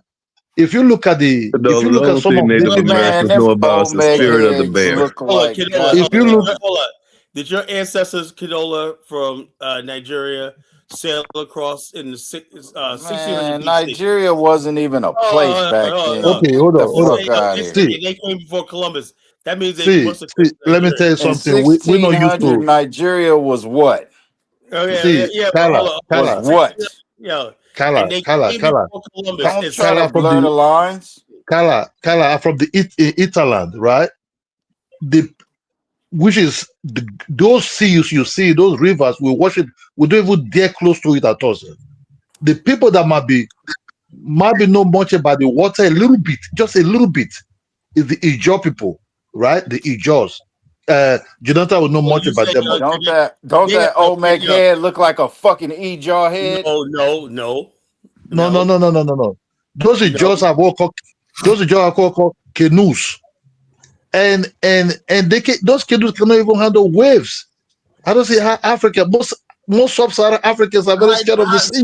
So how'd your ancestors get over there in 16 BC if they can't handle waves? How'd they get over there? Is not there. There's no African man that traveled from the Mali. big. No.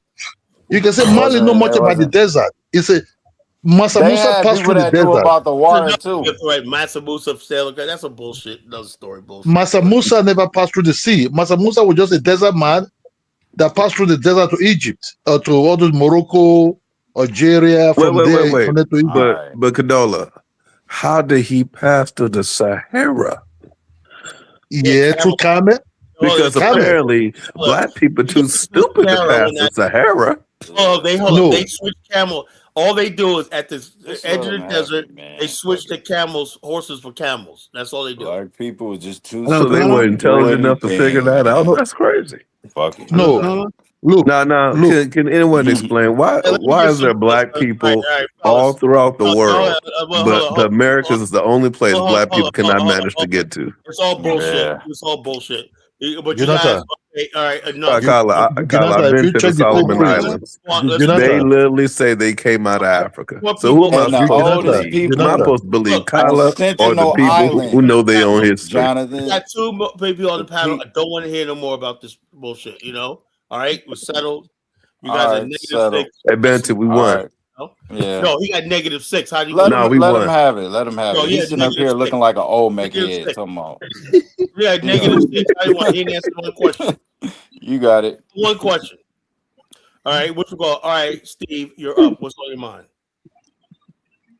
Steve chilling, man. Stop putting that pressure on Man, Steve. He came up to be in the you middle. stop the show for He's not for Steve. nor against. All right, well, Steve, all right, good. What you call? Lewis, you're up. Agnostic well, hello Steve. there, Lewis, brother. you're up. Hello, everybody. Hustle. What's up?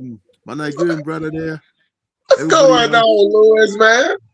Hey, listen, I thought I'd join in the show late, but listen, Carla, you've got to acknowledge history, right? Yeah, I do know his history, right, Lewis? Yeah. And I know the history. You talking bullshit. You're not a Hebrew Israelite.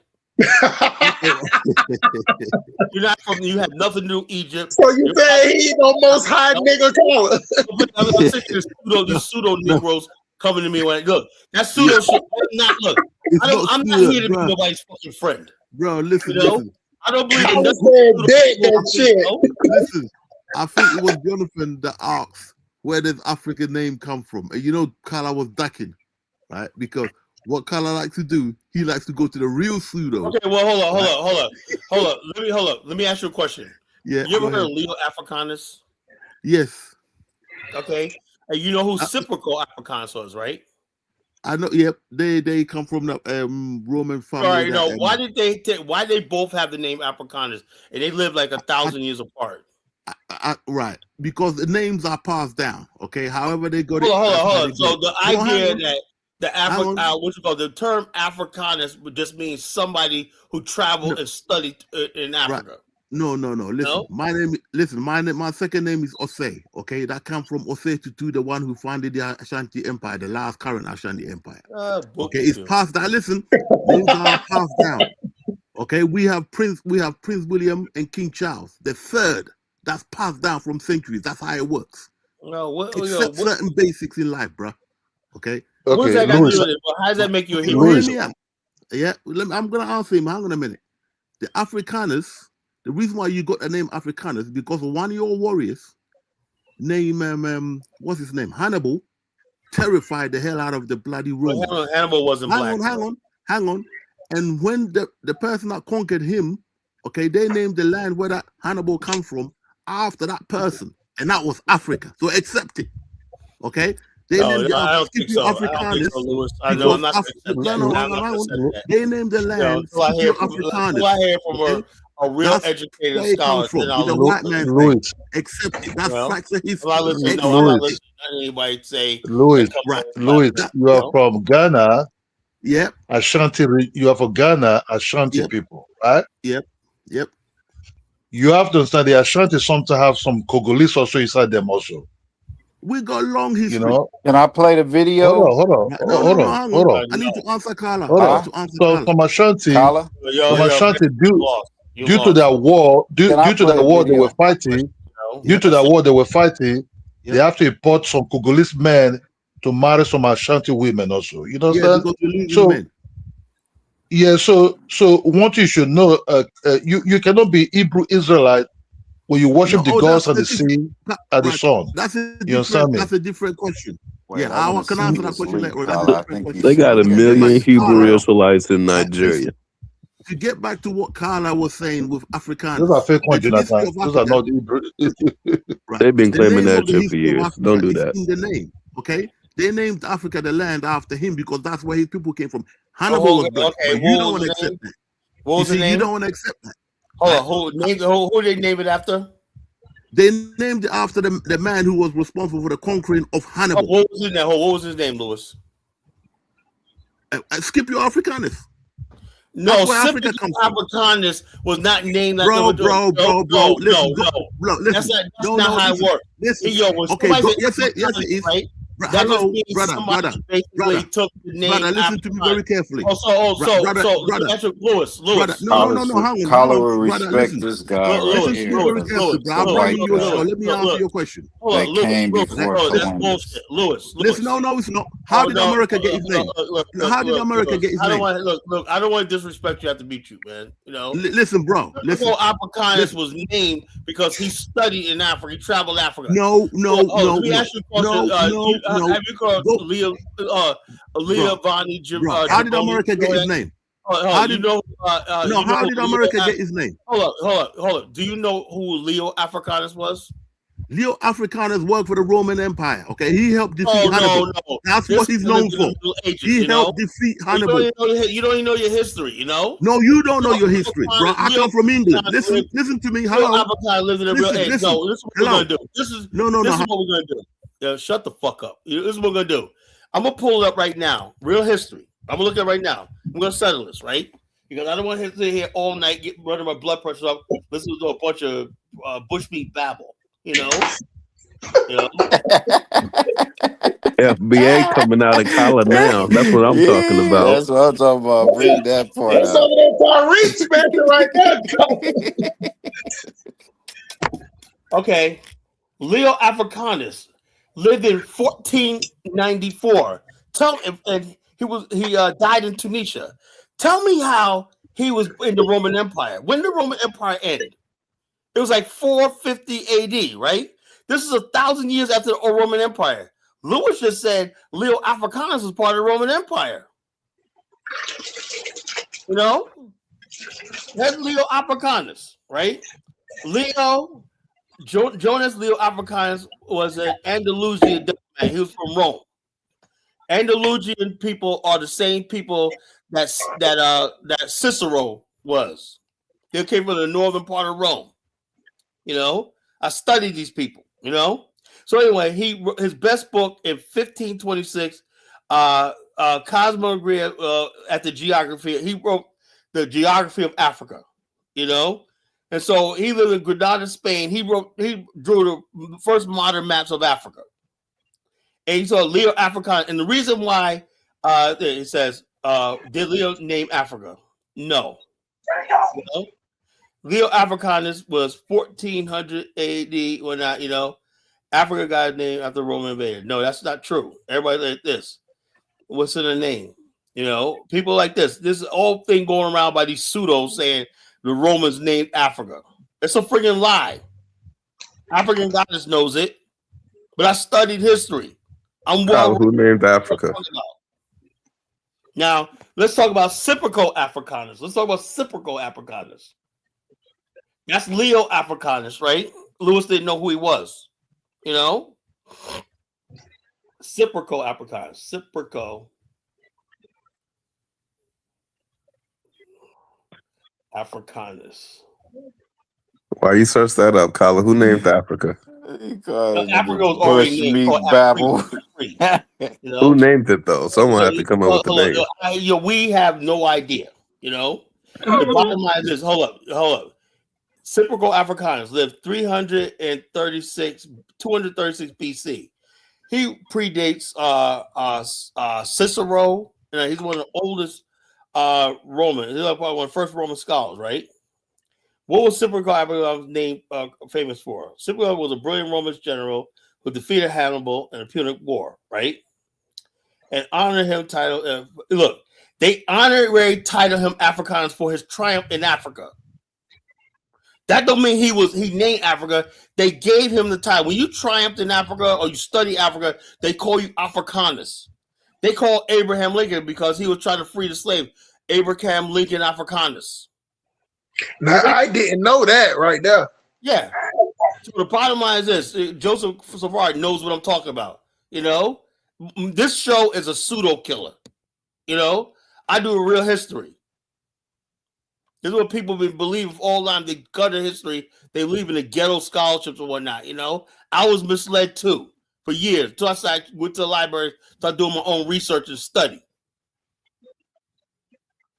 You know, Lewis back Well, on. well, Kylo, sometimes we gotta Hello, have you the gonna pseudo history hello, people.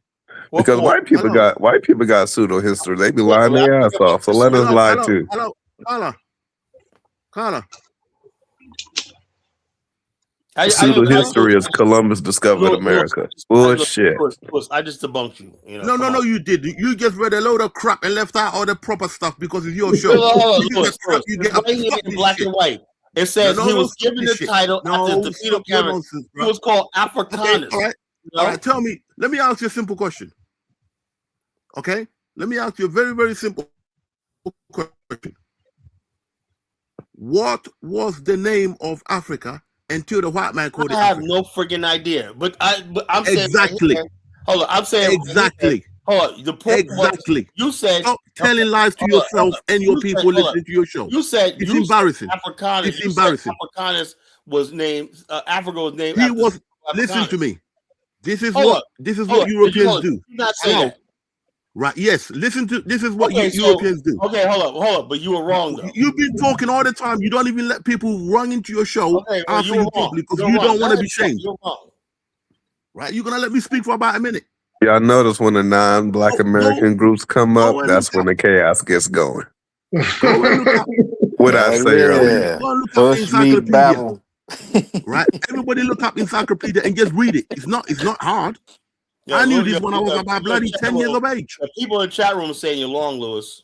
No, I'm not long. It's very simple. I've told you why. Because how about this? Why don't you no. How about we talk the truth? Hannibal defeated. Why don't you take that debate in the chat room? Hannibal was defeated. Hannibal was defeated. I got to get other guests on. You know. Yeah, because you don't want the truth to come out, and that's where you fall short. You don't want to accept. You don't want to accept the truth. Okay, this is where the problem is. You know what I'm saying? Lewis, okay, I didn't. The British people who set up your country, the British people who set up America, they wrote this history down a long time before America came. So you're only embarrassing yourself on this point. Africa had many names. It's called Sudan, Sudan, Ethiopia. It had many different names, bro. No, okay. How about Libya? You forgot that, didn't you? So the bottom line, Lou, you know. Okay, how about Mizram? You forgot that, didn't you? Africanus. Africa, the name does not come from there. Is no that.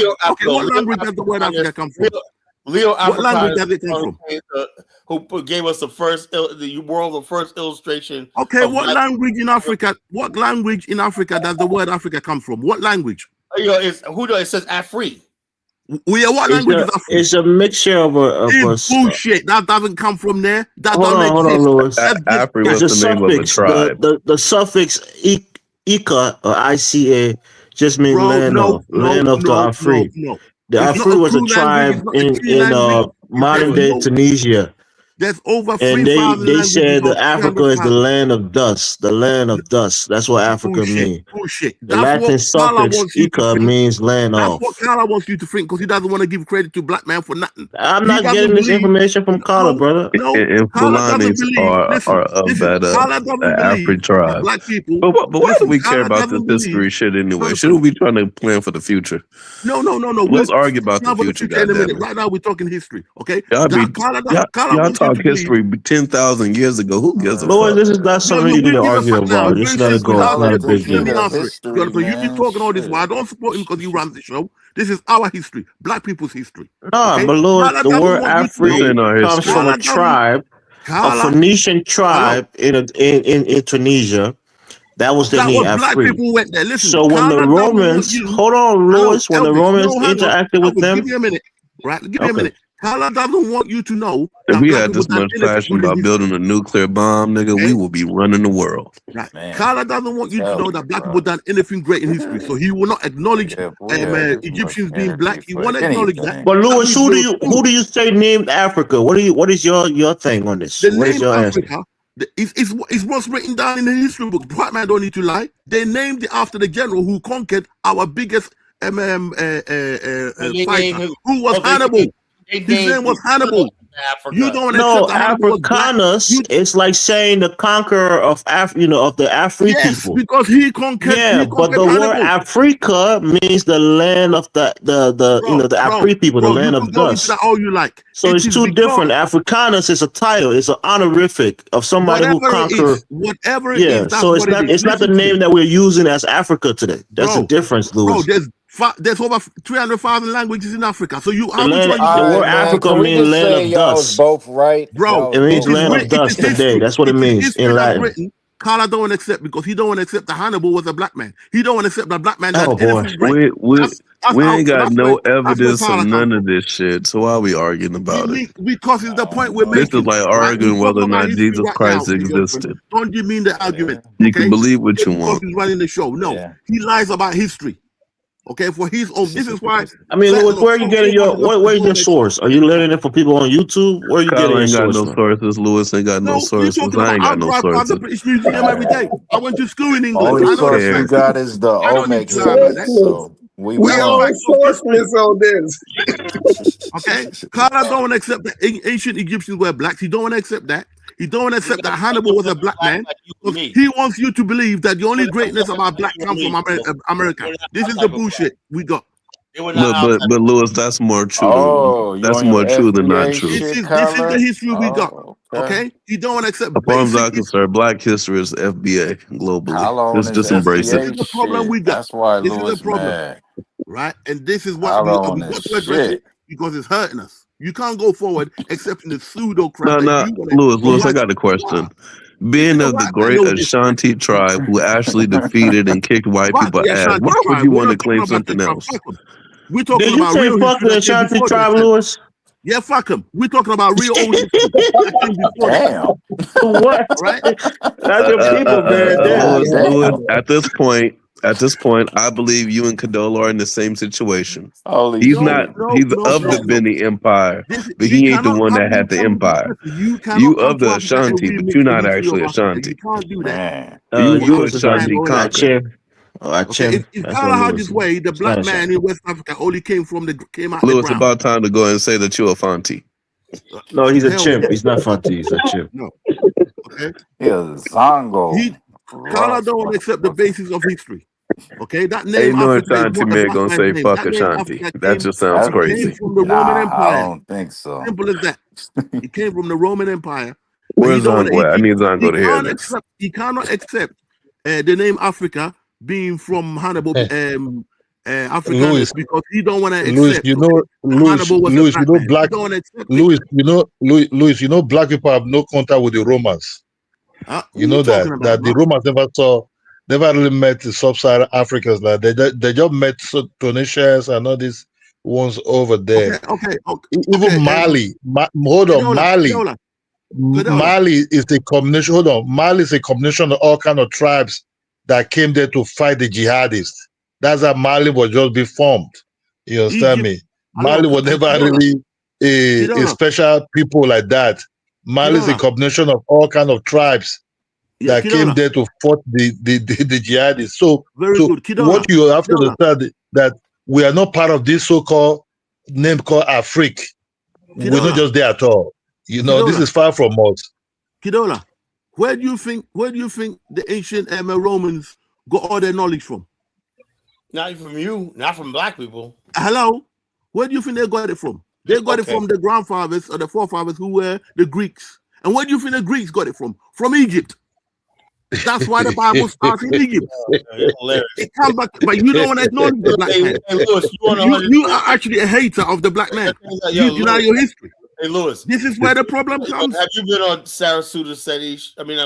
Sarah, what's his name? Sinetta show?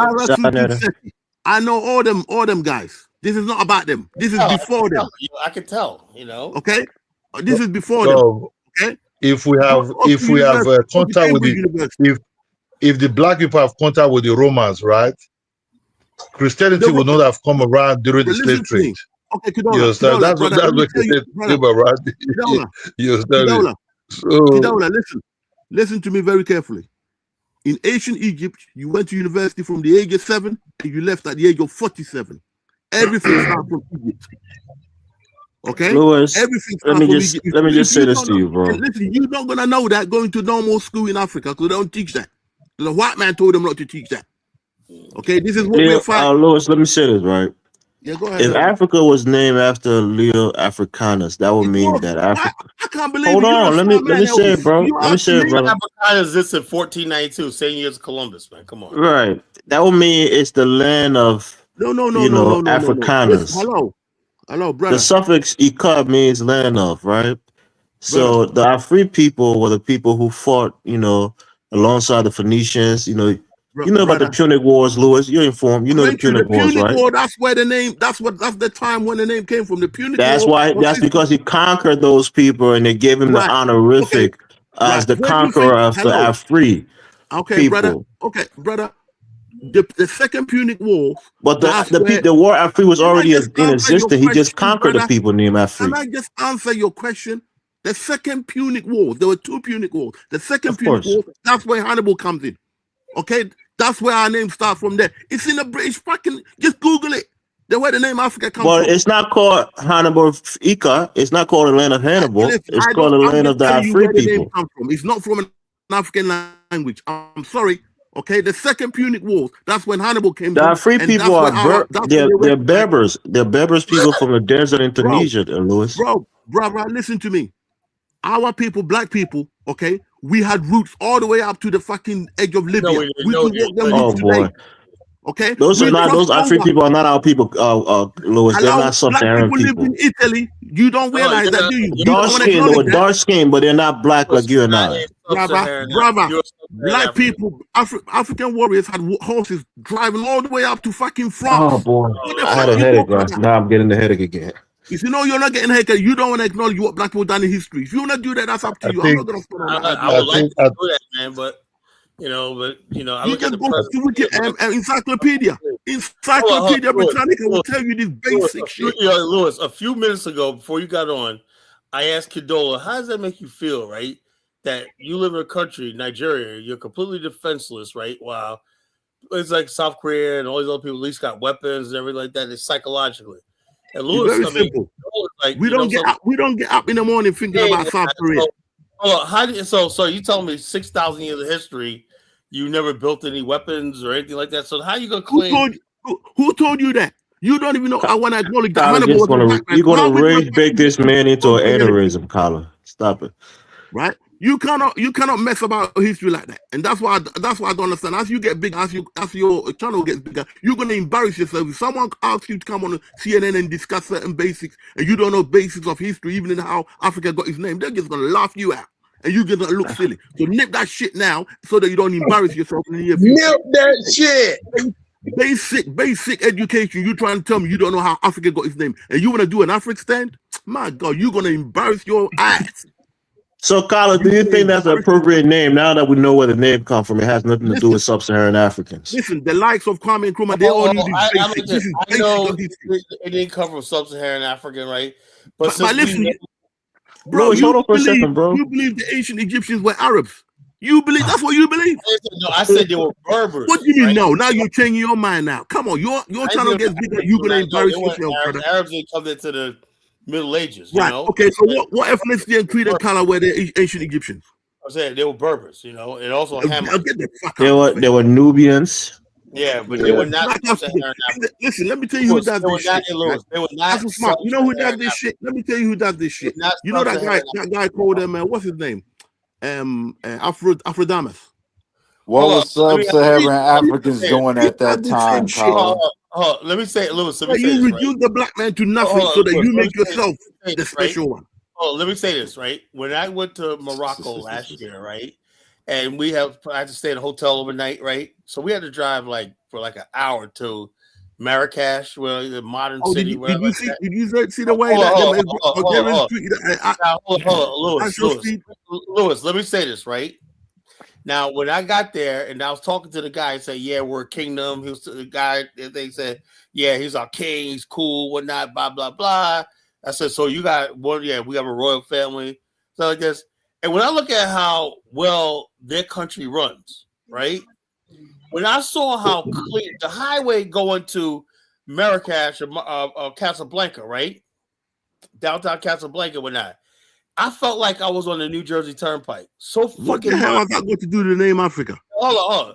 Let me say this, right? When I got to the city, right? Fucking the streets was so fucking clean and orderly and stuff like that. These people, the restaurants, shops, everything like that. And then you know what dawned on me? I said, if these people say that they were great thousands of years ago, I will believe them. Because I look at what they have. Don't come from there. They don't come from there. They're white Arabs. Oh, okay. Well, yo, the Berbers. Those people have been there for a long time. They've been there for 10,000 years, man. They've got Arab money. They were enslaving your people up to 1980. The Berbers are not fucking Arabs, man. Two different races. Listen, my brother, listen to me. The problem I've identified with some of our brothers and sisters coming back from the great war, coming back. This is the problem. You're so desperate to be accepted by the white man that you're good and you I don't care about the white man. What? I just told you I like the way that country looks. Carla, listen to me. Okay? You're so desperate to prove to the white man that you can do it, that you want to throw everything away.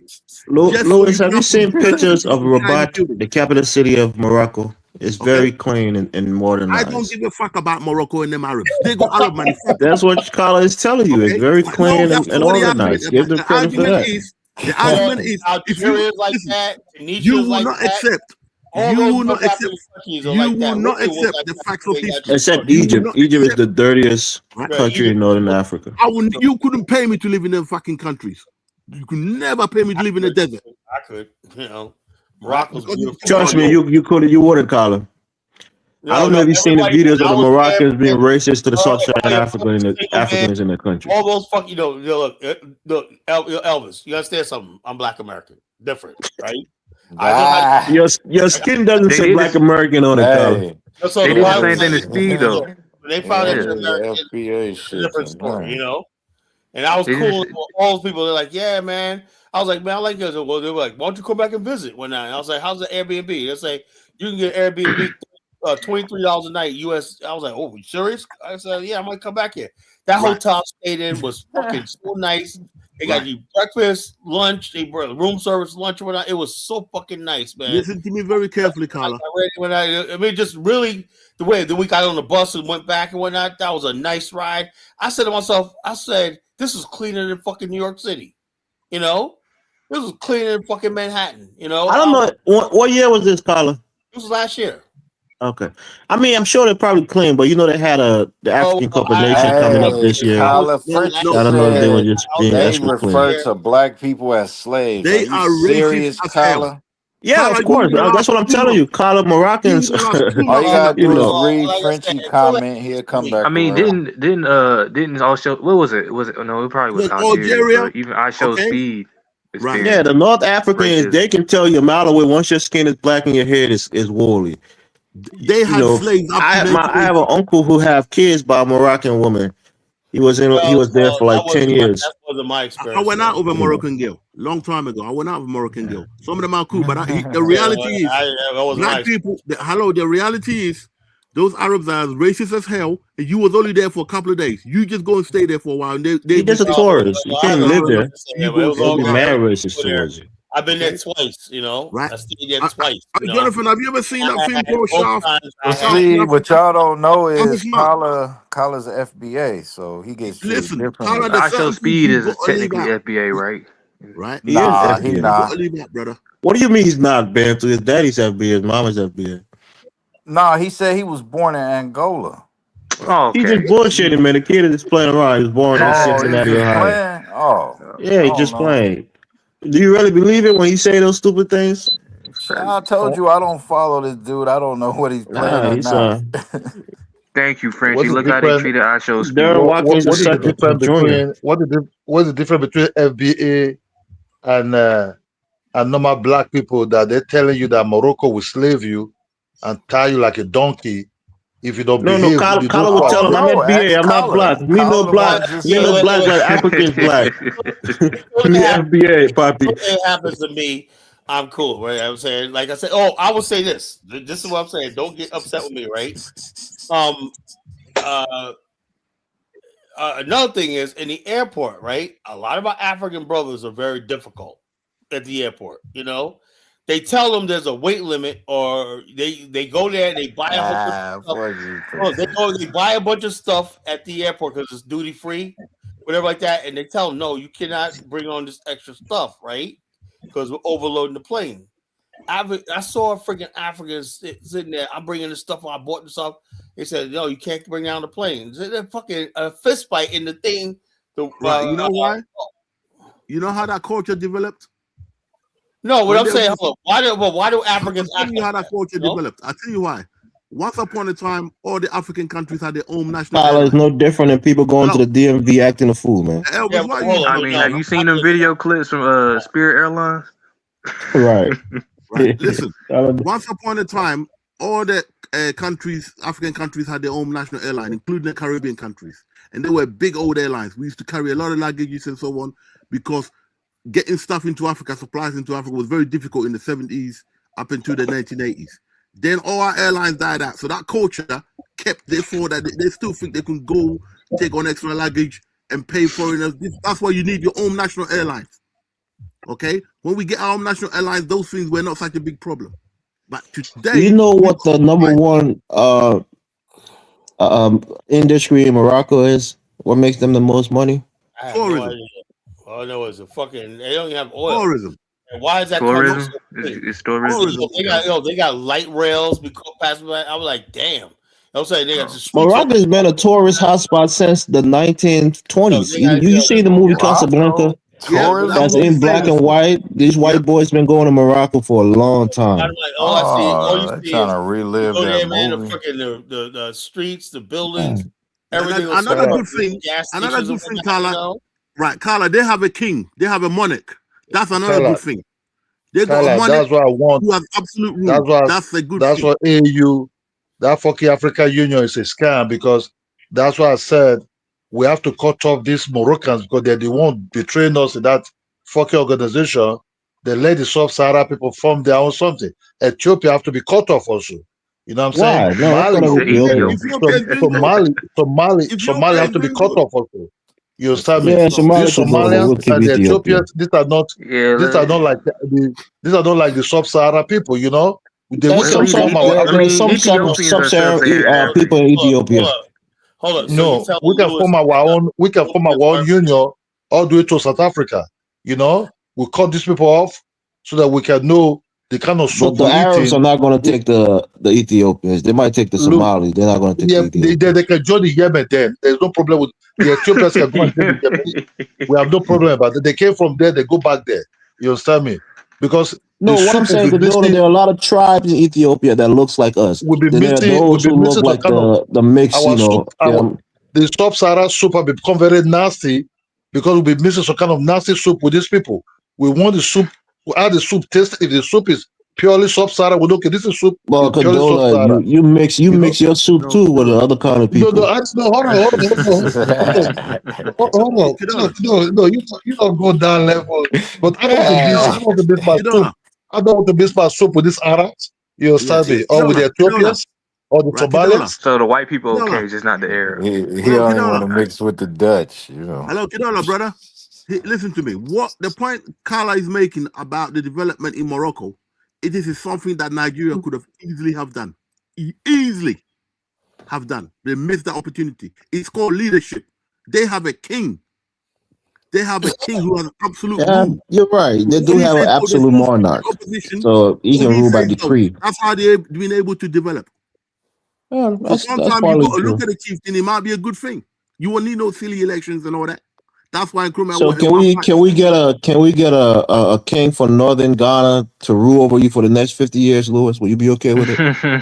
In Northern Ghana, they're not smart enough to rule over. Oh my gosh, Lewis! Oh my God! You see, right? That was just a bait you fell for it. What do you mean they're not smart enough? Right. Listen, you know, right? They're still fighting to this day, right? It takes the other ones to stop the fighting and all that. They're still fighting to this day. Okay. So who's smart enough?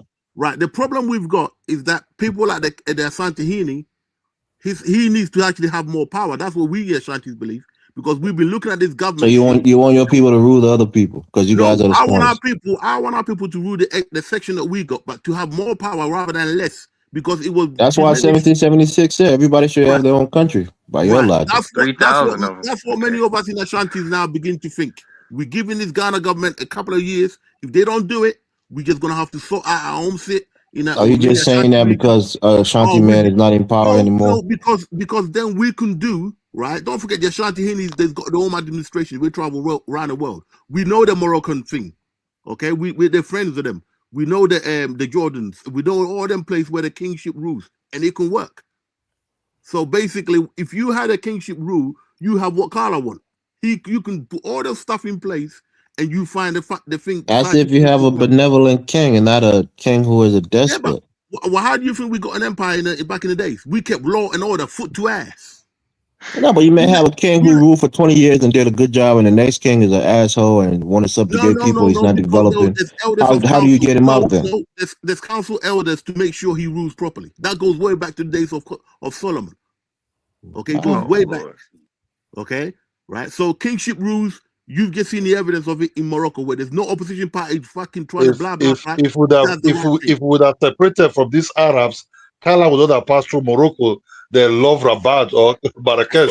Kala loves development. That's good for him. You like it. To the ways people belong to that going towards Morocco, South loving Morocco right now. You see how the whole thing play out. All I know is you get at the airport, they're so professional. They handle it, stuff like that, sir. Sir. Yeah. Because they beat women there always smiling. They're always smiling. I had two Moroccan girls, right? I was trying to get a cell phone, a card, whatever, a calling card. They said, "Come on, come." Matter of fact, I owe this one girl $10, right? Kala, because these Arabs are mixed with Jewish people and white people. Do you know one of the things in Morocco, Kala? To one girl's like, she saw my picture of my wife on the phone. She goes, "Oh, is that your wife?" I said, "Yeah." So you happy? She said, "Yeah." She goes, "You want another girlfriend?" I said, "Nah, I'm good." You know, Moroccan women will set you up in a heartbeat, Kala, Elvis, and they're known for witchcraft in Morocco, bro. What happened to me? They're pretty too. Kala, you can marry. They're known for putting hexes and witchcraft on people. You never hear me talk about any bad experience with women. I've never had bad experience with my whole fucking entire life. Never. Yeah. Kala, those Morocco women, they can easily marry you, right? Even if you have a girlfriend or wife. You know what I mean? Man. She was just cool. I said, "No, I've got a wife, whatever like that. I can't wait to get to her, whatever like that." She goes, "Oh, we still got native Moroccan blacks there, though. We like the Americans. We like the Americans, right?" And then the guy that was standing there, right? She goes, "But he don't like Moroccan women, right?" And I said, "Dude, man, see these girls? They're fucking fine." He goes, "Oh, he likes European women. He wants a blonde Swedish woman or whatnot." And I said, "Dude, man, look at these girls." He goes, "Yeah, but you got to understand something about Moroccan women. They expect you to feed them when you take them out." I said, "Look at these fine ass women. They look good. Moroccan women." I hate to say it, Kala. The guy was just telling you, it's Oh, by the way, if you can't afford a simple fucking meal, come on. Kala, how can you marry people that marry themselves? These Arabs marry their cousins. That doesn't go fit. That's what they are big ass. That's Pakistan. That's Pakistan. Conversation. That's what they are big. That's what they are big ass with little eyes inside their heads. You don't forget about that, Kala. She helped me out. She helped me out. She helped me out when I Kala, forget about that, Kala. Kala, if we would have called them off, we would have flashed straight to Liberia without us seeing Morocco, right? I'm just trying to put on game for somebody like Dark Migo or somebody like that. Young people. I'm not trying to do nothing like that. That's not me. Hey, listen, Kala, I gotta go. I'll catch you guys next time. Advice, man. I'm past. All right, brother. Advice about women. All right. I'm just saying to the young guys out there, they're like the hell they say we like you. FBA, who was that? They're like we like you American guys a lot, whatnot. They're to be calling our FBA every 5 minutes. So bottom line is, a lot of want to want you to bring them to America. That's what it is. They want. I'm not gonna say anything because you're gonna think I'm trying to fight with you, but hold on, guys. That's the reason I called out here, right? To address Bantu Mandinka, right? this whole Olmec thing. Why do y'all think just because you see some heads like black? Listen, those Olmec heads, right? Black sub-Saharan Africans are not the only people with those facial features. So just because you see somebody, a statue that looks like it could be sub-Saharan Africans, bro. Look, you made a great point, right? I want people to look at the Filipino people that their noses, right? Manny Pacquiao. They got some wide nose. So what? Big lips. That's what I'm saying. So just because even you the see a statue Indonesians. with there's no such thing as black features. I asked a Bantu Bandika 6 questions. He got Man, I just asked you, can I play the video? But you said no. I don't want to hear no video, bro. The point is, there is no That was a setup, man. Those questions was obscure. A lot of people don't know the answers to those questions. Hold on, let me finish. Why is it, Kala? Kala, can I ask something? Kala, why is it that it's black people? Kala, why is it that it's black people sometimes have the tenderness of claiming something that actually don't belong to them? It's because it's not just about the black Americans alone. If a lot of Africans also, you understand me? They all say, "Oh, we're this, we're that." But if you check other race, like white people, they will tell you, man, who they are, where they're from, and they will stick by it. But you see, like black people sometimes they dance around like the way they dance. We have 500 years. You know, Lewis, why? Kidola, because we have 500 years of taking L's. So of course we wanted to escape. But not just so is that what you're saying? Bantu and the FBA want to attach themselves to the Olmecs because you think they were great people. Man. Ain't nobody taking L's with you.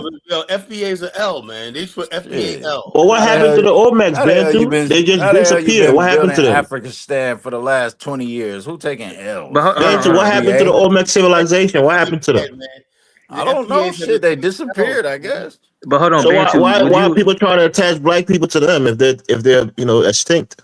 Because it's an ancient culture that was here before Columbus. That's why. But how do you know they were black? Has it been verified that they were black Negroes like yourself?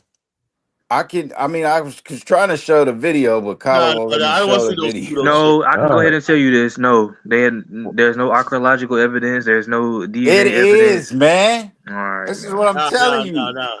If you want to do that, Ben, so you gotta get your own show. You ain't playing that shit. All right. Hey, put it in the back chat. Put it in the back chat. I'll put it in the back chat. We do not do pseudo shit on the show. No pseudo fucking shit, Yeah, because like I said, like you gotta realize they got evidence of figurines, all kind of shit. You see, you don't jump. Right? I asked you, what type of weapons did they have? Walk to that place. I'll meet you there. Oh, Mama, Bantu, let me tell you, right? I know you're a big fan of the Olmecs. Can you tell me some of their famous? I don't really care about the Olmecs, but I'm just telling you, black people was here before. Yeah, and that's just one example. That's just one. I want to ask you one thing. There's more examples. Bantu, I'm trying to learn. Get your mind, you got me all excited. Tell me one famous battle. One famous battle. Yeah, what famous battle? Who they conquer? So they have to be a great civilization that they had to conquer somebody. Oh Lord, man. Those questions are tough, man. Those I get caught up. Those are tough questions. I mean, the real thing is there's no evidence is because you have limited understanding or limited knowledge on the history of the people, Bantu. Listen, it's just the only thing you know about them is they look like black people. Besides that, you don't know the history. You don't know any of the kings. You don't know any of their. But that's the thing. We got people on this earth right now that look like sub-Saharan Africans, but genetically they are distinct. It's not really that difficult. I mean, he just tried to say that. I mean, Jonathan was telling them all the things that he was asking, but he trying to shoot at me because I don't have the fucking information. Now when I got the information, I don't want to hear it. I don't want to hear it either. Hold on. There's another thing. Maybe Elvis could answer this, right? Jonathan said, ask him about the first king, right? And something like that, right? Jonathan said San Lorenzo. Now, how could they have that name? That's a Spanish name, right? And he said they lived in 1600 BC. That's way before Rome, Greece, all that stuff like that. The Olmecs was in where? They were in Mexico or in Polynesia? Where were they at? Mexico. Mexico. So how could they have that with a Spanish name? Why would the Olmecs have a Spanish name come there for like 2,000 years later? I don't know much about the Olmecs. I haven't studied them. So the bottom line is, like I said, this is what happens when people aren't well studied. And you know what it is? You got these people. I know back in the days, right? People were like, yo, they'll say some bullshit, right? and then you say, if you say like you guys want to have a physical altercation with you, when you tell them this shit's bullshit, you know, we say, you know. Now I'm like, yo, man, nigga, you know, I don't give a fuck, yo.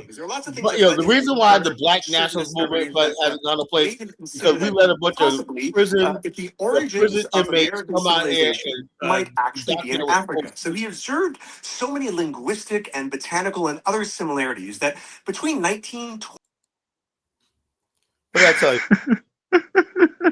Because some white guy saying, "Get the fuck out of here," you know. No, I mean, there's white people out here now saying that Black Americans are Aboriginal. And yeah, we know they lying. It's AI. Black people put out AI. White people because they say, "See, a white person said it." That's how they be doing. A white person saying it when they do an AI. Listen, the point I'm trying to make is there's people on this earth right now that could favor sub-Saharan Africans living right now, but genetically they are distinct. So I mean, just because somebody looks like you or whatever else does not mean what they don't understand is sub-Saharan Africans and a lot of people from Southeast Asia may have split and be around the thing. Just like you have people like Ethiopians and whatnot who are more aligned with Caucasians, you know, Berbers, Ethiopians, Somalis, they have slender features and they maybe have similar features as Persians, Aryans, and stuff like that. So human beings on this earth will look alike. You know, a lot of sub-Saharan Africans may look like people from the Easter Islands, some parts of the Philippines, Indonesia, and stuff like that. You know, because they probably, came from the same haplogroup eventually tens of thousands of years ago, like a million years ago. You know, they split off thousands of years ago, like long time ago. But the bottom of the act, with this whole thing about they sailed across the Atlantic, but there's no evidence of any African ever sailing across the Atlantic. Didn't have any navigable sea routes and like that. The collar kickoff Bantu, it's in the back chat. No, I just put him down because he's because he was playing a video. I said no. If I say no, don't play a fucking video. Don't fucking do audio. I don't want to hear it. You know, I don't want to hear pseudo shit. You know. He said Olymp is just one example. What somebody is given history of antiquity here that before Pangea, oh Lord, all the lands was connected. So different African groups ended up scattered everywhere. Listen, the whole Pangea thing was before modern humans was even on Earth. Yeah, before we even developed as human beings. Yeah. So we wasn't living on Pangea. We weren't living on Pangea, man. I mean, people try to make up anything to make sure. Then what gets me is Bantu Mandinka says he's not an Aboriginal, but that's Aboriginal talk. You know? No, that wasn't Bantu saying. That was this person in the chat. The NYC guy. No, I'm just saying that Bantu says, "Oh, that's a wobble," because they're embarrassed about that shit. You know. But the bottom line, when you start talking about Olmecs and shit like that, you're saying the same thing that the fucking the whole idea of black people being indigenous because they believe in the Olmecs. You know. And somehow Central America becomes North America. You know? And question these America is Egypt, Colin. America is Egypt. Well, why would somebody go from in the portal and the Grand Canyon? Don't forget about the portal. Yeah. Mississippi was a Nile. What did somebody call Alabama? Man, I don't want to deal with real evidence. Just say it. That's not real evidence, man. If that guy took that to a college campus, he'll get left off the campus. There's some guy. Yeah, because college is a joke. This stuff college is a joke, Bantu. Really? It's a motherfucking joke. You learn mathematics, you learn science. Well, mathematics, no, that's not a joke. Oh, okay, all right. Okay. I'm glad you conceded that. The thing about it is, if you have proof, you can go to those places and debate it. Man, the proof and bring all your evidence. But the Aboriginals never want to show up. It's proof because we say so. Yeah, you're right. The they want to just stay on there YouTube because it's there, not because I knew it was a lie. I knew it was a lie when a guy on Kaizo's channel said that Dane Calloway paid him to say that Black Americans don't come from Africa. That's when I knew that Dane Calloway was gripped. Bottom line, they're all a bunch of liars, you know. Yeah. Pseudo black people, unfortunately, have not But really. the whole argument is that the Olmec heads did come from Africa. So I don't know what They y'all didn't talking though. about. That's what you not understand. Everybody that has a broad nose and big lips does not mean they're That's African or just what sub-Saharan y'all African. saying, man. Oh my And god, which we can literally see it right now. They say 1600 BC, right? That's y'all argument. Hold Bantu, on. have you seen the Timor people of India, of southern India? I know we got that phenotype all over the world. Yes. Yeah, but they're I not say black yes, people like you sure. and I.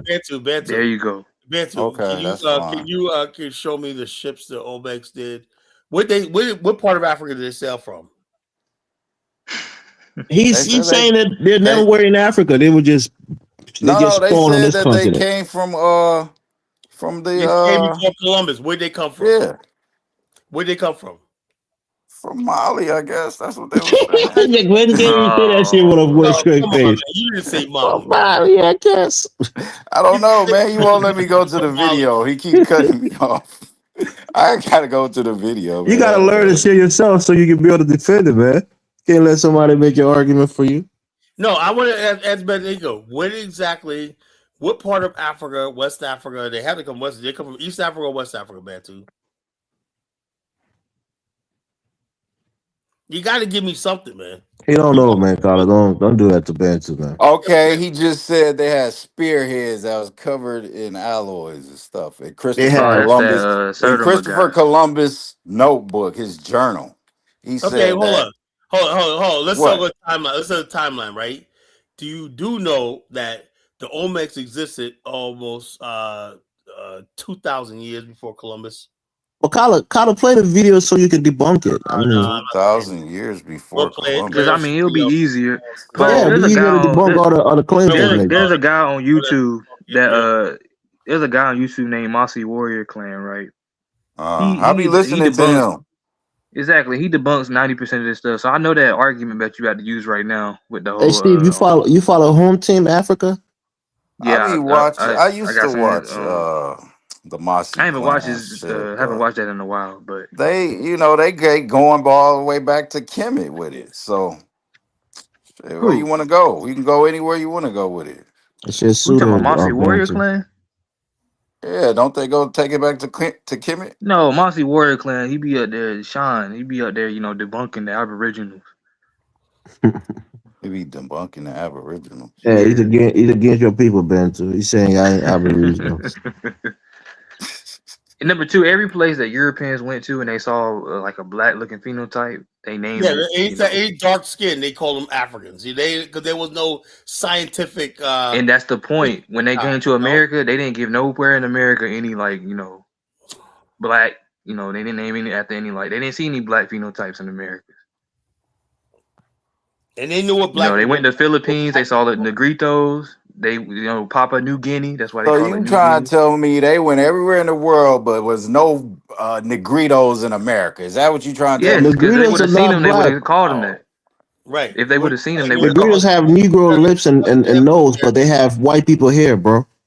Right. But when white people seen them over there, they thought, that's why they call them the Negritos. That's why in Americas, right? They call them Indians because they thought they were because they didn't see any black phenotype looking people here. If they were black Bantu, they would have called them Africans.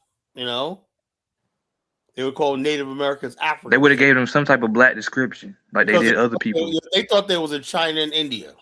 And the Native Americans were not even black; they called them Redskins. Yeah, so their skin weren't even dark skin like that. It was just running. They thought they were from India. They thought they were in India. That's why they called Indians. Why they call them American Indians? Because they thought when Columbus came there, they thought they was in India.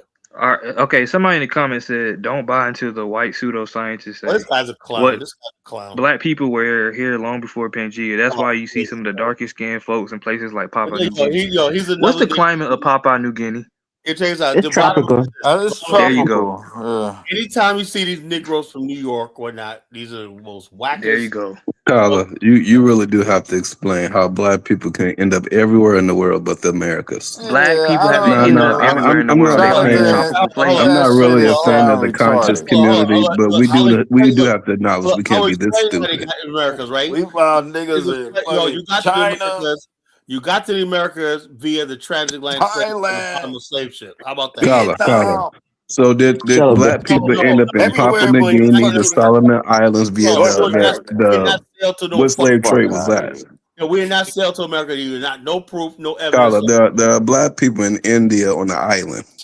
How did they get there? But they not Were they related to us, enslaved there Jonathan. too? Yeah, the They're not related to us. India, there was black people in Europe, right? They darker than you. They're darker than Africans. But they're not related to us. They do have nappy hair, Steve, so they do look African. No, I know they do, but that's what I'm saying. Africans are not the only people. I mean, no, Steve. Africans are not the only people with those features. That's what my point I'm trying to make. Steve, Africans are diverse people. No, we're not. Right. Kyle, you ain't been to many African countries. I've been over 17. Niggas don't look alike everywhere you go. Trust me. you gonna the point I'm say trying to make, that, we got man? DNA evidence, and they are not closely related to modern Africa got the most diverse Steve. On one hand, hold up, they did a DNA from somebody from Papua New Guinea in Africa. There's nothing. Wait, Steve, you on the Telegram panel, you said that the DNA that they be doing is not complete because they only have a certain amount of samples to deal with. But no. But they already don't compare Africans, sub-Saharan Africans with people from Papua New Guinea and stuff like that. They Wait, Steve, at all. There's no link. Steve, it's very interesting, right? When you go to these places, they tell you they're from Africa. I don't care what so why is it that? I mean, Kala, you've been indoctrinated about white people claim for their too grandma long. said they were Native Americans. Is it true? No, I'm indoctrinated by the fucking. Damn, Steve cooking tonight. No, Steve ain't cooking nothing. Everybody is cooking his face, but he ain't cooking. Look, if you guys read enough books, history, whatnot, you would have an idea. The problem that we have is, Kala, we were educated by white people. And even when we can look at white people, the stuff that they said, and know that it's a lie. Jonathan, the problem with this is, right? I'm proud of my damn education, right? Because But wait a minute, Kala. White people came up with the out of Africa theory. So are they right about that or are they wrong? I have no fucking. Kala, you gotta see this comment. Something. This they person created said, a science that could be. My father, hold on, Steve. My father almost looked like the Olmec statue. The Olmecs is definitely Black Americans. No. Wait a minute. That's though. fine. Elvis, I got a question for everybody on the panel. Did everyone in here take science classes? I took science. In scientific theory, do you prove your shit is right or do you try to prove your shit is wrong? No, you got a theory, right? A theory. Right? And your point is to disprove your theory, but some theories you just can't disprove. Everything is a theory. I can create a theory. You can say all day. Nothing you say is scientific law. Yeah, a theory has to be proven over and over again and peer review, and then it becomes law. It becomes scientific law. No. With that being the case, Elvis, is it theory that Jesus Christ existed, or is there scientific law to say that he existed? Oh, Jonathan, it's Monday. Fuck all this. That's a faith-based system, so we believe. It's a faith-based. Okay, but science is also a faith-based system. No, it don't work like that. Nah, faith is the evidence of things. I got a question. So we got plenty of theories. We got the big boom theory, and then we got niggas came from monkeys theories. We got everyone coming out of Africa theory. What theory do you guys want to roll with? Because at one point science said Pluto was a planet. Now they say it's not a planet. Hold up. Science changes every single fucking year. Hold up. No, when something becomes scientific law, that's it. Tyler, based on that, everything I learned about the solar system was bullshit because they then changed it. This is what I'm talking about. I'm dealing with fucking illiteracy. That's how you know they're not real scientists. They're not real scientists. They don't even know. Hold on, let Tyler speak. I want to hear what he got to say, man. Hold on for a second. All right, let me drop these two clowns, goofballs down. Fucking, I'm sick and tired of dealing with this shit, right? I'll just shut the show down. Look, there's scientific theory. Anybody come on, and there's scientific law. The law of gravity. The law of science of supply and demand, the law of relativity, the theory of relativity. Einstein had the theory of relativity, but not scientific law yet, right? When something passes certain peer review, it becomes scientific law. That means it can't be disproven. The law of the periodic tables of the elements. You understand what that means? I bet that him and John don't even know what the fuck the periodic table of elements mean. You know, this is what happens when you got people getting online thinking they're fucking educated and not. The law of supply and demand. That's scientific law. That means it's no debate. It's law. The probability as 100% accurate. The law of probability. The law of large numbers. The law of large numbers is a scientific law. You know, once it's scientific law, that's it. It's scientific law. It can't be a thing. The law of speed. You know, the law of sound. That's science. How science works. Okay, Kyla, in this case, what scientific law are you using to say that everyone didn't come out of Africa or there was no Big Bang Theory? I know. The burden of proof is on you. That's not how that works, Kyla. No, because you're the one. proof is on you. You said you're African. Hold up. It's known that my ancestors come from Africa, and everybody I know that's black come from Africa, right? Now, if you have something different than that, so you're saying that all the black people around the world come from Africa? No. I ain't said. I said the black people in America. Came from Let me say this. It's documented, Jonathan, that they brought people here on slave ships, right? That you can agree on that. Yeah, most definitely. But it's also documented that people left Africa. Okay, like Jonathan. Hold on. Wait. Did they leave Africa or did they not?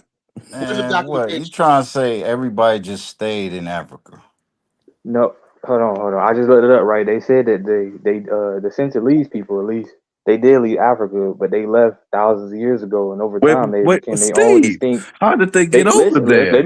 Let me finish. They became their own distinct population people, not closely related to sub-Saharan Africans of modern time. Over there. Wait, Steve. There's no such thing as sub-Saharan African. Bantu, did you put this in the comments, Dr. Oyubo, Dr. White Man? Steve, we stopped being sub-Saharan African when Kyla said that Mansa Musa went to the Middle East. Everybody on the panel is sub-Saharan African. Checkmate. The point is, they left Africa a long time ago. They're not related to modern day. Yeah, but Steve, what do you mean? How can you leave a continent and then become something separate from the continent? Because if that's the case, Steve, we left the continent over 400 years, my nigga. That's not. It takes more than 400 years, Jonathan, to become. That ain't true. That ain't true. 1,000 years. That ain't true. Once you become genetically mixed the fuck out. Bottom line is this, you guys basically... We still got genetic markers that show up in African populations, John. They correct those genetic markers to make it mean whatever the hell they want to mean. And then they change it over time. All right. Steve, this was your argument on Telegram. DNA is a lie. DNA is scientific. That's not what... That wasn't my argument. Kyla, what tribes are you? DNA... That wasn't my argument on Telegram. Kyla, what tribes are you? I don't care. I don't know any tribes. You did your DNA. They forgot to tell you. All I do is go by the region. You know, I go by the region. Find a haplogroup. I don't. Why you only go by the region? The region. Though, wait. Do y'all realize when you say you go by the region that these people are migrating all over the place? So what region? Too many tribes. No, because tribe, Jonathan, people from the same thing. Your tribe doesn't distinguish your hypergroup. Your race. Right. Yeah. Exactly. Anybody can go from one tribe. Is just something how many haplogroups are in Africa? There's several. The E1, the L haplogroup. They got different haplogroups. Now, is that just the haplogroups they know about, or are there more possibly? Certain haplogroups are prominent within certain regions. Like West Africa have the E1, haplogroup that's prominent in that region. The Eastern Africans have another haplogroup that's prominent there. So, people create tribes. But a Bassa man could become a Crown man, or a Pella man could become a Vibe man. And that happens all the time. You marry into the group, you go there, you live there, you speak the language, and you start identifying yourself as that tribe. Over time, you are that tribe. A tribe is not a race. That's why when I go to Liberia, I'm surrounded by all different types of people, and I feel at home because we're all the same race. Jonathan, my argument on Telegram was that DNA tests just show you like people that you are related to, closely related to within the last 600 years. When you talk about what's it, autosomal DNA, so that's like the percentage, 20%. They only go back 600 years. Hold on, I'll look it up. That's not good. Your Y and your X lineage, a tribe is a social construct. DNA test can tell you your tribe. They go back thousands of years. There's a difference. So when, like, for instance, my all, wife haplogroup. all I know is when I'm in Africa, right? When I'm in sub-Saharan Africa, Liberia, right? The bottom line is this: people say, "Oh, Kala, look." When I'm in a black country, right? I don't give a fuck about somebody's tribe, background. All in my mind, I see is everybody looks like me, black. That's race. That's the reality.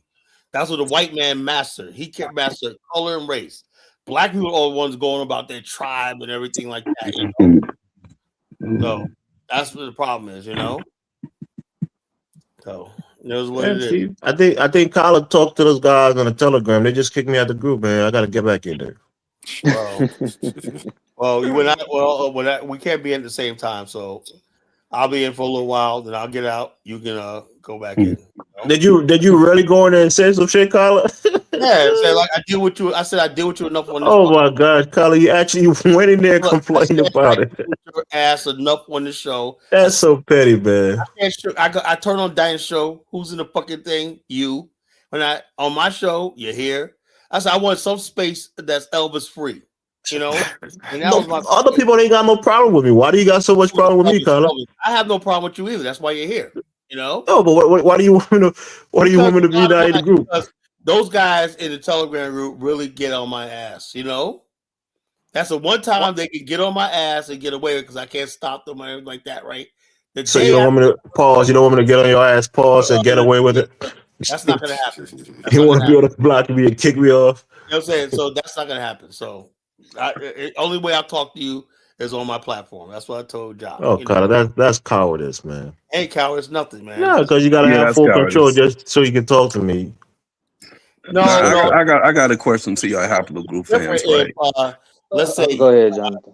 There was a forum where you and I would go to and it's neutral, but nobody else shows like that, you know? Kala, you a haplogroup fan too. Now, when you look at this haplogroup shit, it says haplogroups without mutations. And then that's only Africa. And then the rest of the groups are haplogroups with a mutation. They're literally descendants out of Africa, but they have mutations. Right. So how does that make sense that y'all say that these people didn't come out of Africa?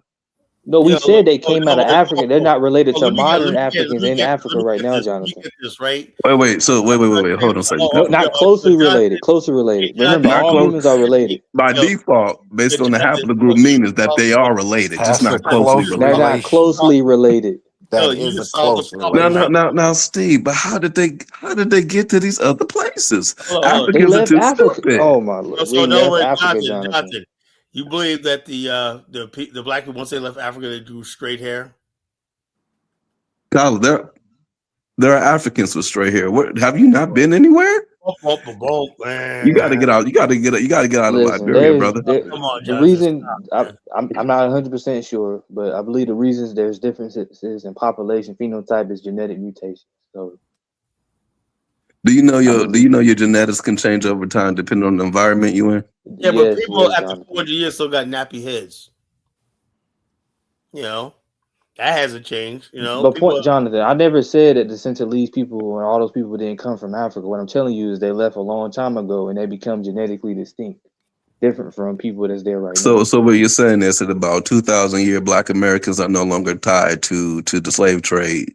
If that's how long it takes, I guess so. Y'all crazy. Y'all got to stop this nonsense.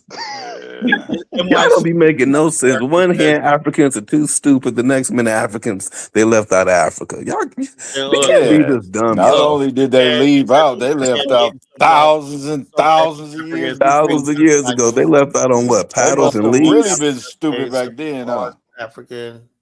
African shit, bullshit. We already know that all humans are related. All humans are 99.9% the same. Yeah, they came out of Africa. Man. The Africans are too stupid to travel. Don't try to come back around. So I guess the Africans are too stupid to travel out. They're the foundational Black Africans. They never left anywhere. That's what you're trying to say. Because they were too stupid to go anywhere. No, I don't think that's the reason why. Some people want to, Africa was comfortable. Well, you got everything. You got abundance. You got Exactly. Carla, they have famine in Africa. What do you mean they got it in abundance? And we don't know. We don't know what it Africa was has like no thousands of natural years ago. disasters. So Africa has no Yeah, we natural do. disasters, no Man, you hurricanes, don't no know what it's earthquakes. like Wait, hold now. on. Y'all say we don't know what it was like thousands of years ago, but y'all see the Arabs come over. Y'all see the Look, you had Chinese the come over. Nile The River. Europeans come Look, over. you had the Nile River and the fertile Niger River, right? For growing. Whoa, the What do you Nile think River. that place for? Carla, that's not sub-Saharan. Oh, hold on. Niger is sub-Saharan. The Niger River. Where's that located, Carla? Oh Lord, that's in West Africa. it runs The through Niger is sub-Saharan in Africa. Nigeria and Niger, Jonathan. That's He big. said the Niger Nigeria. River. He said the Nile No, River. Carla. What they got to do with the other No, West there's African a Niger areas? River there too in West Africa. Because it doesn't go all throughout West Africa. So how did the Oh, other he West said that. Africans survive? It empties out in the Atlantic Oceans to Senegal. You know. But most of the Africans weren't coastal people. Well, no, but I'm saying that's why I said they need to go to the coast because the people on the Niger River, their networks. According to you, Carla, most of the Africans weren't coastal people. When the American Liberians got to Liberia, they weren't on the coast. People, I never said that. You know, there was no need to go. Hold to the on, coast. y'all. Let me go to episodes 2 episodes ago. Whoa, who said they were coastal people? Oh Lord, I'm about to carry out the truth for you, Carla. Don't do it. Don't do it, Jonathan. Remember I said that. I guarantee you he won't find it. You know, He gonna find it, man. That's a long task, Jonathan. That's a 6-hour show. You're gonna try to find something in the 6-hour show. See, the thing is, Elvis, I just got to see your face on the platform, and I know that's all there. I got to look for. If your face is not showing, it wasn't mentioned. Africans are coastal people. But according to Carla, though, where's Monrovia located? No, this is what I think I said, right? I said in modern times of Africa, right? Modern times, right? The reason why we have coastal cities is because of the presence of European settlement and expansion of the continent. That's what I said. Okay. But prior to Europeans, most of the concentration was interior. Which would mean what, Carla? Before the transatlantic slave trade, the Europeans coming, building forts on the coast, most of the trade was done through trade networks in the Sahel region, in the forest region, and across the desert and whatnot to West Africa. West Africa was a trading center, you know, of exchange. So how did these people survive so long without water? They didn't have cars, they didn't have planes, they ain't got trains now. Niger River, so how are they surviving? The Niger River is one of the largest rivers in the world. What are you talking about? Not everyone got access to it, Carla. Oh Lord. Carla, that's based on fact. You can't say everyone got access to it. I'm gonna give you this is what I'm saying. I gotta give people history lessons. Show the map. Show the history lessons, Carla. Map, you know, because when American Liberians showed up, Elvis people were deep in the bush. That's why they established Monrovia there, because nobody was there. Now you're saying people were there. When I'm talking about Mali, you're talking about almost 10,000 miles away. You know. Is it map? The black man circumnavigated. If they 10,000 miles away, that don't help your case. What are you talking about? You don't even make any sense. What are you talking about? Tell me what you're talking about. If the people are always in the interior, you said most of the people are in the interior. Yes. Right? How are they surviving if they're not close to the ocean or not close to the Nile River or the Niger River? At the Niger River.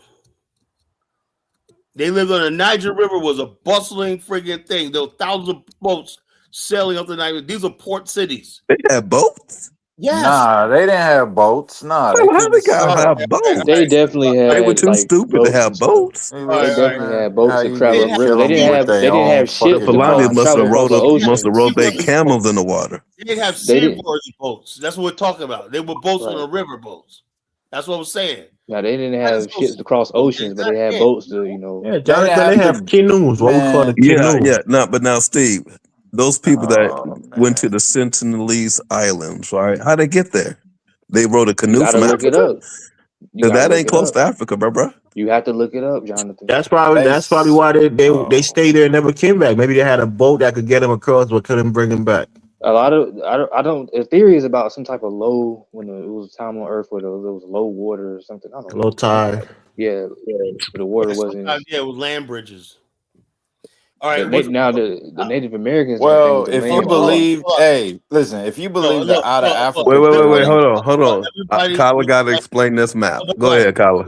This is West Africa, Uh-huh. right? This is the Niger River, right? Look how it flows, and it has estuaries, tributaries, everything like that, going all the way down to the Volta and the Niger Delta right here. It flows from the Niger Delta all throughout here, right here, Niger, and it goes out to Guinea, and it goes out to Sierra Leone, right here. All of West Africa benefited from the Niger River. That's what the civilization was built around. So all of West Africa had access to that river, Kyla. Yes. Yes. You see all these tributary river streams that connected to it? Every person had boats when that sailed today. And all along this river were trading cities that everybody came to trade. All these things, Tagaza, all these things that went all the way down to through Nigeria and across the Benin, all that stuff like that.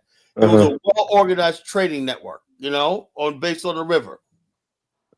Above the river, right, trade was done through land, right? And above that, the Sahara Desert is where the Berbers took the goods, traded the goods, and shipped it to North Africa and the Middle East. But this was West Africa. Now, Kyla, I know you've been to Africa, and you probably went on a road trip before. As a Niger River, right there again. Boom, boom, boom. Yeah. I know you traveled through. I know you traveled throughout Liberia, and I have traveled throughout West Africa via road trips. How long you think it's taking them to walk across this whole desert land and go from one place to another? Hold up. Do you even know the history of this region? Oh no, hell no. Of course you don't know. So how you arguing me? No. I'm arguing the logic part because on one hand, Africans are too stupid. The next hand, they're intelligent. Let me like this. I'm saying they built this. They didn't sail across Atlantic because they didn't need to. I'm sure if they wanted to, they could have figured it out. But there was no need to. Okay, here's the Papyrus Reed boats. What y'all have you heard about that, Kyla? Papyrus. Yeah, that's the Reed boat that used to travel over the Nile, Bantu. Okay, they could sell that across from Barbados all the way to Morocco. They can't use that on the ocean now. Only on rivers. Only on rivers. Yes. And maybe even overseas, but not over the ocean. So if that's the case, how did the Solomon Islands is populated? How did they get to the Solomon Islands? You know they could just ride the currents on those boats, right? Some people in those islands see far when not, but the bottom line is, West Africa is different. That's the Pacific Ocean. I know they say what they say that the Pacific Islands did? They were island hopping or something like that. Yeah, but island hopping. How are they going over the ocean? Islands hop from. You don't have to cross the whole fucking sea at one time. Yeah, so the bottom line, Bantu man, that's possible. Yeah, you've been exactly. Nah, you've been But the problem is, once again, you still haven't provided any evidence. I just provided DNA evidence. The thing is, Bantu, they don't have no evidence. On one hand, it's the haplogroups. On another hand, they're not tied to Africa. On another hand, they left Africa. But on another hand, they're too stupid to be in Africa. But on another hand, they're too stupid to leave Africa. No, it was smart. So you guys are always saying this to prove that the FBAs were already here and all of this. Thousands of years ago. You know what the problem is? No, Elvis. What I'm saying is, I'm just saying it to disprove. Shut up. Jonathan, and which one I'm thinking about as European explorers. The only people that need to leave where the fuck they are were Europeans. Because Europeans was a fucking backward disease. Nobody else, the Chinese, nobody had to leave in mass to survive. Africans had everything they needed, so they stayed there. Same thing with most Indians. Yeah, some people immigrate, whatever like that. But the bottom line is this idea that they were exploring. Europeans were trying to find places to survive. They were trying to find spice trades. Africa had everything in it. It had all the spice. It had the gold. It had everything. It didn't need to go any place. That's what we're talking about. Carla, you can't eat gold. Now, at the end of the day, no, you sound like Cyrus Pseudo City, man. Yo, not that Oh, Bantu. the It's Africans Bantu. don't need to He go said nowhere. that They the had Africans everything. did not need to leave. they did What not the need to hell? leave. You Okay, know. but Kyla, what the hell is in Africa now that they still have to Oh Lord. have to leave? What's the Oh difference? Lord, I can't believe what you're saying. Do you understand the Mali Empire was the most largest empire, richest kingdom in Yeah, the but world? why did that guy? Why did Mansa Musa go to the Middle East? Well, he was on a pilgrimage to Mecca. For what? Who For educated? religious Wait, Kyla. Who educated him about Mecca? Check this out. Yo, look. Somebody tell him, because I'm gonna say I don't like talking to people don't know anything because he's annoying me. You know, what you call? Tell him why Mansa Musa did the pilgrimage to Mecca. Tell me, Elvis. You know. Well, it was a religious pilgrimage. Who, Those who Elvis, have who the ability have to make a Hajj to Mecca. If you have the means to do Elvis, it. I know that part. Hold on, Jonathan. Hold on, let me say it. So in Islam, you have to do what is called a zakat. It's like charity work. Elvis, we know this. Trust me. Okay, so I'm explaining it to you, right? So he went from Mecca. He went from the Mali, Timbuktu, all the way to Mecca on a camelback. Cool. And on his way there, he was giving zakat. He was giving charity, alms to the poor. Yeah, all of that So it was a religious What Kyla pilgrimage, just Jonathan. said, Elvis, is that no one else needed to leave where they were from except the Europeans. So how the hell does he get Islam? But out of Egypt Saudi is on the Arabia? continent of Africa, Jonathan. He didn't leave the continent. It was the ocean. But This how was does West Islam Africa. get to Senegal? This was West Africa prior to the Europeans. See all these Mali is trading not in Senegal. It's in Mali.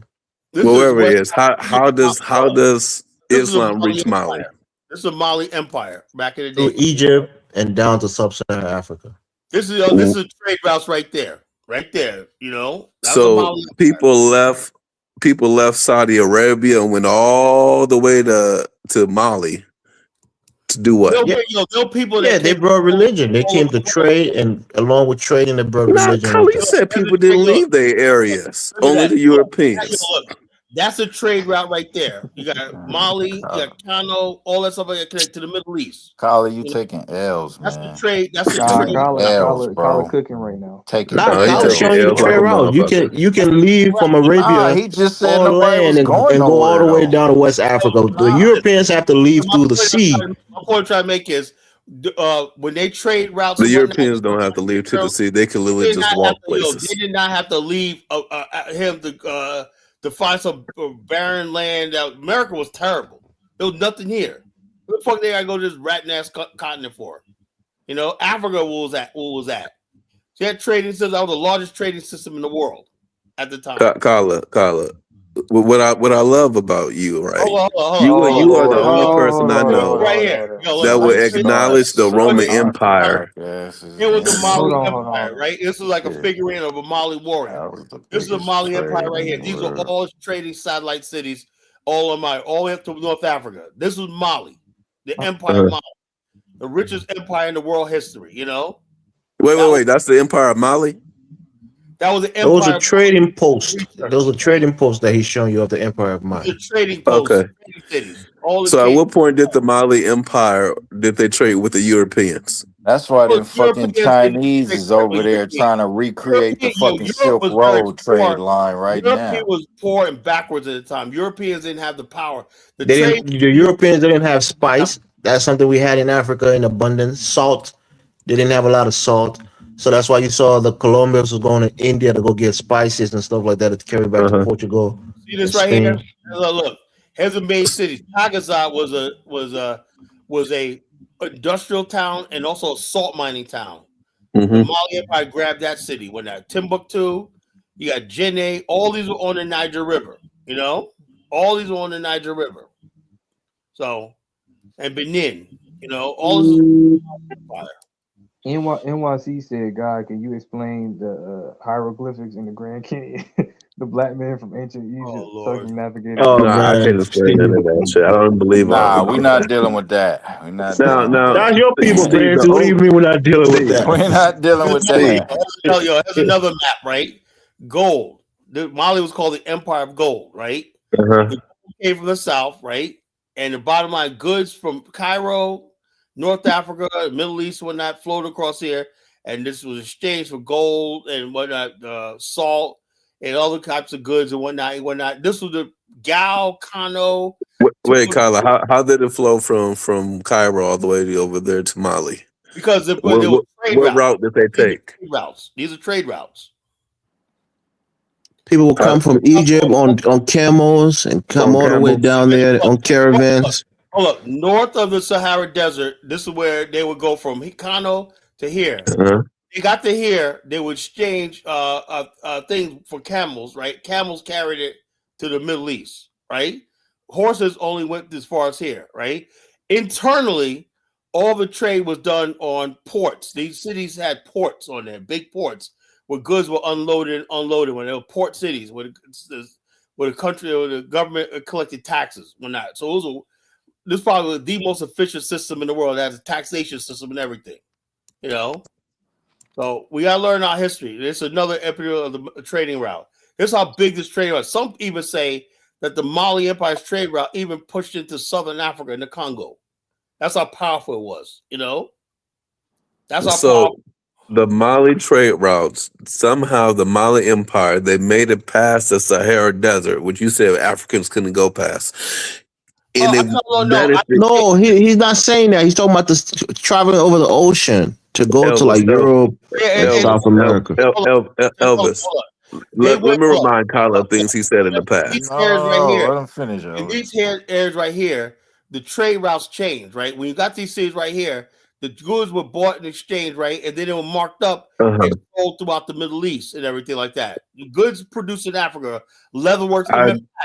In fact, most of the leatherwork you saw in Fez, Morocco, stuff like that were called Morocco leather because sold in Europe. It was actually made in Kano. Most of the textiles were made in West Africa, you know? I believe you. Traded across the thing, yes. Now, in this very conversation, Kyla, at one point, they never left sub-Saharan Africa because they didn't need to. But now they left sub-Saharan Africa They want to have it both trade ways. at these other areas. I'm not going to answer that question again, right? They want to have it both That's ways. the last Jonathan. time. I'm not going to answer that question again. You did not make It's not a question. You're On one contradicting hand, yourself. Africa is this and that. On the other hand, Africa You're ain't not like shit. you filibuster and troll. I'm not going to answer the same question 12 times. Kyla, you made a statement that they didn't need to leave sub-Saharan Africa. Answer the But same then on question. this map, you say they left sub-Saharan Africa. Yo, Johnson, take the night off. Goodbye. The fuck out of here. You know? I tell them all the time, I'm not going to answer the same question 12 times. I answer your question. You said Africa didn't have the capability. I said, yeah, they did have capability. But I said there's no need for them to go across the Atlantic. What the fuck? If you got a big empire like this that's trading the world, the Mali Empire reached China. What the fuck do they need to go to North America? All right, Steve, you heard that? The Mali of the trading groups, when that in Mali, you know, there was Chinese porcelain that was traded from the Silk Road and whatnot connected to the Mali Empire. That was the whole world was an overland trade. The Mali Empire was one part of the thing because all the goods that before they went to Europe was in here. And then they eventually go to Europe. There was no direct routes to Europe from Asia. They had to go through the Mali Empire. This is the largest trading region in the world. They had enough business running to West Africa, you know, unlike Jonathan, who loves America, who's a white man, thinks we got to explore. We're not explorers, Jonathan. You know, the white man explores because his land sucks. Mali, the black man, had everything in Africa he needed. He didn't need to go outside of Africa. Tell him that 20 times. Oh, you saying Africans? So no, Africans are geniuses, right? They don't fucking need to be going outside of Africa. They don't certainly need to go to fucking raggedy ass America for. What the hell for? There was nothing in America that Africans or black people need. Nothing.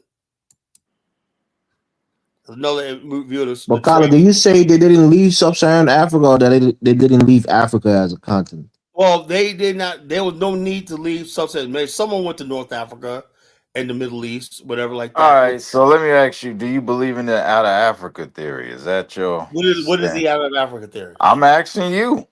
I have no idea what that is. Okay. I don't know. What Say that again, Bantu. I didn't hear you. You said what? The out of Africa theory, where everything came out of Africa.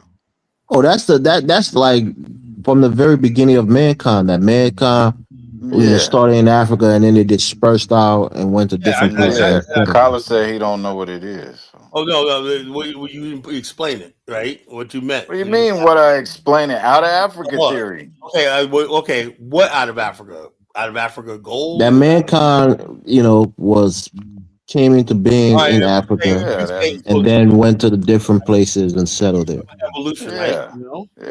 Evolution, right? Evolution. Yeah, I do believe. Yeah, black people are the oldest race of people in the world. Yes. No, that's not what it is, Kyler. It's like that's Lucy. What I'm saying. The first human man was found on the continent of Africa, and and then they spread out to different continents. Out of Africa, So they came out of Africa and went to Europe and Asia. Which we call that everyone had their thing, but they do say that black people, Africans, don't have Neanderthal blood. So how do you explain the Europeans then?